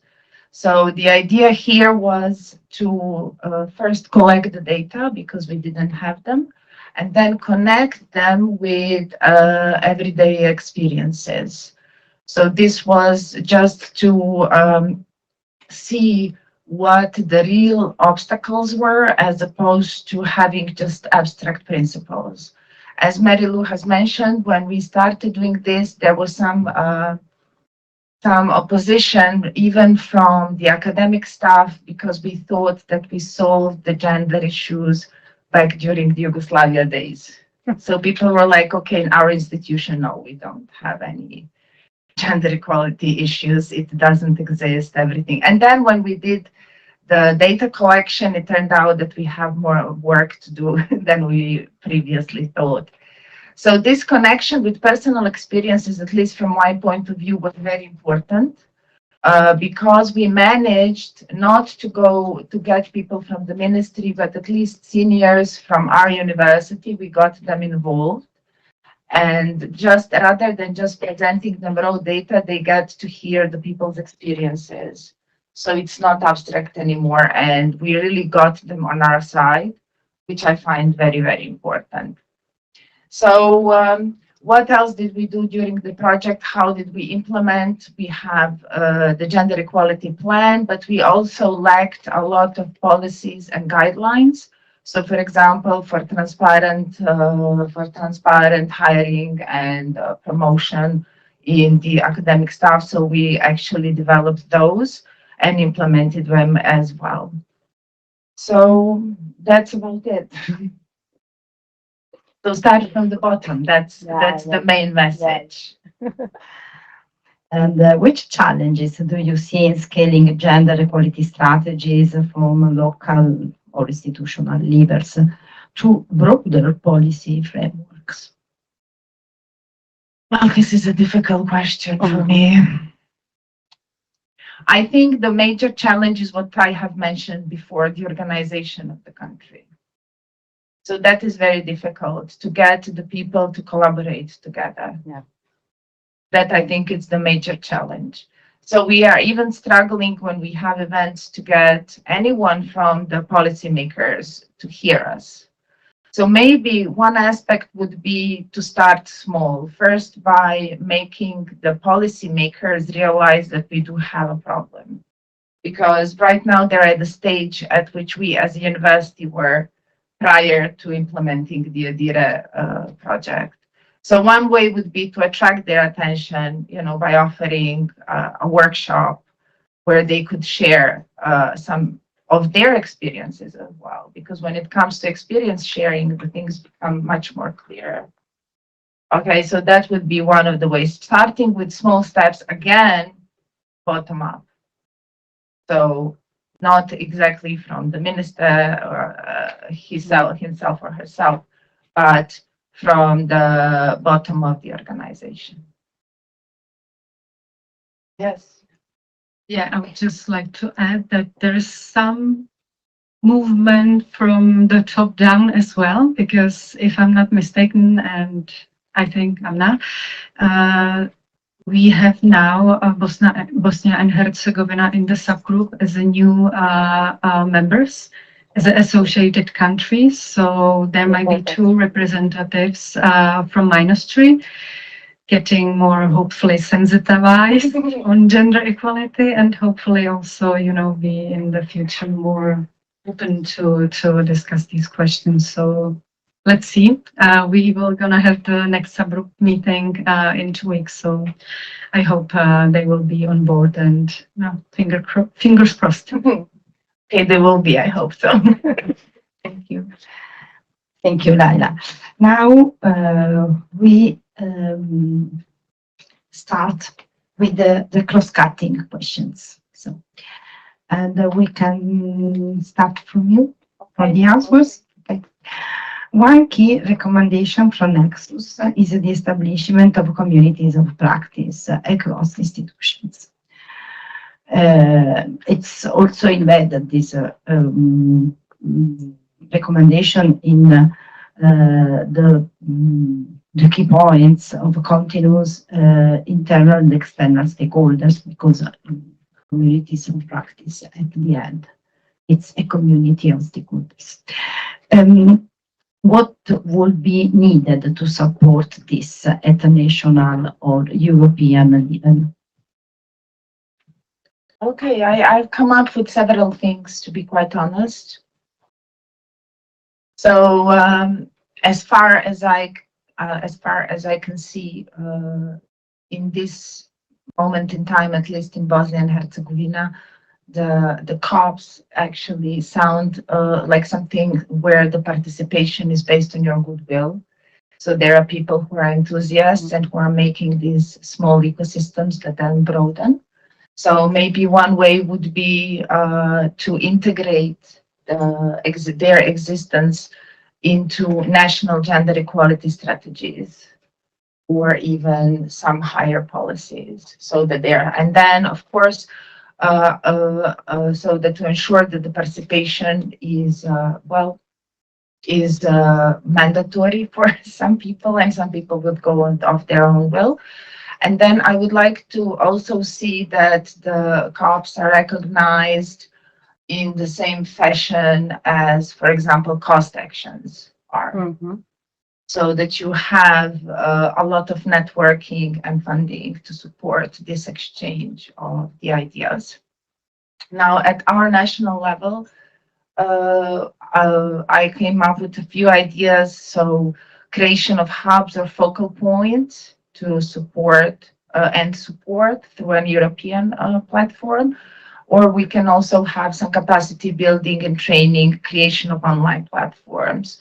So where you can see a lot of learning and cross-institutional visibility. Yes, I think that from the part of the Commission, we pretty much support the communities of practice. Of course, there could be more funding, but we have already heard about ACT project, about Gender Safe, Inspire, Gender Action Plus, and before Gender Action. So this is funded most of the time under a wider work program and from the Horizon Europe program. And when it comes to the future initiatives, I know under Cluster 2, it is related, but not the same, I know. But under Cluster 2 in Work Program 26-27, we will have a network of equality researchers. So this could be something interesting as well to consider or check. And as a part of Gender Equality Competence Facility, which is a tender, we should also have some, not necessarily communities of practice, but at least networking events with clustered countries, for example, events for Balkan countries or events for Nordic countries that would address more particular issues connected to gender equality plans. However, the competence facility will be predominantly or mainly focused on gender equality plans, of course, because this is the service that should support the compliance of gender equality plans with the Horizon Europe eligibility criterion, and as well the efficiency of the JEPs. Yep. And when it comes to future, we can also consider, because the initiatives in the work program are already there, so we will not be able to add more at this moment. However, we have there a placeholder for the next competence facility. And maybe we can consider also adding there, if we manage to secure budget, we can consider adding there also communities of practice. But this is to be confirmed. It's just an idea based on the discussions. We really see that the communities of practice are working very well, that they produce even interesting recommendations for us. And it's very useful, like in general, for the whole community of practitioners and the projects as well. So I do understand that the project funding is not ideal. However, I'm not sure whether we can come up with something better. That's maybe also a question for the ERA Act, but we also have to be realistic in terms of what we can require and what is possible to achieve.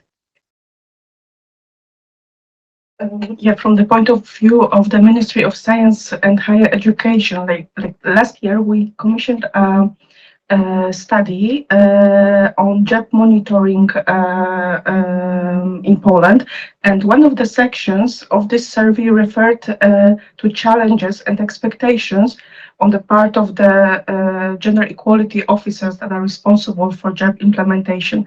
And I'm mentioning that because the survey clearly showed that the demand to, like the expectation of establishing of national communities, community of practice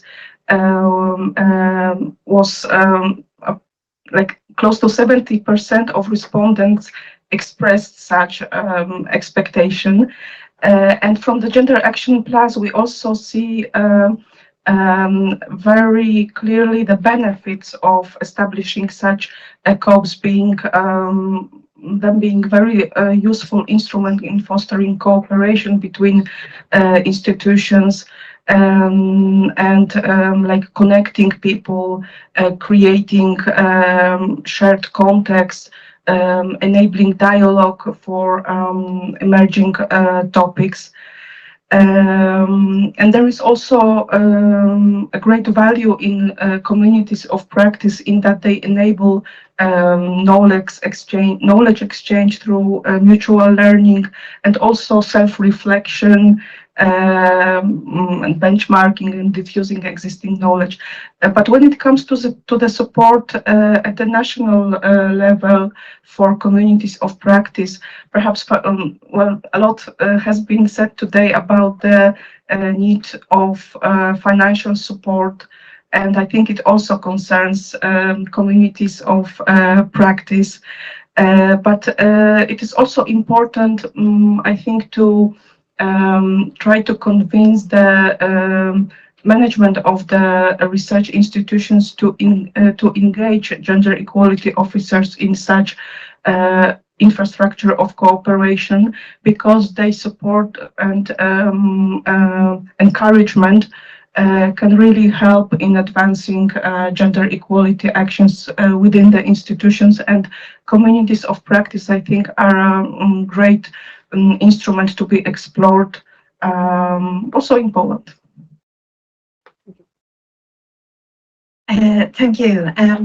So national regulatory agencies for higher education and national ministries for higher education, I think, have a number of different levers that they can already at their disposal that they can use to support communities of practice. One of these is the quality enhancement processes that national agencies require at periodic times, maybe every 5 years, every 7 years, whatever.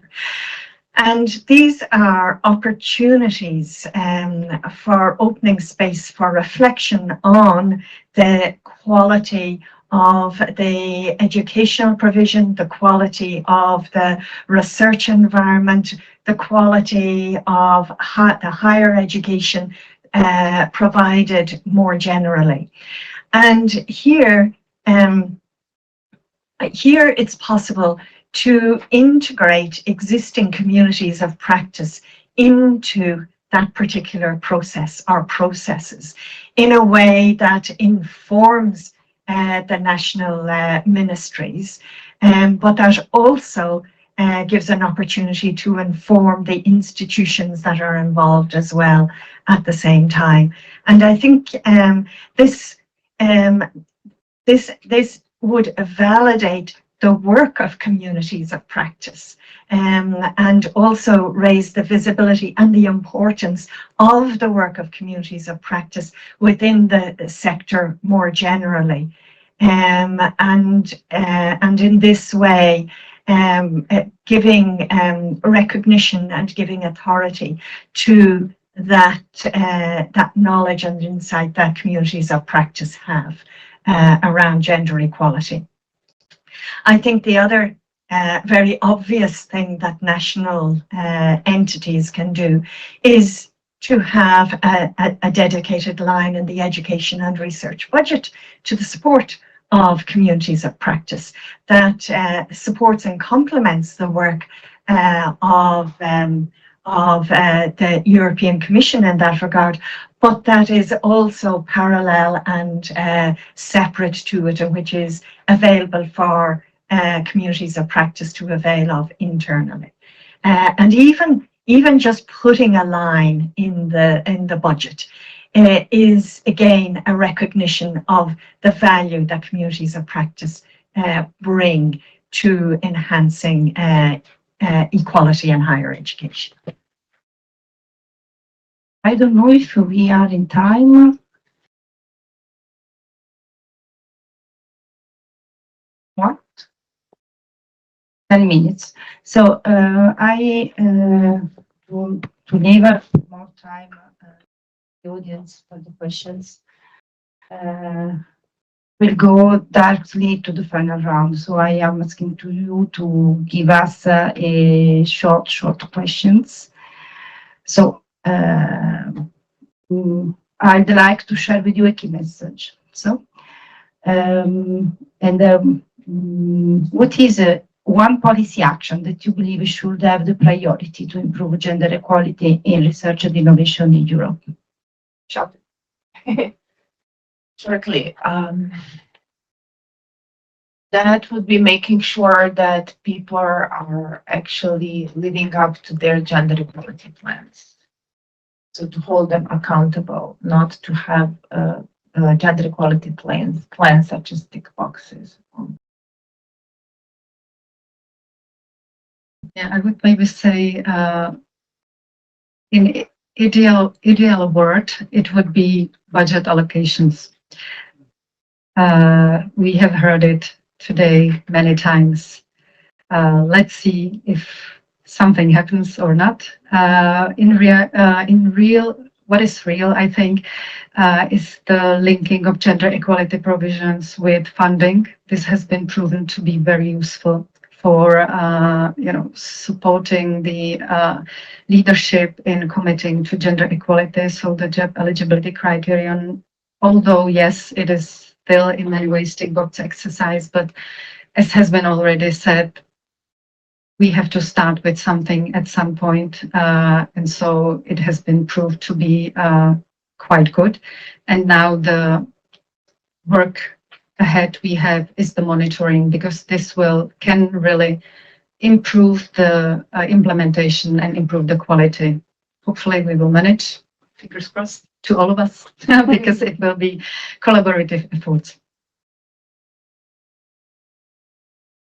I would like to highlight the need of keeping the momentum on gender equality in R&I gained in the current Horizon Europe Framework Program in the context of the ongoing negotiations of the future framework program, because I think it's really important that gender equality provisions are not watered down in the future Horizon Europe.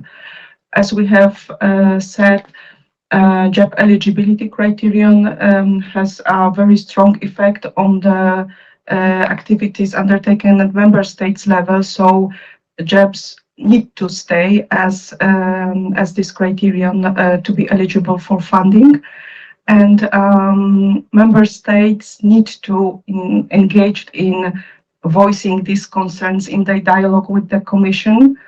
And this is the policy action that I think is very, very important in the coming years. And in fact, my answer is very similar to yours, Magda.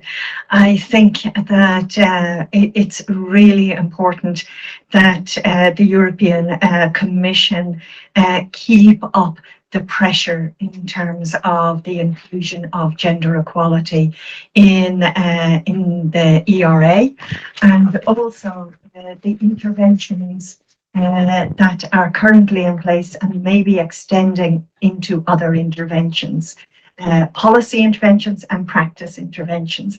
I think all of these are really critical in building the whole community of practice and recognition of gender equality as underpinning excellent research and underpinning the European Union as an equality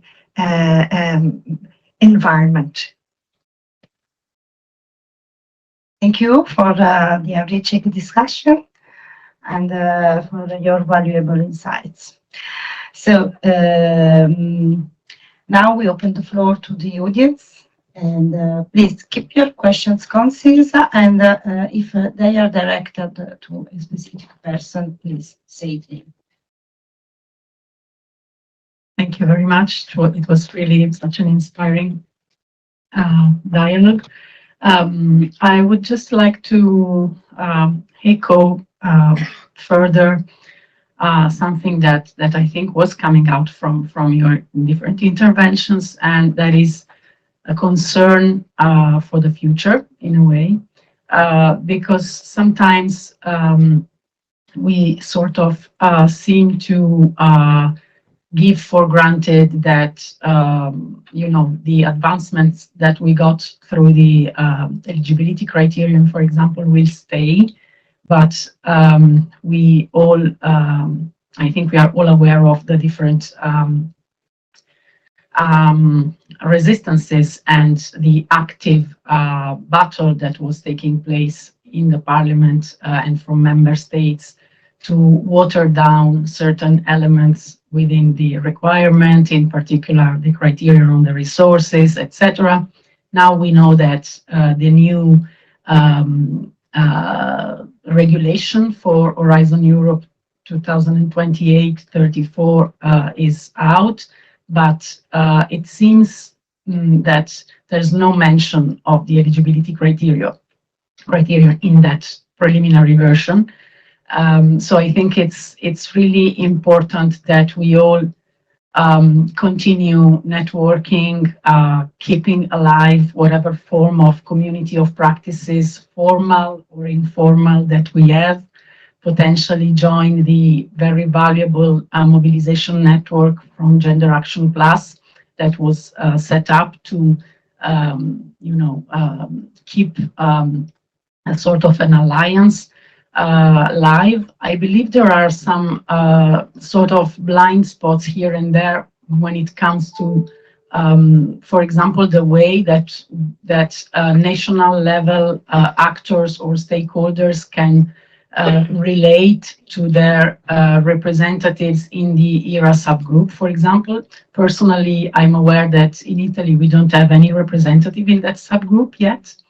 I'm not sure the national, the other countries, they are, even when, they were appointed, representatives were appointed, I'm not sure there are accountability measures and mechanisms that can, make this dialogue open from stakeholders, national stakeholders, to the representatives in that subgroup, for example. And I think it would be beneficial to allow the voice from the community of change agents to be heard to those venues. Thank you. Yes, thank you very much for this comment. I would say to the MFF and FP10 package, because it is actually 5 or 6 documents that should kind of provide some kind of framework, legal framework for the FP10. Indeed, there are no JEBs mentioning in the documents. However, JEBs were not mentioned in Horizon Europe as well. As I said, this provision is at the level of work programs in general annexes, so that we can also slightly change it if we need, to put more, I don't know, So it has not been in a legislation in Horizon Europe either. So there is still room, nothing is lost. Also in terms of the documents, the legal acts, European Parliament and member states are having now 2 years to discuss the proposals, even the legislation proposals. So this is it.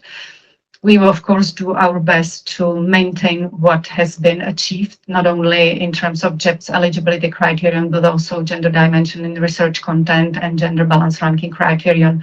All of these are being attacked by simplification efforts. And actually, we have managed to maintain, for example, gender dimension at the really last moment, even for already work program 26, 27. So sometimes when nothing happens, there is a lot of work behind that.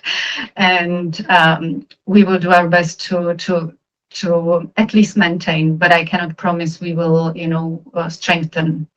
But there is the ERA Act, and this is the promise, because the directive is a law, and it could be, come with some definition of JEPs, maybe more demanding than in JEP eligibility criteria. I'm not sure though, because I think some of you are aware of the outcomes of the ex post JEP checks of beneficiaries of Horizon Europe projects. We did this pilot check in the end of 2023, and we have found out that around 60% of beneficiaries have non-compliant JEPs. So their project should not be funded.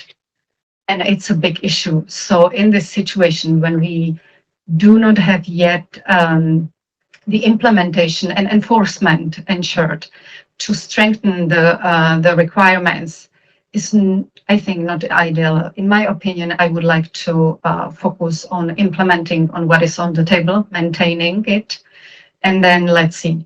There is a new initiative also announced by the commissioner in the parliament, which is the action plan on women in research and innovation and startups.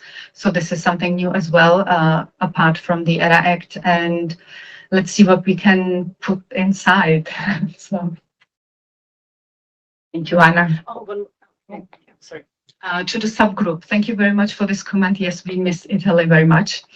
I think the nominations for the subgroup are going through the ERA forum as such. So there should be national ministry delegated, and then they either nominate some kind of experts and so on. So it would be great if we have anyone on board. Anyone is welcome. We do not exclude anyone, but there has to be a commitment from the member states or associated countries. And what is important, the ERA policy agenda is voluntary. That's why the ERA Act should come with something more tangible. Thank you, Anna. Inga.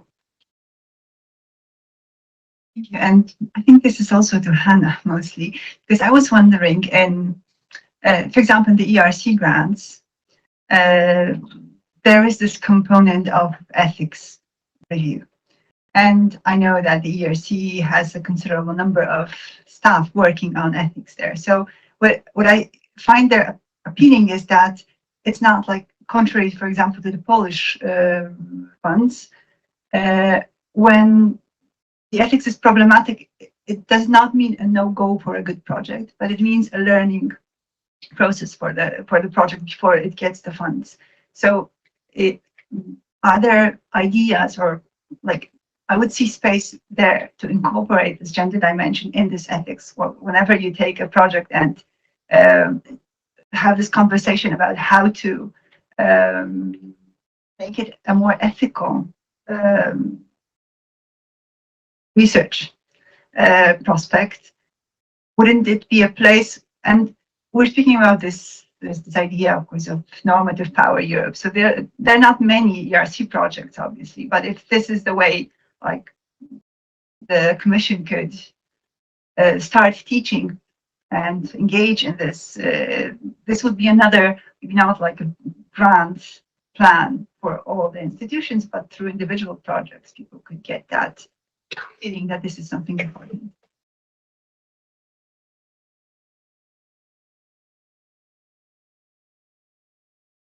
Yes, thank you very much. I think you're talking about gender dimension in research or JEPs now when it comes to research actions. Well, yes, this could be an interesting approach, but I don't think we are in the situation when we can increase the demands, honestly, because already the gender equality plans are very much resource intensive in terms of like gender equality plans checks, because we really want to do it again by the end of this framework program again, at least once. And there is a lot of work, and we also lack capacities, honestly, to do the job and, you know, provide the guidance. And yeah, so I'm sorry, but I don't think we can do more. Yeah, but everyone is super overwhelmed, and this will be the first thing they will tell us. Oh, you come with demands on increasing of our workload, and why? No. So yes, that would be awesome. We have so many ideas what we can do, but we have to stay realistic. And the reality is that we have to maintain what is on the table and improve the monitoring and enforcement of what we have. And then hopefully also implement the ERA policy agenda. It is still a lot. Okay. There is someone else that want to ask something.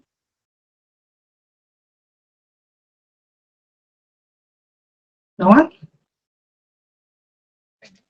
No? If you want, yes. The last questions.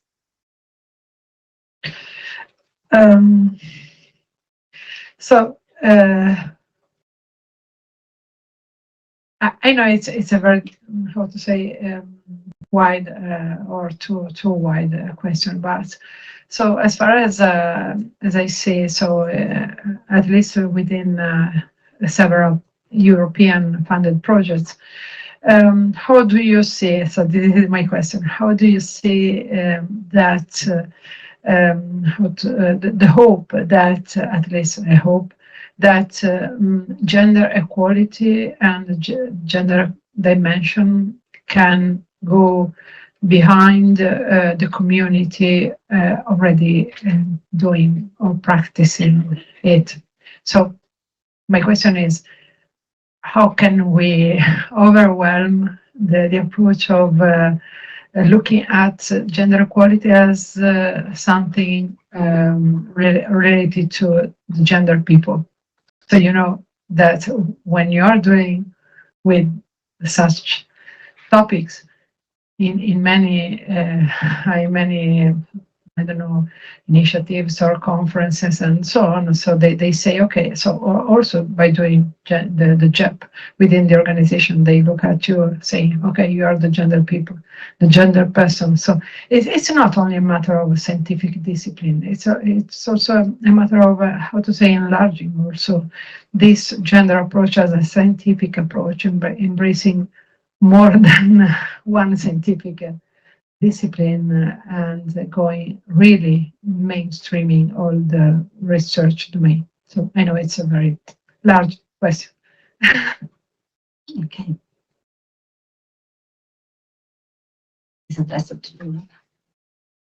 Well, I think we would like to see more kind of expansion of the communities of practice, because sometimes we see, or you know, even people involved in the project, because sometimes we see all the same faces of excellent people who are involved in projects, and it's kind of like ongoing thing, and we do not see many new organizations. However,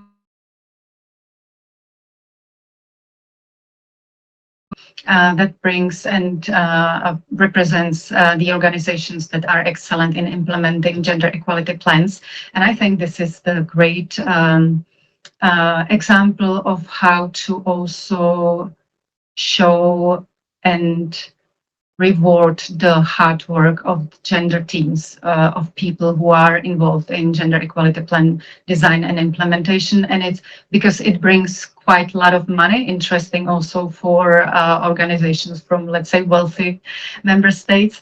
It brings recognition from the leadership as well. And it brings interesting impact on, in general, internally as well as externally. And we are super happy that the last champions, we have had the first organization from widening country, which was super cool. We were excited, so fingers crossed so that we have even more diversity in the future. And we would like to, of course, go on with this and create some kind of Champions League who would provide more support or discussion as well as a part of the competence facility. There will be some events funded so that they can more discuss with others on how to create good proposal, for example, so that we have additional applications from member states that are missing and still doing great jobs. And yeah, so I think this could be a way how to increase the community of motivated people and how to work further and support the development. Okay. Thank you.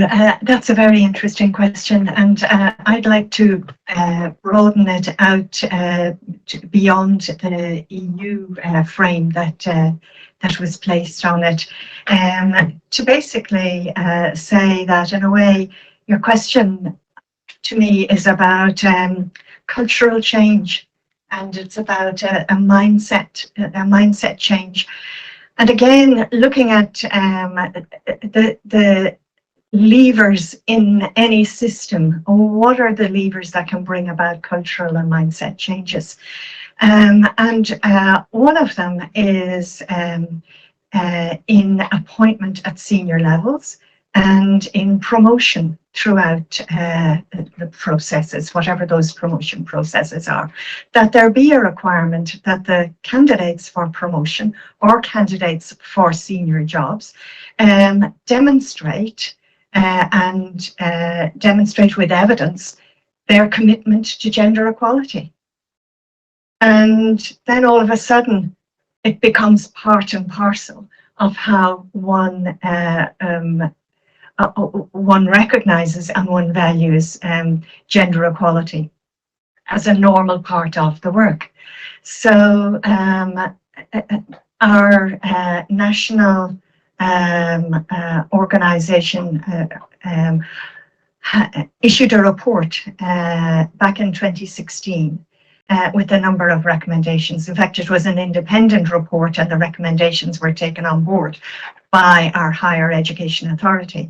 And one of those recommendations was that anybody who is going for the position of rector, or anybody going for a senior position in a university would be required to demonstrate their commitment to gender equality and what they had done. Now, I am immediately aware that there are different rules for the election and the appointment of rectors and vice rectors and deans and all of that. But within that context, there is no reason why that cannot become a criteria. And so one then immediately mainstreams it into making all the candidates reply to it, and that brings it up the agenda. So thank you, everyone. Thank you to being here, for your participation, for your engagement, and see you for another project.